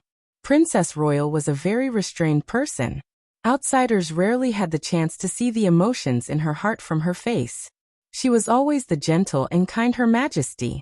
Even in the face of the poor in the kingdom, she could smile and look at them. She was so loved by Arendelle. Princess Royal had been watching Soren leave. When he was about to walk out of the gate of the palace, she sighed softly. "Sister." Just as Princess Royal was about to go back, Princess Anna's voice suddenly sounded. She was wearing a lovely snow-white nightgown, rubbing the corners of her eyes with her small hands, and walked out barefoot. As if she was still a little confused, she muttered, "I just dreamed that Soren suddenly left. Where is he? I want to see him." Princess Royal's expression froze for a moment, and the snowflakes in the sky seemed to stop for a moment. She sighed faintly and said slowly, "He's gone." "What?" Princess Anna's eyes suddenly widened, and then a trace of moisture appeared in her beautiful big eyes. She sobbed as if she had been wronged, and then ran out of the palace barefoot without a word, leaving behind the elder princess with a face full of astonishment, and a young maid who was holding exquisite crystal shoes in her hand and shouting loudly, "Your Royal Highness, you haven't worn shoes yet." The girl slid down the spiral stairs like a gust of wind, then lifted the corner of her nightgown with both hands and ran barefoot. After rushing out of the gate, she pushed aside the guards next to her, then turned over and rode a snow-white horse, and galloped towards the gate of the palace. Behind her was Princess Royal, who was still in shock and had not yet woken up from the sudden change, and the young maid who was holding the crystal shoes and standing at the door, panting. Princess Anna galloped to the gate of the palace, and the nearby guards had already stopped in front of the palace gate. She sobbed softly, feeling wronged and uncomfortable. She dismounted from her horse and pushed them away as if she was angry. Then, she ran barefooted up the stairs to the walls of the palace. In the distance, she could vaguely see a distant figure, but it was obscured by the wind and snow. "So, Rin, Princess Anna put her small hands in front of her mouth to amplify her voice, and tears flowed down from her beautiful big eyes. She didn't know why she felt very wronged and uncomfortable in her heart. She looked at the figure that was gradually moving away in the wind and snow, and suddenly shouted, "Soren! I like you. Do you dare to marry me?" There was dead silence in the palace. Only Princess Anna's voice still echoed in the wind and snow. Princess Royal opened her mouth in surprise and stayed motionless in place. Her expression seemed to be frightened. In the wind and snow, the figure that was gradually moving away suddenly stiffened, and then stopped in place. He could vaguely see that he had turned around, and then slightly bowed, placing his palm on his heart. This was an ancient knight's salute. Princess Anna's eyes were still dripping with tears. She stood on the wall of the palace, and her petite figure trembled slightly in the cold wind. She shouted with all her strength, "Soren, I'll be 16 next year. You must marry me when I'm an adult." Sob. Princess Anna finally cried out. She pushed away the frightened guards around her, then wiped the corners of her eyes and ran into the palace. She was the Princess of Arendelle. She would also be the Queen of Arendelle in the future. She didn't really know what love was, let alone love, but there was an impulse in her heart. She felt so uncomfortable in her heart, and some things were even more uncomfortable if she didn't say them out loud. She was Princess Anna.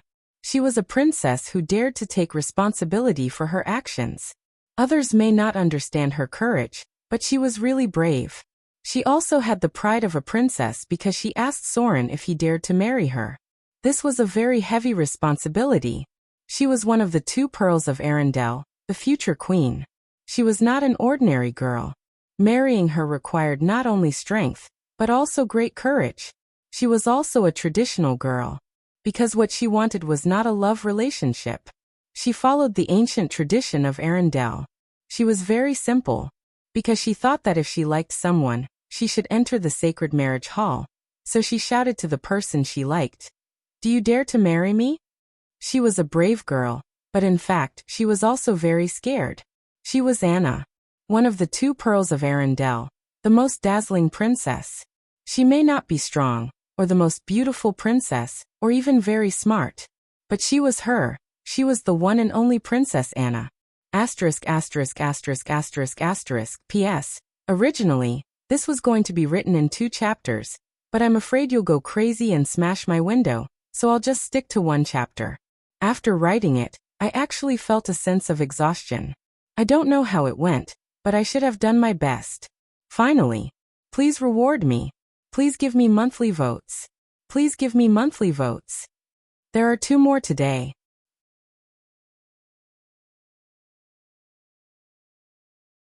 Chapter 159. The snow was getting heavier and heavier. It was as heavy as Soren's mood at the moment. His steps were heavy, and so was his heart. He had always been a very subjective person, but today he was really confused. His heart seemed to be heavy, and some kind of repressed emotion made him a little breathless. He tightened his cloak and walked step by step into the heavy snow. Snowflakes fell on him, and soon his shoulders were white. Soren raised his hand to shake off the snow on his body, turned his head, and silently looked at the palace of Arendelle. He stood in a corner where people could not see him for a long time, then turned and entered a white world. Vivian was still waiting for him.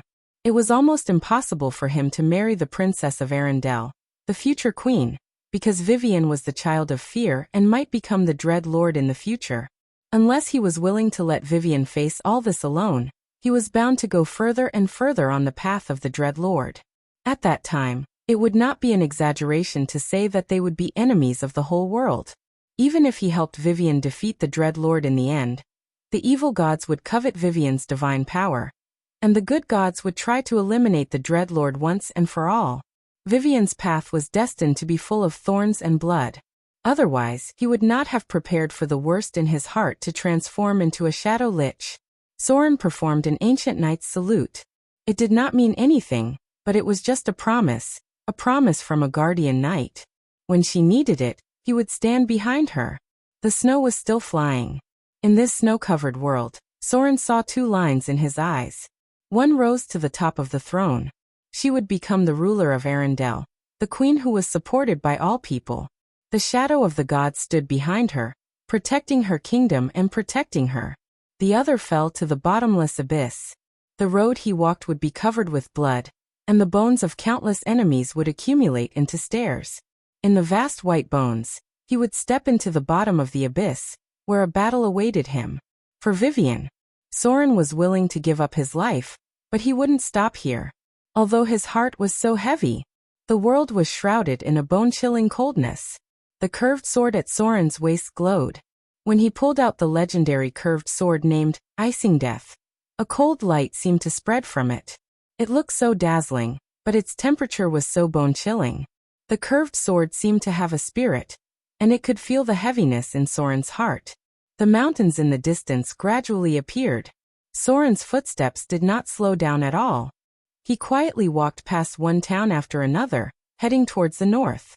His appearance was completely different from before. He wore a black robe and held a wooden staff in his hand. On the outside was a large gray cloak. No weapons could be seen, only a pair of exquisite black gloves on his hands. His face was a little thin, and one could vaguely see the stubble of his beard. His pupils were deep and still, full of determination when he looked ahead. The way he dressed made him look like a traveling wizard, which allowed him to avoid most of the trouble. No one would dare to disturb a traveling wizard. Arendelle was getting farther and farther away, but the girl's gaze seemed to be behind him. Occasionally, Soren's mind would come to her tearful face. It was really beautiful. The idea of marrying a woman as his wife came to his mind for the first time. It was difficult to describe the feeling in words, but it was really touching. He passed through a forest, walked across a frozen river, and climbed over towering snow mountains. Occasionally, some monsters would disturb him, but they would be killed by spells before they could get close. He looked like a real wizard, following his own path to his destination.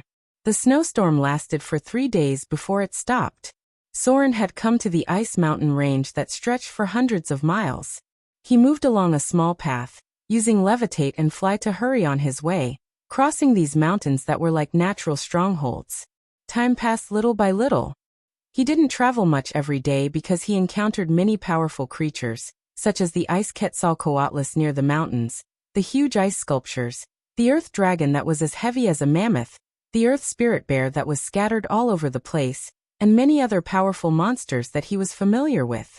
They were distributed here in groups, dangerous and deadly. Soren even had to use invisibility to escape several times. The cruel environment made them gather together. Here, the earth spirit bear and the ice trolls could even form tribes. These creatures hunted each other and struggled to survive in this ice and snow mountain. The temperature gradually increased. This mountain range blocked the cold wind from the Frost Kingdom. The greenery in front of him gradually increased. Soren knew that he was close to the north. Across here was the north, the territory ruled by the witches. The forest in front of him was getting thicker and thicker, and the mountains were behind him. Soren walked in the thick forest, and entered the area of human activity little by little. Who is it? A middle-aged man dressed as a hunter appeared in front. He held a hunting bow in his hand and aimed at this side. When he saw Soren's appearance, he immediately withdrew his bow in fear. Then he bowed slightly to show respect and said, "Your Excellency." "Sir Wizard, I didn't know it was you. Please forgive my offense." This was the north. This was the territory of the northern witches. Here the status of wizards was very high. Soren lowered his cloak slightly, looked at him faintly and asked, "Where is this?" "I just came here through the mountains." The middle-aged hunter looked at the ice and snow mountain in the distance, and the awe in his eyes became more obvious. He whispered, "This is the territory of River Valley City. From here, walk 100 miles south, and you will reach River Valley City." Soren nodded gently, walked past him, and headed south. After he walked past, the middle-aged hunter breathed a sigh of relief as if he had collapsed. Then he hurriedly ran towards the village. It was not a good thing to encounter a wizard in the wild. Wizards were some people with strange tempers. They were very powerful and very dangerous. If you angered them, they could easily take your life. He was just an ordinary person, So naturally he was afraid of the mysterious wizards. Now he just wanted to stay away from them to avoid any trouble. A river appeared in front of Soren. It was rare that it was not frozen, which meant that the temperature in the north was not very low. There were boatmen ferrying people around the river. In this era, bridges were of a higher standard of alchemy and could only be seen near the city. It was very troublesome to take a detour, so the fishermen in the nearby villages would take the ferry business in their spare time to earn more rations for the children at home. Wherever Soren went, people looked at him with awe. A boatman nervously sent him to the fishing boat, and then carefully rowed to the opposite side. Soren left a silver dural for the ferry, and then set foot on the land on the other side of the river. In front of him, he could already see reclaimed farmlands and many villages scattered in the distance. The land in the north was relatively flat and open, and it used to be very prosperous for a period of time. Because of the climate, the north only cultivated once a year. During the rest of the season, other crops were planted to support the family. However, the people here lived better than in the south, because the north was relatively more sparsely populated. Many villagers would hunt during their leisure time. The law here allowed farmers to hunt, unlike in the south who had to pay taxes. The corruption of the nobles in the south was very serious. They were almost doing everything possible to increase taxes, and the fishermen had to bear heavy taxes every year. Soren saw a city. The guards stood lazily at the gate, asking the civilians who wanted to enter the city, and occasionally extorting some money. However, they did not dare to stop the carriages that were obviously of a higher status. They only squeezed 1 or 2 copper dirhams out of the poor farmers. When Soren walked past, they did not dare to stop him. These guards did not dare to provoke a wizard. Even if the captain gave them a look, the others did not dare to approach and ask. The city was not very prosperous. Because there was no trade to support the city, taxes alone were not enough to maintain the prosperity of the city. There were obvious traces of damage on the city walls, and many of the buildings were very old. Hundreds of years ago, there were a few mines that maintained the city, but as the surface mines were exhausted, the city could no longer support the mining and maintenance of the deeper mines. The undeveloped roads made trade very expensive, and some of the ores could only be sold at a low price. The nearby cities had replaced River Valley City's trading position. Soren went to the Mercenary Union. Because it was close to the snowy mountains, the Mercenary Union's business was not bad. From time to time, adventurers would come to hunt special monsters according to certain requests. Wizards needed special materials for alchemy, magic devices, and scrolls. Many of the materials came from the corpses of powerful monsters, and some of them grew in special environments. Soren did not stay in the Mercenary Guild for too long. He walked around the area and entered an alley. Then, under the gazes of 3 to 5 people with ill intentions, he entered a shop that did not have a signboard. He needed some information. Thieves were almost everywhere in the world. They were the main composition of the low-level members of gangs. These thieves could become rogues, but most of them were still ordinary people. Soren did not stay in the shop for too long. After about a quarter of an hour he walked out. But when he walked out he seemed to feel something. His nose could not help but twitch slightly. He seemed to smell something familiar. It was a fragrance. And it was a fragrance that he had carefully memorized. Only then would he have a clear impression of it. There seemed to be a woman in front of him. She was wearing a black hood and a black dress. Her back looked very slim, but she still gradually walked out of the alley. Soren frowned slightly. He did not directly chase after her. He looked up at the sky and prepared to find a place to stay, then go to Gloria's tower.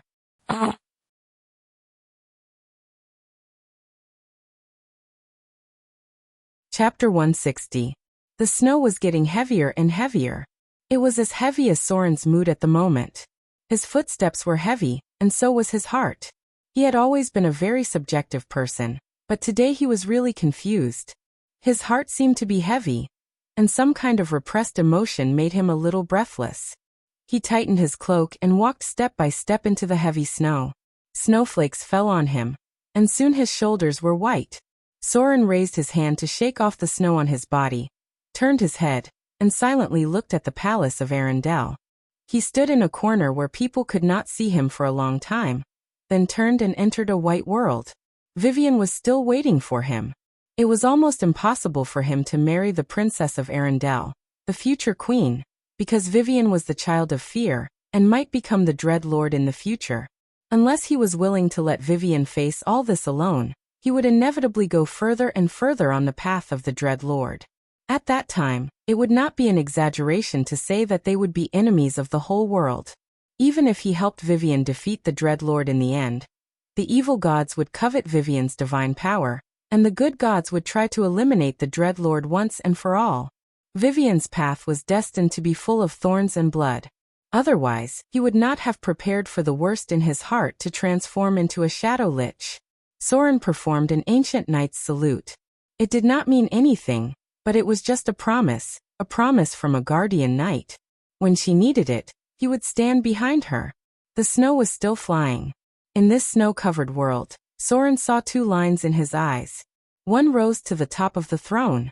She would become the ruler of Arendelle, the queen who was supported by all people. The shadow of the gods stood behind her, protecting her kingdom and protecting her. The other fell to the bottomless abyss.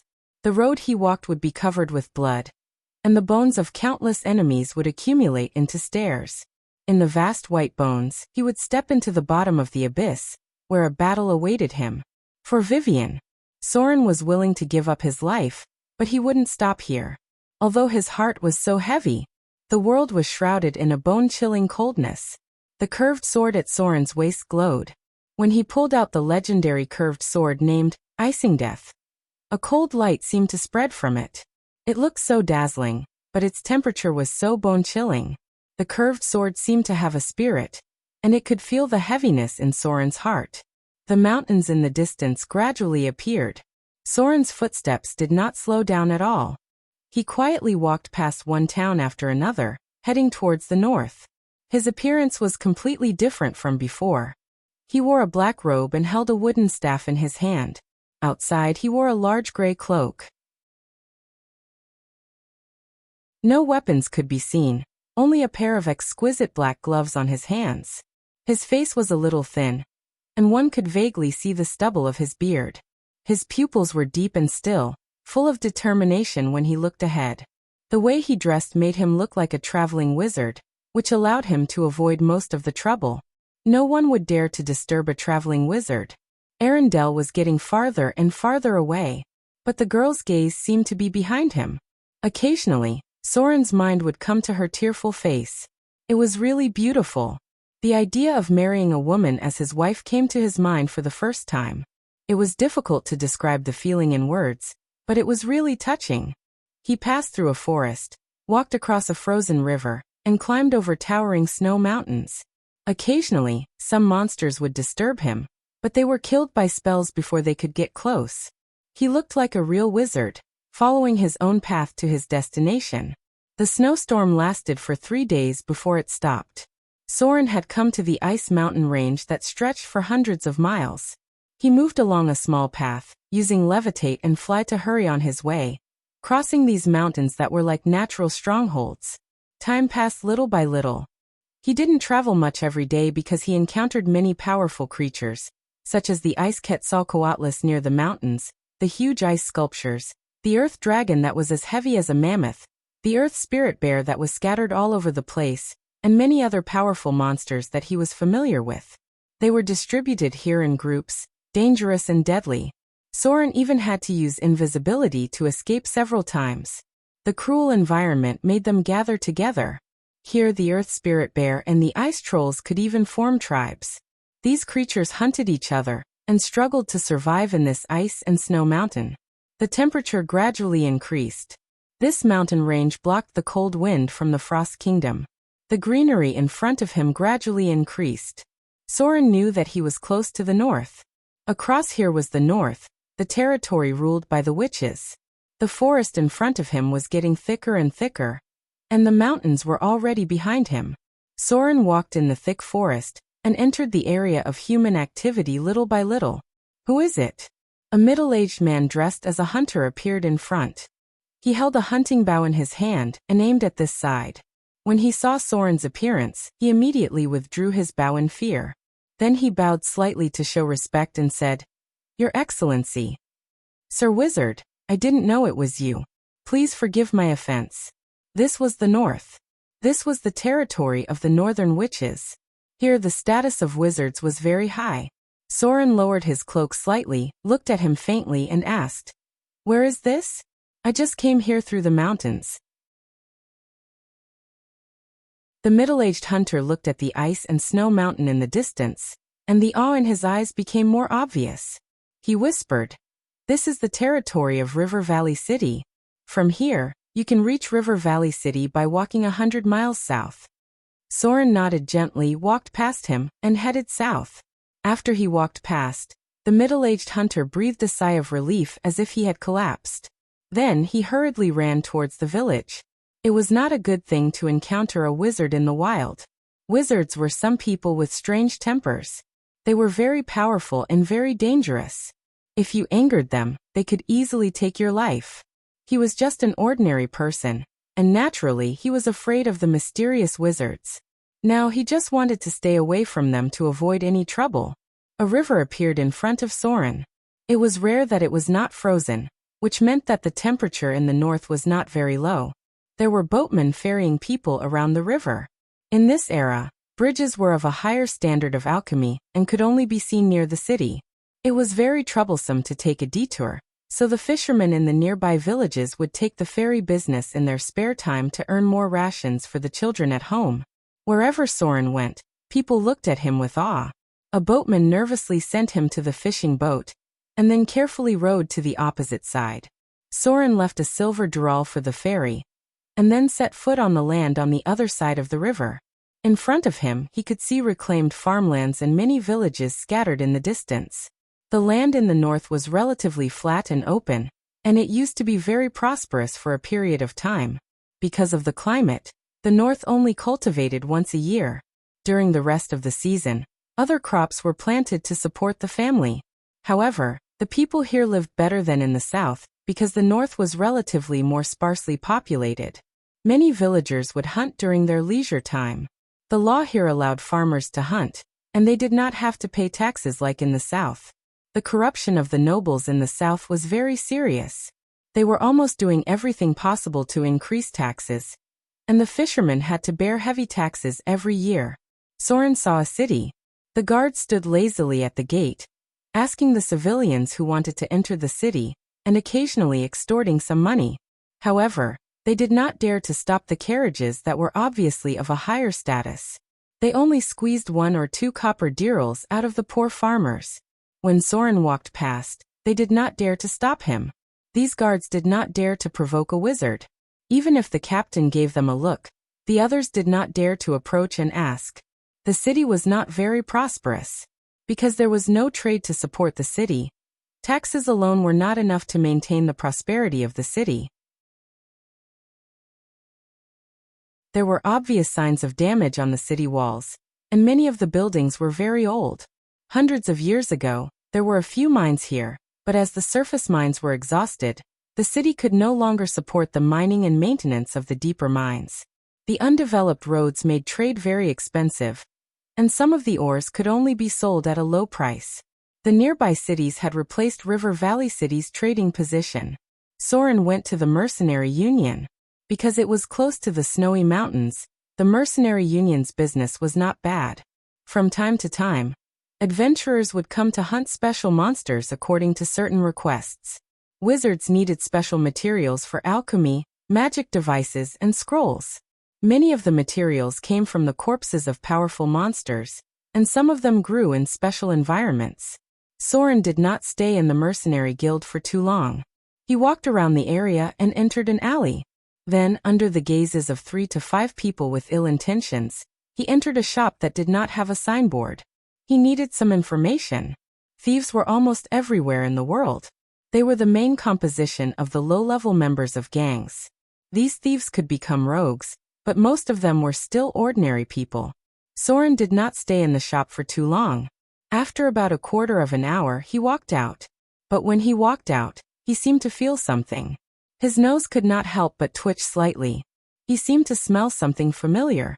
It was a fragrance. It was a fragrance that he had carefully memorized. Only then would he have a clear impression of it. There seemed to be a woman in front of him. She was wearing a black hood and a long black dress. Her back looked quite graceful. She gradually walked out of the alley. Soren frowned slightly.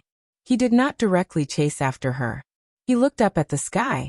He wanted to find a place to stay and then go to Gloria's tower.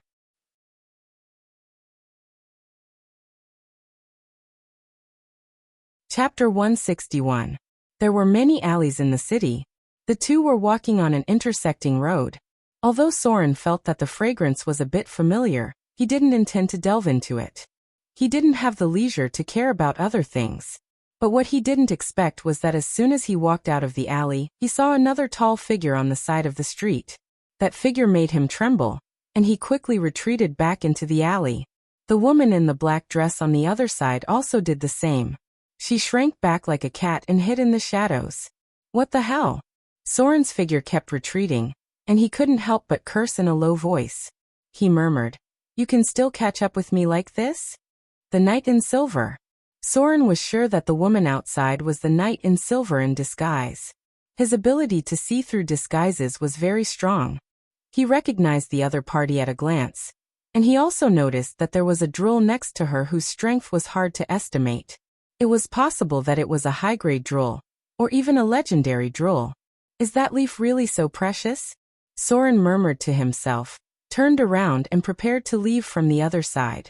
He thought to himself, how can they catch up with me like this? Did they use a legendary prophecy? I've already eaten all of them. What else can they do? Take me back and dissect me? This was not a good place to stay. No matter what method the other party used to catch up with him, Soren felt that he shouldn't stay here. He quietly walked to the other side, and when he turned his head, he immediately saw the woman in the black dress sneaking in this direction. The two looked at each other, and their expressions couldn't help but be stunned. Soren felt that the woman in front of him was somewhat familiar. Although the other party was wearing a veil and her face couldn't be seen, this feeling of familiarity was very strong. He had definitely seen the woman in front of him before and more than once. The woman in the black dress seemed to have a similar expression.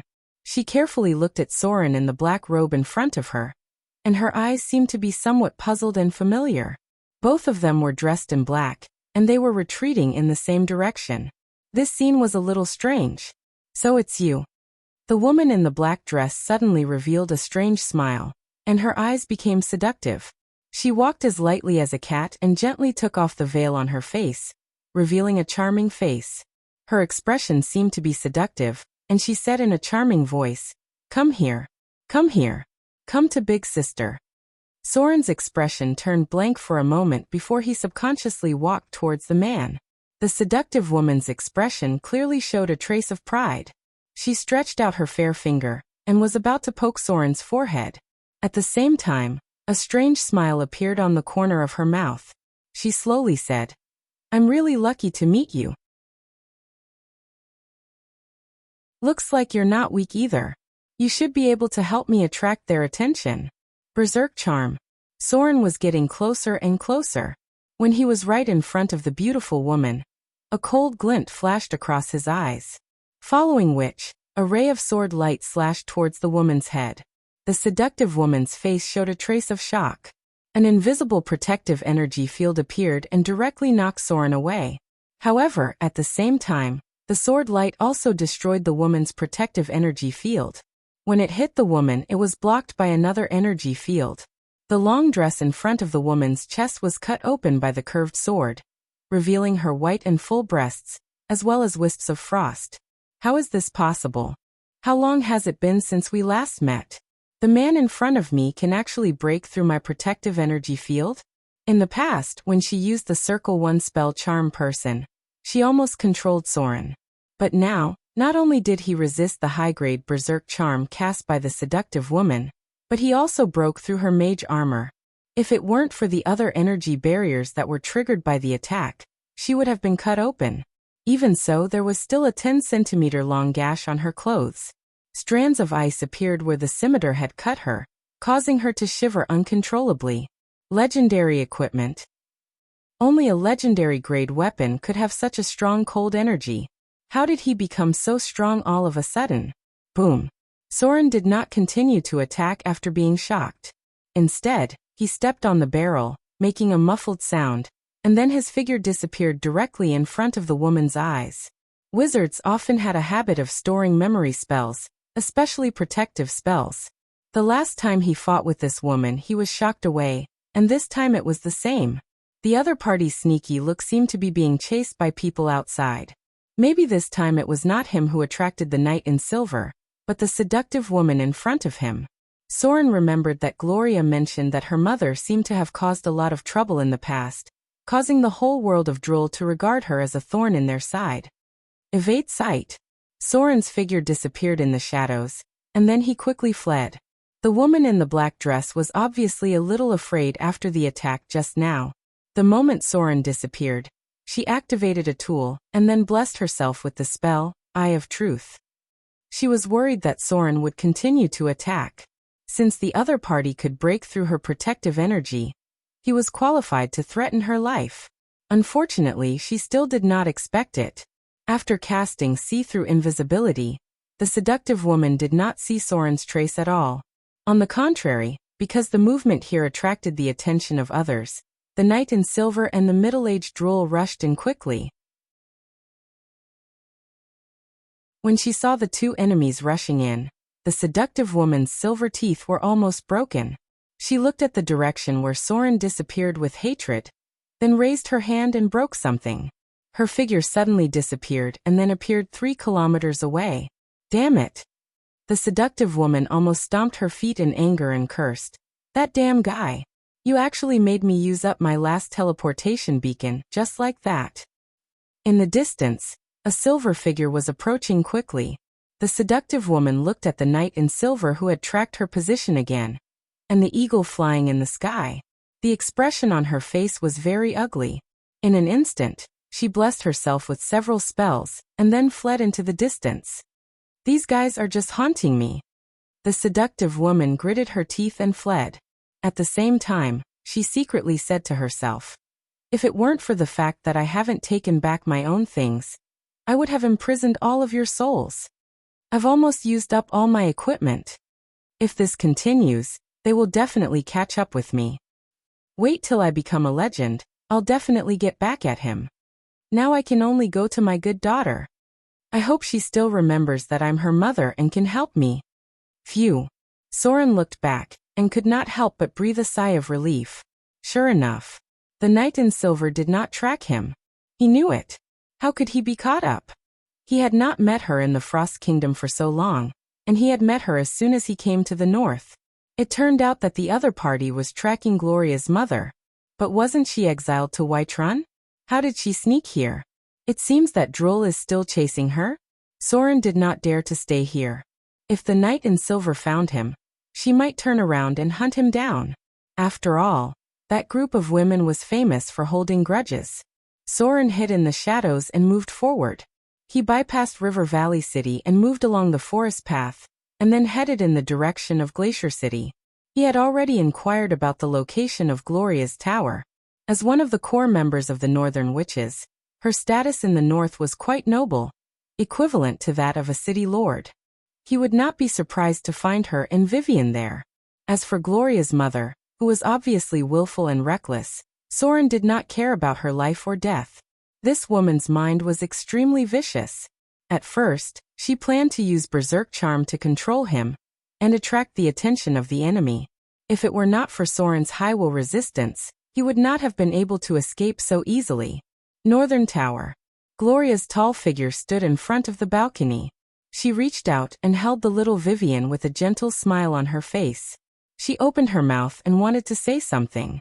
Suddenly, her face changed greatly. She raised her hand and a light emerged. In an instant, a water-like mirror appeared in front of her, and a hazy figure could be vaguely seen in it. Even with the spell of true sight, she still could not see through the other party's invisibility. Gloria's face suddenly became serious. She raised her hand to protect Vivian next to her and said, "Legendary assassin? Vivian, go to the laboratory now. Don't come out from there." A legendary assassin has invaded the wizard tower. Boom. Boom. The walls of the wizard tower shook slightly. As Gloria raised her hand and waved, a secret door appeared on the wall, and then a heavy steel golem walked out of it. At the same time, a magical aura emerged from the top of the wizard tower. In an instant, all the passages in the wizard tower were closed. Even the shadow plane was wrapped in magical energy. How dare you break into my wizard tower? Gloria's beautiful face showed a trace of murderous intent. She raised her staff and knocked on the ground. An invisible wave of energy gradually spread out. She looked at the water-like mirror and said, "Steel golems, listen to my command. Activate the energy laser beam. Activate the dimensional lock. Seal all the passages in the other dimension. Seal the portal. Awaken the phantom golem. Summon the phantom golem. Spirit realm locked on target. Necromancy field activated. Life energy scan. Activate the energy core device. Wizard Tower Level 1 alert."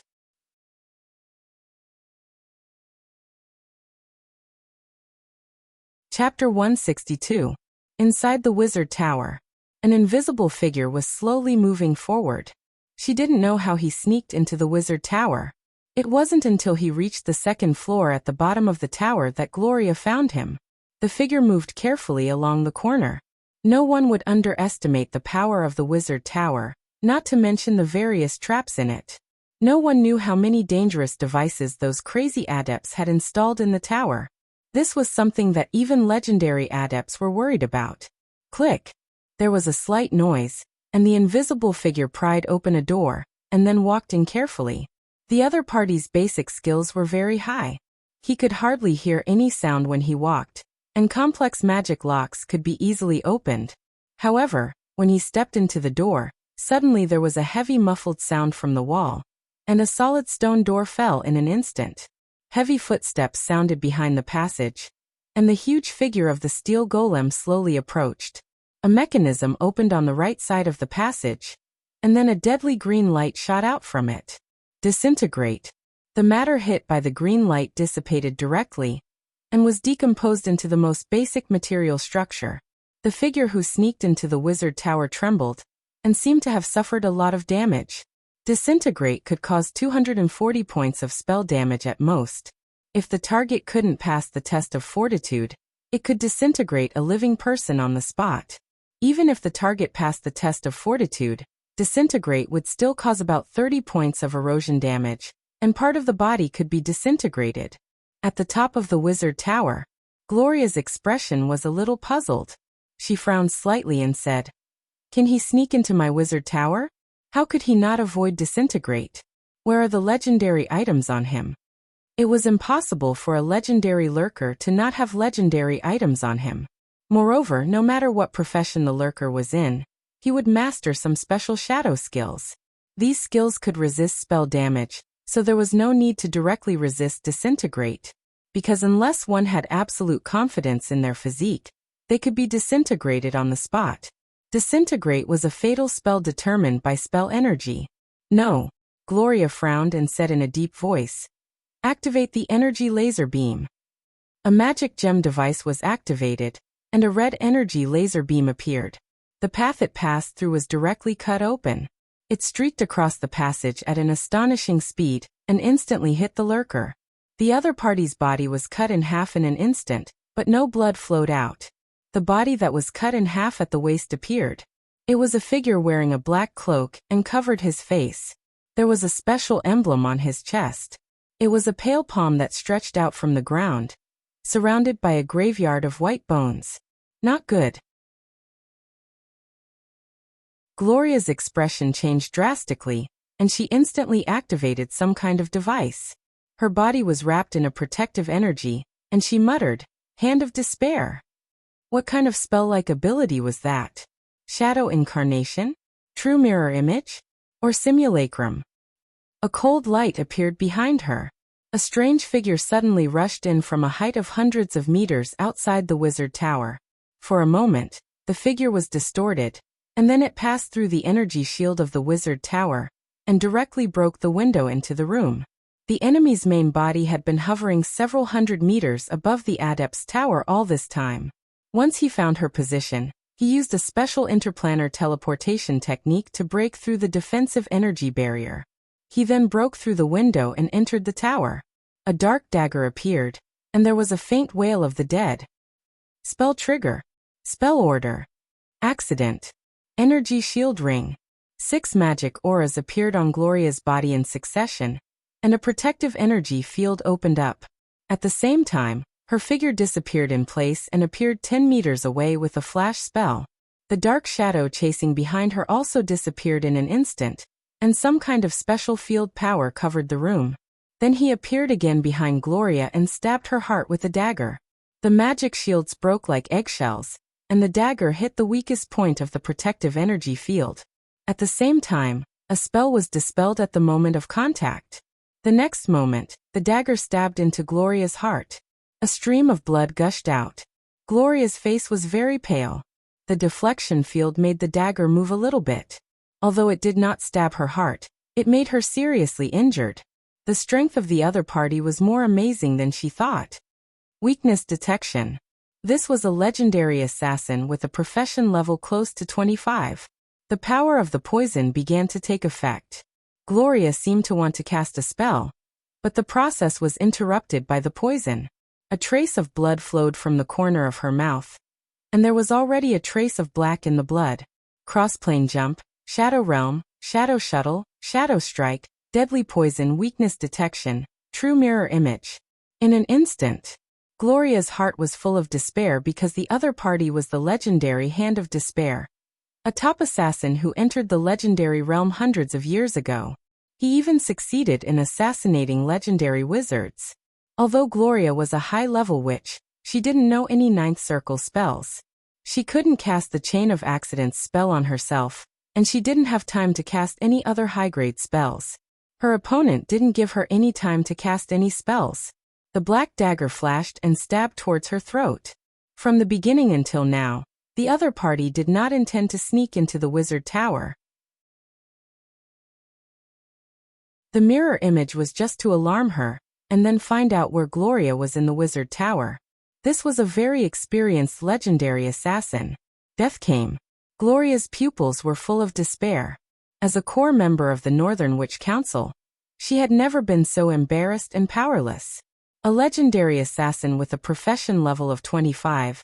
This had not appeared for nearly 100 years, right? Why would he assassinate her? Vivian. Where is she now? The wizard tower could not stop such an existence at all. Unless she had also advanced into the realm of legendary wizards, she would not be able to fight against this kind of existence without spells that could stop time or spells that were at the level of level 9 or above. The current Eye of the North, the head of the Witch Council, was only a level 24 Northern Witch. Her profession level might not be as high as the legendary assassin in front of her. This was a profession qualified to step into the realm of the gods. The moment of death was so long. Just as Gloria was prepared for the moment of death, the pitch-black dagger suddenly stopped in front of her. A hint of horror appeared in the eyes of the masked assassin before him. Then, he instantly transformed into a shadow and disappeared from where he stood. At the same time, he teleported to a position 15 meters away. Gloria suddenly collapsed. She instantly activated an item to temporarily suppress the poison in her body, and looked at the position outside the door. Vivian's figure appeared here. She was wearing a white princess dress and looked so cute. Her small body was floating in the air, but her pupils had turned blood red. Behind her, there was a pair of demon wings. Her expression was so strange. She seemed to be smiling, but there was a trace of evil charm at the corner of her mouth. It was an expression full of ridicule and playfulness. It was completely different from the Vivian in her memory. Tisk. Vivian stepped into the room gently, glanced at the seriously injured Gloria next to her, and then turned her eyes to the Hand of Despair in front of her. She said playfully, "Finally willing to let me out? If you don't let me out, your sister Gloria will die. But it doesn't matter if she dies. We can reshape her soul into a body. Do you think it's better to become a banshee? Or was it better to become a succubus?" Gloria's face was ugly and she murmured, "Vivian. What's wrong with you? The little girl slowly turned around, raised her white little hand, and lifted her long hair. There was a strange tattoo under her earlobe. She looked at Gloria playfully and mocked. I'm not Vivian. My name is Lillian, the Witch of Fear, Lillian. I've been watching that useless fellow silently for 8 years. Even after absorbing such a huge amount of divine power, she's still so useless. But I have to thank you. If you weren't in danger, she might not have been willing to let me out. I'm finally free. Vivian's tiny body hovered in midair, and she took a deep breath as if she were enjoying the feeling of freedom. She spread open her little hands, and even the demonic wings on her back trembled slightly, as if she were enjoying the feeling of freedom. Then she turned her head to look at the hand of despair in front of her. A divine light appeared in her scarlet pupils, and a cruel smile appeared on her lips. She said with an evil smile, since I'm out, then according to my agreement with that idiot, I'll kill you, you annoying fly. I'm a very honest person. She's very similar to my brother. Not like that useless fellow. She has such a huge amount of power, but she can't even protect her brother. He was a complete idiot and a useless idiot. He was simply a complete burden to Chu Yang. The little girl seemed to speak with a bit of cadence, like a willful and lawless rebellious girl. But she was only 8 years old. That kind of expression, tone, and attitude was difficult to describe in words. If Soren was here, there was only one adjective he could think of, and that was Chinibu. A cruel smile appeared on the corner of Vivian's mouth. She raised her small white hand and clenched it. A divine light appeared in her eyes, and then a huge burst of divine power erupted with her as the center, enveloping everything within a 30-meter radius. She looked coldly at the hand of despair in front of her and said with a serious expression, Divine realm of fear. Time stop. The surrounding space was completely frozen at this moment. P.S. There are only 2 chapters today. I overslept during the day, so I have to wait until tomorrow for 3 chapters. Some of the plots in this book are very tiring, and I slept for half a day. I don't know if everyone feels like this after they're done.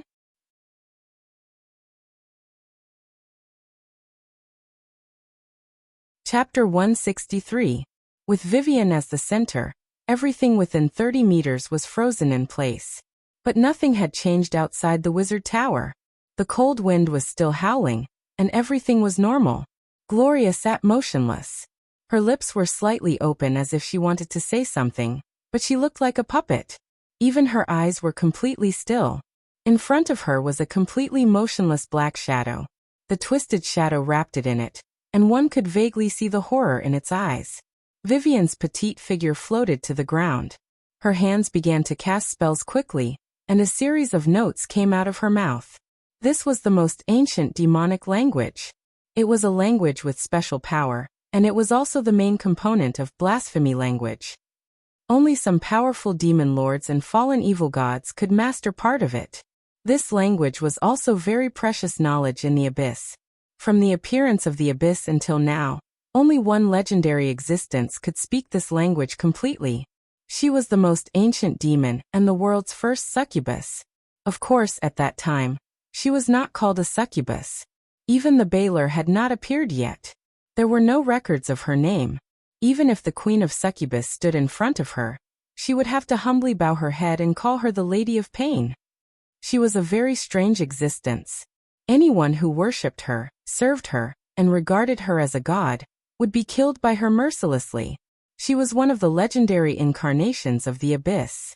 She did not need any clergy to kill a god with great divine power. She was also the only one who was considered to have great divinity. Note, not a great divine power. An existence without divinity and divine power. No one knew what she was thinking. Once she walked towards chaos, but later she entered order. She was an eternal neutral. The Lady of Pain was still standing in the middle of the multiverse, watching the changes of the whole universe. However, her kingdom was no longer open to outsiders. No one could enter her territory for 3,000 years. Vivian took a long time to cast the spell. She uttered a series of ancient demonic language. At the same time, the space in front of her began to distort. It was as if time and space were shattering. The space in front of her began to collapse and break apart like fragments. A space-time fault appeared. Then, she stretched out her small white hand and took out one of the fragments from the dark and deep space-time rift. This fragment turned into a long sword that was almost taller than her. Sword of Destruction. Legendary spell. Vivian's small hand held a long and narrow demonic sword. It was not a weapon made of material, but a fragment of space-time that had been extracted. It was just an external manifestation of a sword. She raised the demon's sword of annihilation with both hands and waved it around. As if she was not used to it, she pursed her lips and muttered, "Sure enough, using a whip is more convenient."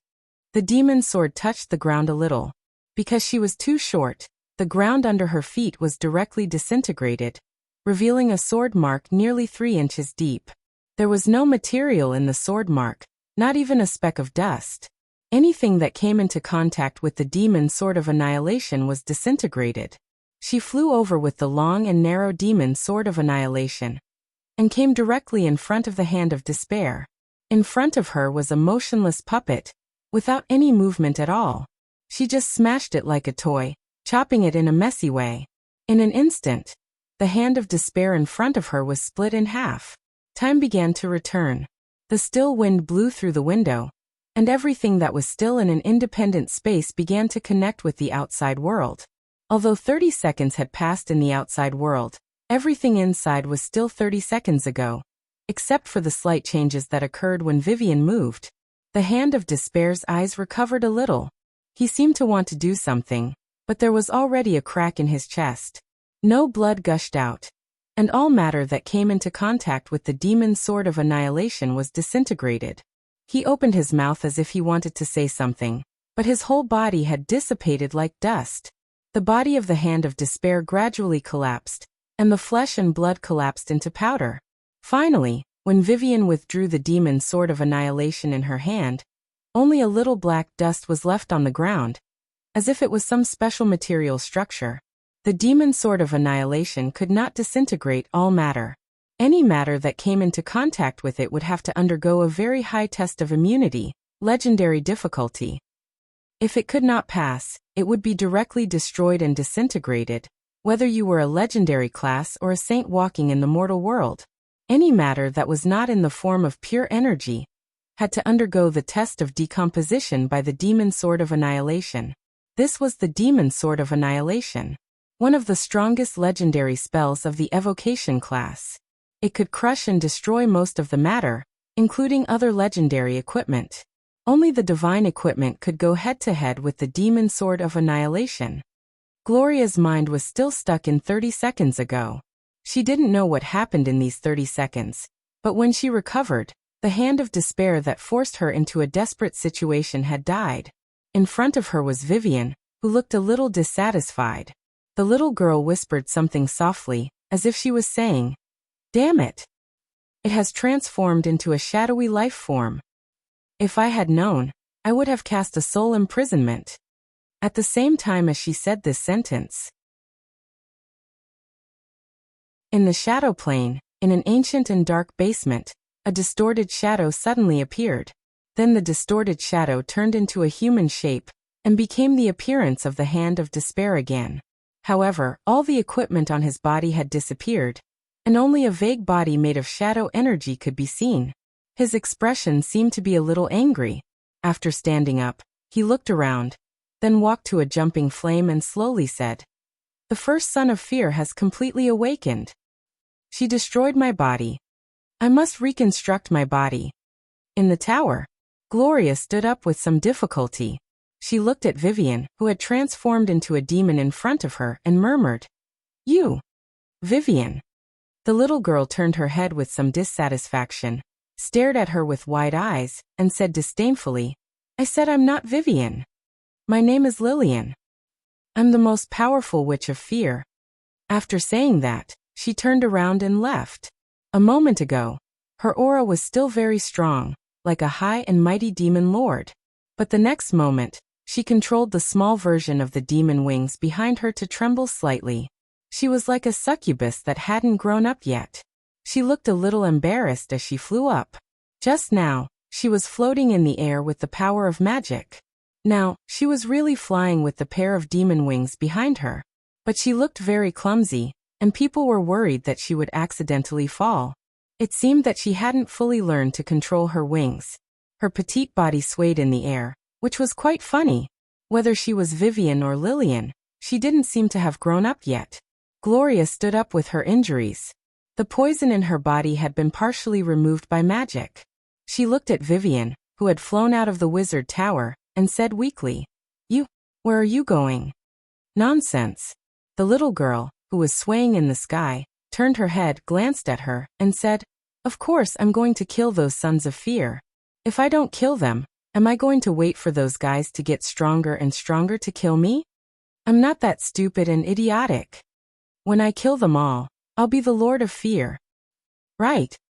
If my brother comes to me, you tell him that I'll come back after killing those bastards. I'll also prepare a big gift for him."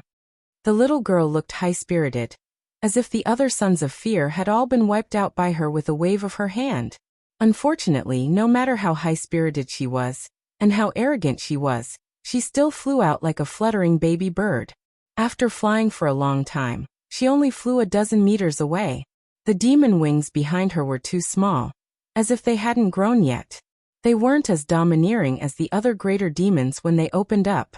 Perhaps she felt that she would have to fly until the end of time, the little girl muttered in dissatisfaction. Then she raised her small hand and opened a portal.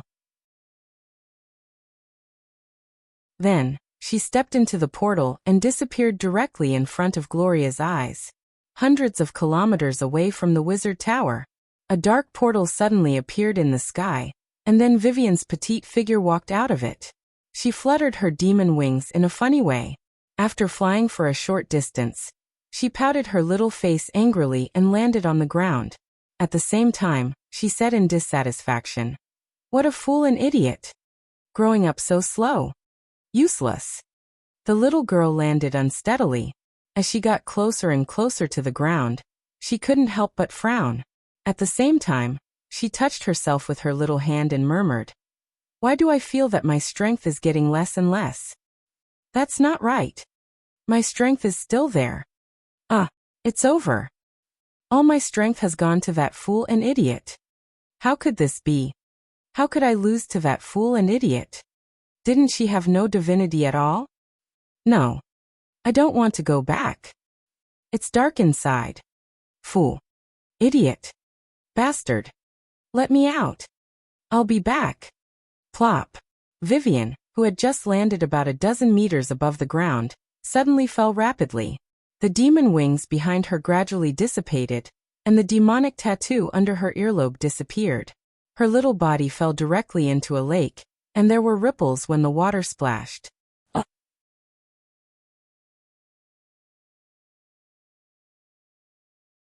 Chapter 164. Inside the gloomy woods. Soren moved forward quickly while keeping a vigilant eye on his surroundings. Although he had lured away the knight in silver and the high-grade droll, he encountered a very dangerous creature last night. It was a snow-white spotted leopard with smooth lines, almost bigger than an adult Siberian tiger. A conservative estimate of its weight was close to half a ton. This was a very rare frostblade leopard. It was not a primitive beast, but a special kind of magical beast, a species produced by some taboo experiments. This kind of creature was mainly active in the outer plane, and it was said to be the experimental product of the Arcane Empire. Its creature level was 16. Soren did not fight with this dangerous creature. Although both sides had noticed each other, they only looked at each other from a distance of hundreds of meters. This beast was not low in intelligence. After the two sides put a certain distance between each other, it directly escaped into the dense woods. Magical beasts had the intelligence of about a 9 to 14-year-old child. They appeared on a large scale during the Arcane Empire. At that time, even rabbits could spit out ice cones from their mouths. Mainly because of the leakage of magic energy and various energy radiation, many animals had undergone large-scale mutations, which seriously threatened other intelligent creatures. Note: the total number of sorcerers doubled during that period. What followed was a massacre. Even the drool was forced to participate in the war to eliminate these magical beasts, because they were not natural creatures. Mutated beasts could destroy the balance of nature. A wolf pack could be extinct because of a mutated rabbit. The biological chain of nature was under attack and could collapse at any time. The sequelae of energy radiation were not only these, but also some more dangerous creatures. These creatures were called evil creatures. They continued to cause destruction for tens of millions of years. Until now, they still existed in some parts of the world. These creatures mutated because of energy radiation. Even the gods could not do anything about them. They could only work together to seal them. There were some in the deepest part of the desert, and Soren had seen one of them. Soren walked along the road. He didn't calculate how far he had walked, but suddenly, he seemed to feel something and couldn't help but stop. Soren's heartbeat began to accelerate. It was an inexplicable increase in heartbeat. Due to the blood coursing through his veins, his muscles began to swell, and veins began to appear on the surface of his skin. At the same time, his pupils turned slightly red due to the congested blood. This strange feeling was completely out of his control. Soren had no idea what was happening to his body, but somehow, he could feel that Vivian had something to do with it. This process lasted for quite some time. Soren's temples were throbbing, and his brain was hurting from the pressure. He couldn't help but quicken his breathing as he ran towards the nearby river. Soren felt extremely hot. His skin was slightly red, and his mouth was dry. It was as if he hadn't drunk a drop of water for 3 days and 3 nights. He wanted to drink a whole bucket of water in one go. His skin was getting redder and redder, and his muscles were swelling painfully. Ah! Soren couldn't help but let out a scream. He staggered and fell to the ground. The pain was getting worse, but he gritted his teeth and forced himself to crawl forward. Little by little, he reached the river and fell into it. Asterisk sizzle. Asterisk a stream of water vapor rose from the river. Soren's skin was like a piece of red-hot iron, and a part of the water had evaporated. The rising water vapor was getting thicker and thicker. Soren's pain gradually subsided, and he gradually regained consciousness. When he looked down at his palm, he realized that there was a strange tattoo on his body. The tattoo slowly spread along his arm, from his arm to his collarbone, and then along his neck until it reached his earlobe. Soren slowly stood up. In the reflection of the river, he still looked the same. However, his pupils had turned scarlet, and there were many strange tattoos on his body. They looked like the tattoos that some wizards would carve on their bodies, but they were more like the tattoos of high-grade demons in the abyss. The first batch of high-grade demons had similar tattoos on their bodies, which allowed them to resist all kinds of damage. Soren still looked the same as before, but the biggest changes were the tattoos on his skin and his pupils that had turned scarlet. His heart was beating faster than before. Soren's basic heart rate had increased by 50%. The changes to his appearance weren't very obvious, and he was a little stunned by the sudden change. His body temperature had increased by a lot. The first thing Soren felt was the change in his body temperature. The body temperature of an ordinary human was about 36 degrees, but now his body temperature was at least 50 to 60 degrees. His skin was a little red, and his thin body was much stronger than before. His whole body was full of swollen muscles. The small muscles that were not very eye-catching were also exposed outside, and the clothes on his body were stretched out a lot. The change didn't last long. When Soren was about to check why he suddenly changed, his accelerated heartbeat gradually slowed down and returned to its original level. Then, the bulging muscles on his body due to the rush of blood also gradually returned to normal. His scarlet pupils returned to their original state, and the tattoos on his arms also disappeared little by little. If it wasn't for the little bit of water vapor around him, he would have thought that everything just now was an illusion, and that he was under some kind of illusion spell. What's going on? Soren opened his palm and looked at himself. There was nothing wrong with his body. His pupils returned to normal, and the tattoos had completely disappeared. None of the changes had left a trace. A row of data suddenly appeared. An unknown mutation has occurred. Divine energy activated. Temporarily transformed into slaughterer form. Slaughterer form activated. Mutation disappeared. Restored to original state. Slaughterer form cancelled. Vivian. Soren's expression changed slightly. He almost immediately walked out of the river and ran forward. Although he didn't know what caused such a change, Soren was sure that it definitely had something to do with Vivian. The divine power of the Son of Fear had been absorbed by Soren, but the divine power had been transferred to Vivian. There should still be a connection between the two. Even if Soren didn't have the divine power of fear, the essence of the divinity of fear was still in his body. What he absorbed wasn't the original and pure divinity. With his current power, he couldn't purify the absorbed divinity.